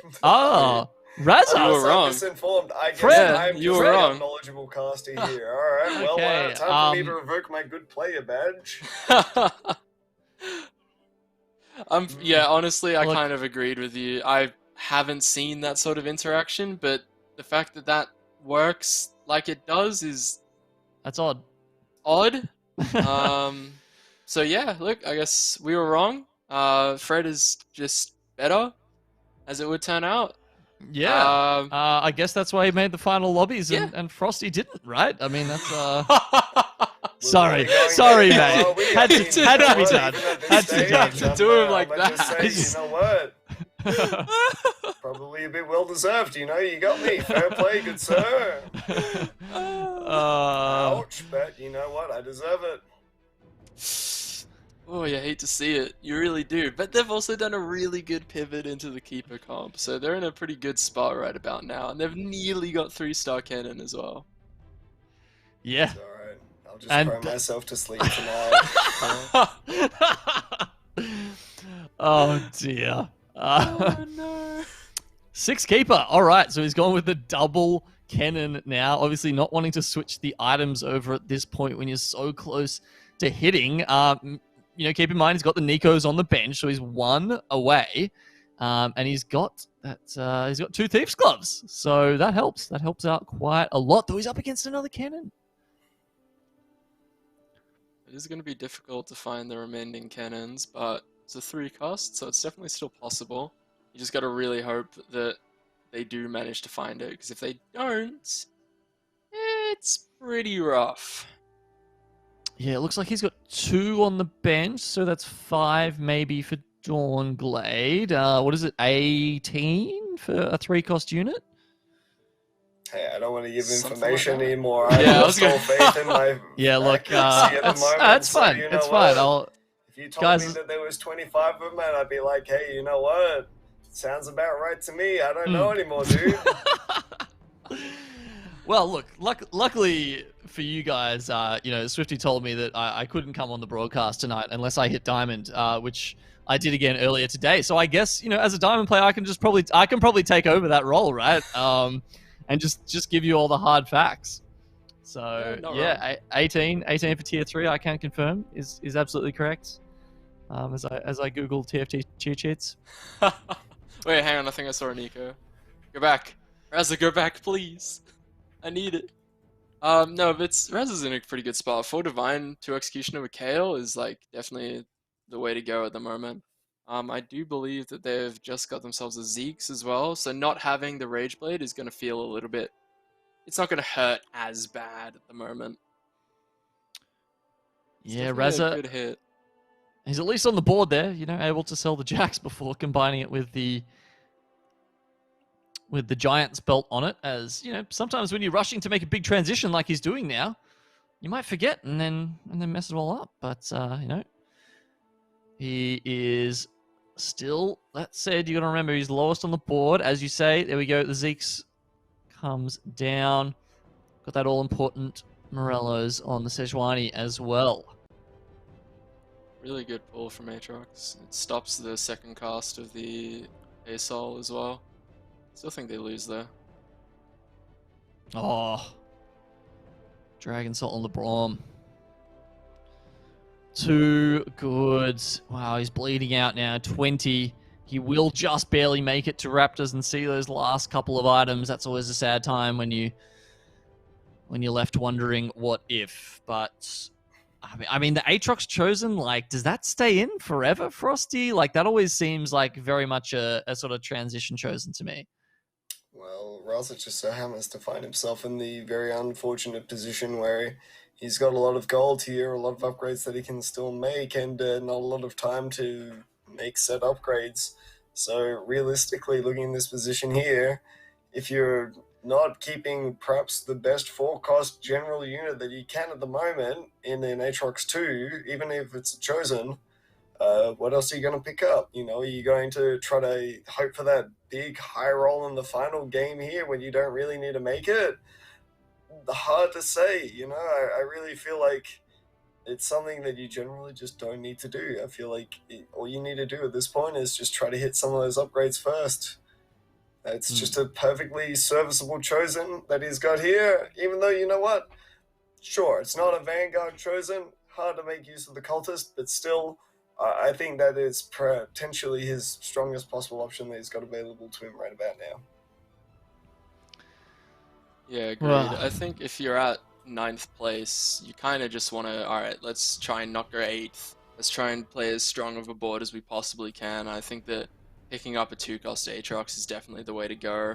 Sorry, a 2-star Aatrox, just to try and give yourself a little bit of that extra beef.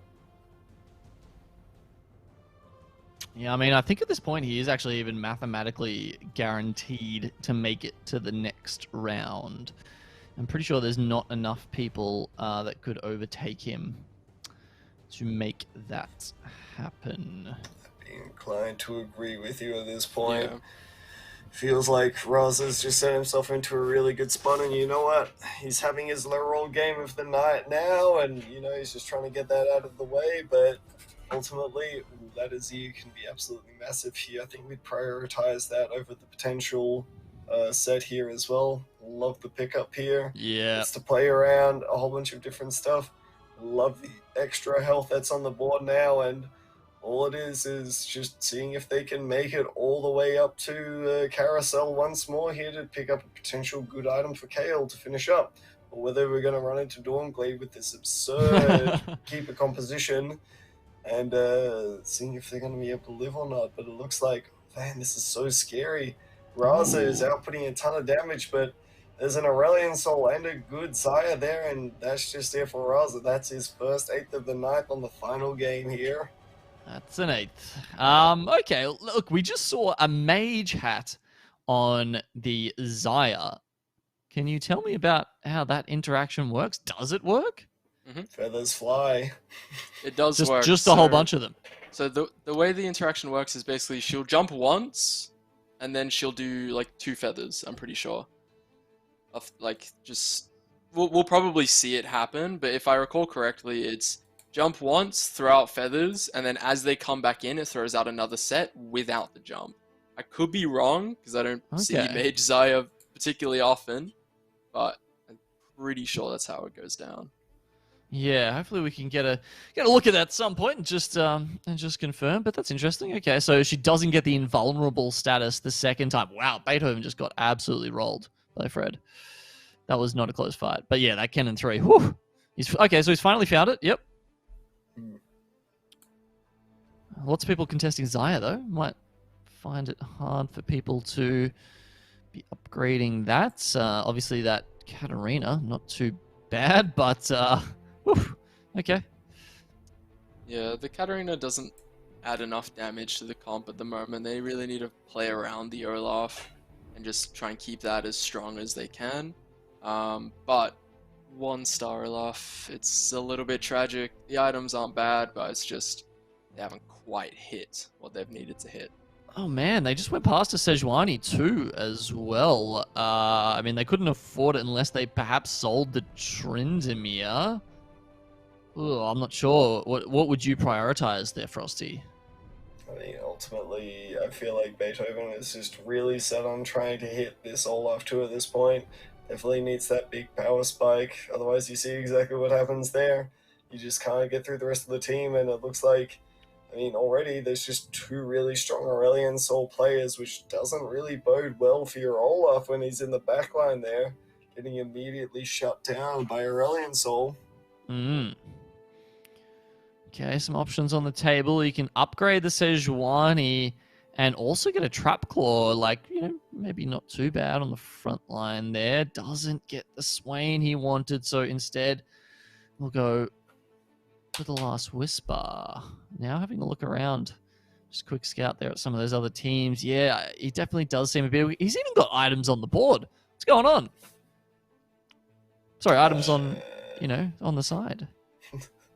There's the Sedge, but there's the Olaf, which is much more important. That's huge. Big. It is our top 4, though. Dawnglade going out in 5th. And something big to note here as well is that the 6th foe is guaranteed to be out of the tournament at this stage of the game. Foe, unfortunately, not having the best run today. Sometimes you just don't have a really good run of it, and unfortunately, this was just not their day today. Dawnglade as well, taking a 5th there. A decent placement, but he's definitely on the cusp here. Being in 20th spot, he's going to have to see how the points shake out for him here, but ultimately, it's looking a little bit rough. Oh my, I hadn't even noticed, but what is it? NZX is still Nays. Nays about to lose the Mr. 100. And had it up to 5-5. My lord, how did we miss that? That's yeah, still a good run. Let's someone quick calculate the win streak. That would be a it's too much math. Win streak. 18. Yeah, okay, I'll take that. Not bad at all. Is Nays level 9? Surely. that was an 8. It's a bit too fast to tell. Yeah. But, yeah. It's not bad. You sort of... Mr. 100 is next to impossible to do in 20s, but it would have been nuts. It would have been insane. It would have been as good as Game 2. Would you say it's about as insane as this cannon damage at the moment, absolutely cleaving through that Olaf? The cannon damage is painful. I don't know if I'd call it insane. It just hurts. Feel bad. I'd call it insane. Oh. I'd definitely call it insane. Beethoven finishing up with the 4th here. Is that enough? I don't think that's enough to guarantee him his tournament life there. I think that it's just a little bit too little. And that Beethoven will also guarantee himself that he will not be making day 2. Beethoven, yeah, so goes out in 4th.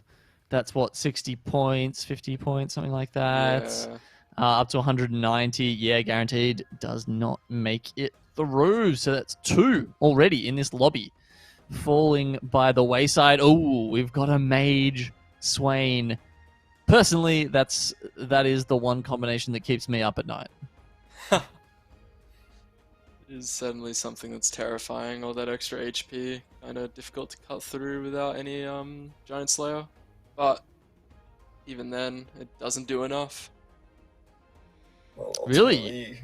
Yeah, ultimately Swain also deals double damage, so when Swain gets his mage going, you know, he's doing the double dragon's breath while he's in his dragon form there, so not only is he hitting like an absolute truck as well, he's nigh on unkillable, regaining a ton of health as well. It's an absolute machine.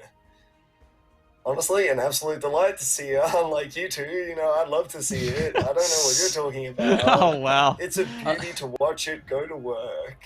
Really hasn't taken that well. I like to see it on my board. You know what I mean? Oh yeah, no, absolutely. When it's on my board, that's alright. When it's on my opponent's board, so unlucky. Yep. Unfortunate, I guess. Player gap. Truly, truly is. Oh, poor Shyvana, not able to really do a whole lot of damage, just stunned pretty much the entire time. Neither does the set, and all of a sudden, Naze starting to get knocked down a peg.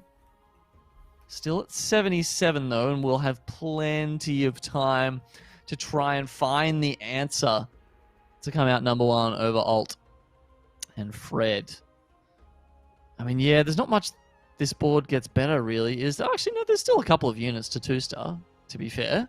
Yeah, Aatrox is really the important one. Azir is helpful, but Aatrox is really the thing that needs to get an ult off every fight, and if it doesn't, it's pretty detrimental. Yeah, and this Mage Swain, while good, is still only 1 star, and therefore, you know, dealable, like manageable. As you can see there, you can cut through that amount of health when it's still at the 1 star. So unless Alt PG does manage to get it up to 2-star, I feel like he's definitely going to be next to go out of this lobby. Yeah, agreed. He's got quite the task ahead of him here. You know, he's got a 77 health giant with a Shyvana 3, set 2 on the board as well there. Very monstrous looking traits as well. You know, he's also got the ASOL 2 on the other side there as well, just to make sure that OldVG doesn't have the alternate win, kind of trying to go for that ASOL 3. And, you know, ultimately that's going to be really scary. You know, how do you guarantee yourself a higher position here when, I mean, they're already hitting such monstrous heights? Oh, wow. That pull into that cannon. I mean, that's why this is the combo you want, right? Aatrox, Sejuani, and Cannon just work together like nothing else. Oh, okay. We've got a big ult there from Set. Is working through them. His last slam almost deals with them. You've got to try and catch the Swain while he's out of his dragon form, it feels like. And that just kind of comes down to luck. Yeah, absolutely. I think that... I don't think that there's much LVG can do. I think Morello's helps, but it's still pretty difficult to get anything above 3rd here. I think that maybe maybe they can scrape through and take Fred's place at second, but it's definitely going to be a close one. But This more GA importantly, is huge. it's another Swain. It is another Swain, but there's so many Swains gone from the pool already. I Yeah. believe we saw a pop up there. Yeah, he hit the Swain too We on did. the sidelines Oh! there, so that's absolutely massive for him. Now that's an alternate carry that he's got available to him rather than just the ASOL 2. So now we're going to be looking to see if OVG on 1 health can try to make that really big comeback that he's been looking for. You know, is he able to make this carry Swain work? The race is on. Hopefully, I mean, yeah, obviously he's got the 3 items already. Wow. I just love this combo. Just watching it happen and like, how dispiriting would that be for Nays to just watch your entire team just get pulled in and like, just pulled into their death, essentially. Absolutely shocking if I do say so myself, honestly. Get it? Because it's canon. Look, this one is Reacher as well, Oh, honestly. no. Ooh. It was a very close combat there. See, That looks like unsurprisingly, old Swain's helping. Yep. yeah, it's a big upgrade, honestly. The difference Yeah. between a Swain 1 and a Swain 2. That's massive. Randuin's on a keeper. On a keeper board. That was Means help you're a lot. guaranteed to get maximum value out of it. It's big. I don't know. Yeah, It's big, but I mean, ultimately, there's already a ton of keeper shields here, and most of the boards are already struggling to get through it until the keeper shields run out. So it's less about trying to survive it, less about trying to burn through it, and more about trying to survive it here. And as you see, the Swain at 2-star here is just not dying.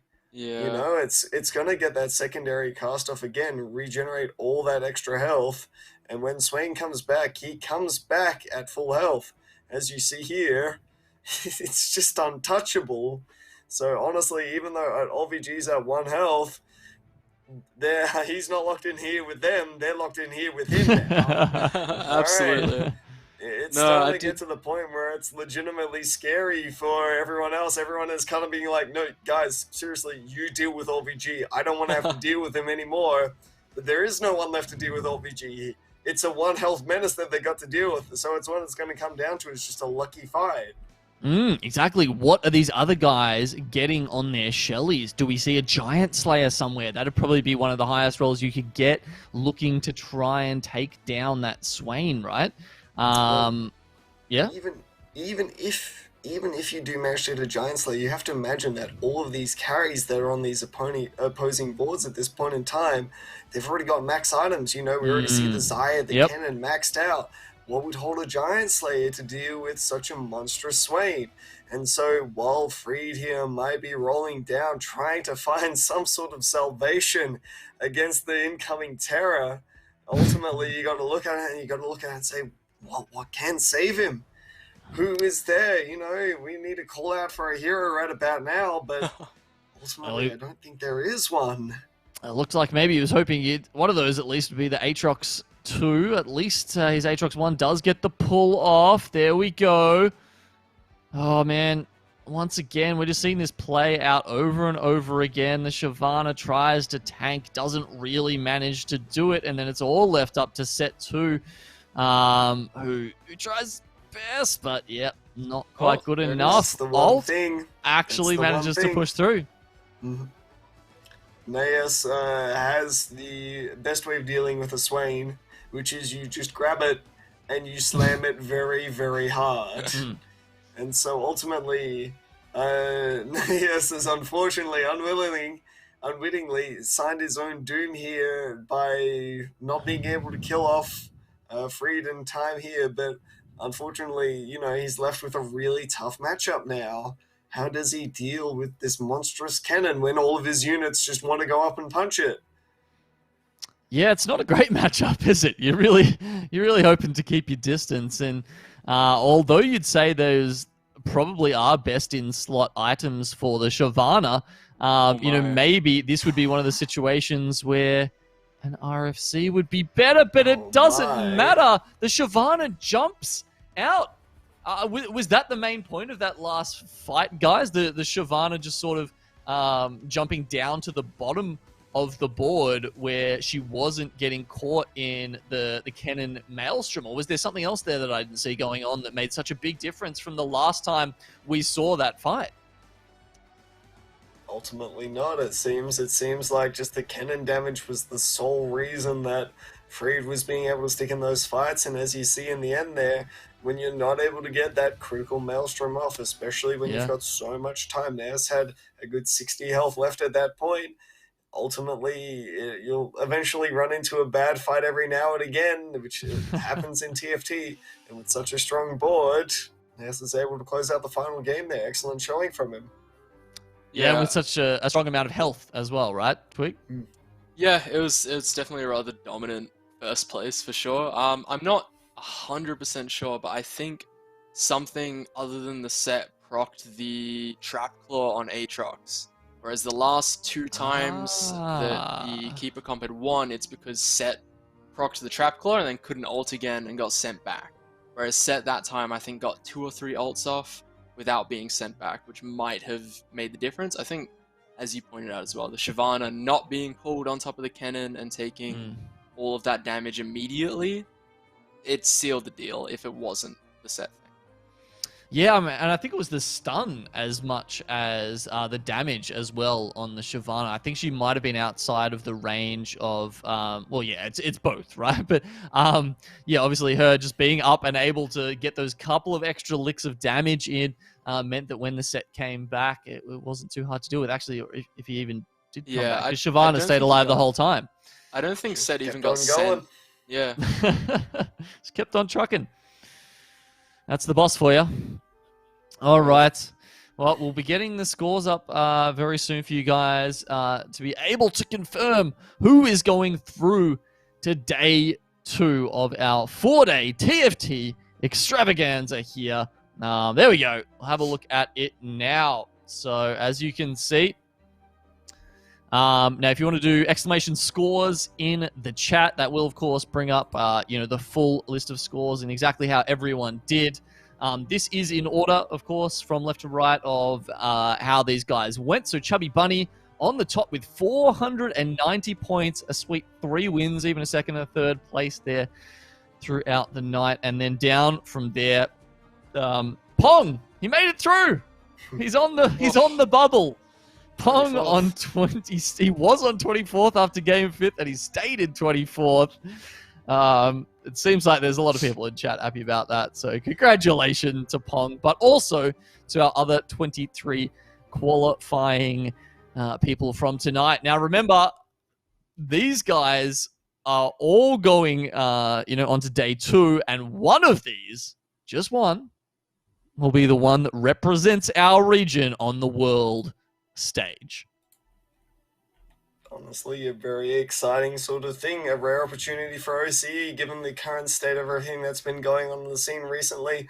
Glad to have an opportunity such as this still available in the scene here, honestly, It's good to be able to see other players being able to represent their regions here. I feel like the OCE region has only been getting stronger, so really looking forward to see who the champion is going to be able to, represent everyone in the finals here. Yeah, absolutely. It's a big opportunity, right? I mean, I haven't been following Obo's story much since last time, but I'm sure it's had some sort of big benefits for him as well, having all that visibility.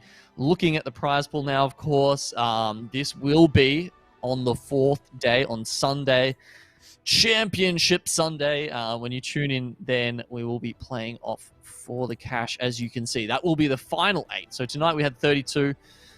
We have removed those 8. I'll give you those guys now, the ones who didn't make it through. Unfortunately tonight, congratulations though for making it to the regional finals. That's Dang, Creamy, King of Kimchi, Angora, Sleepy Kev, Opal, Beethoven, and Faux TFT. Our fallen heroes for tonight. But okay, having another look at those scores there, fellas. Who do you think, maybe underperformed a little bit tonight? Is there anyone that's kind of like scaring you? You're thinking, oh, I don't know, maybe like I thought they were going to make the top lobby, but maybe after this kind of performance, maybe this patch isn't for them. Twig, do you want to start? Yeah, I'm surprised about Creamy and Kimchi. I thought that they were both going to make it through between Okay. like the 17 to 24 spot, just going through like match history and like how they've played in previous comps. Um, I do believe we have a tiebreaker, so that is getting sorted out at the moment. But really, I think that I wasn't too familiar with many of the bottom 8 players at the moment, but Kimchi and Creamy I've seen like play enough to be like a little bit surprised that they didn't make it through. Mm. Yeah, I hope we didn't speak too soon. Of course, it is Pong on the bubble there with 250 points. Deng also with 250 points. So we're just working out. We're just crossing our T's and dotting our I's. Yep, got that one right. Just to make sure which player is actually getting through in that 24th spot. It's going to come right down to the wire. We were actually talking about this pre-show because there's, as far as I know, there were, up until last night, there were only 3 tiebreakers. And at the moment, both of those players have the same of those 3 tiebreakers, but Tycoon, being the absolute monster of an admin he is, worked out that was a possibility and came up with a 4th one last night, just in case a situation like this arose. So hopefully that's working out.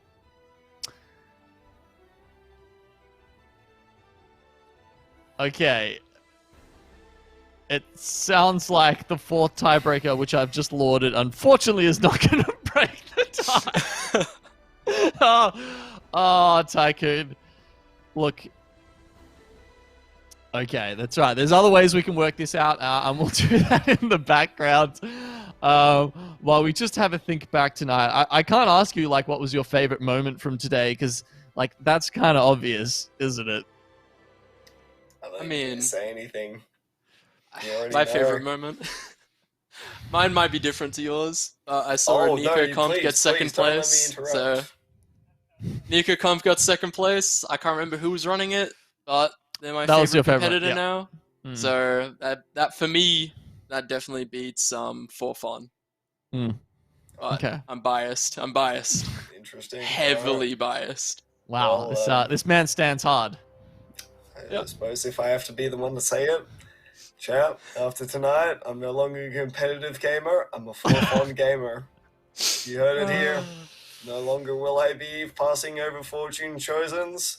I solemnly swear, I will take my Fortune Chosens and I will go for funs as often as I can to create sick highlight gameplay. Yes. Alright.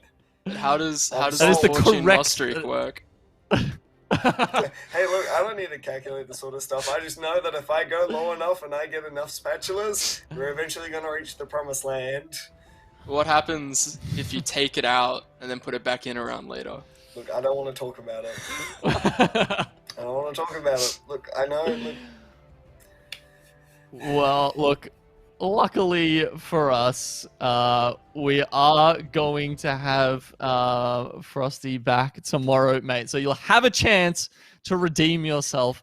And I'm sure you're going to be studying all night, mate, just to make sure we don't have any slip-ups tomorrow. Thank you so much, Twig, for joining us. You, of course, will be back on Saturday. Yep. Along with Judge and Frosty then. And yeah, I'll see you guys tomorrow as well. Unfortunately, I think the tiebreaker is going to take a little while to work out. So we'll just we'll let the admins sort of do their job.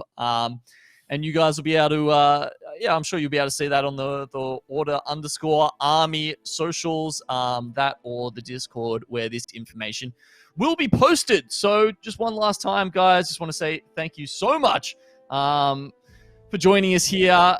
Big thanks to Puma, Logitech G, and Alienware, of course. This was the Oceania TFT Fates Regional Finals presented by Optus. This was day 1. We've got 3 more days. Please make sure you join us every night as we work out who's going to be Oceania's representative to the world. Thanks.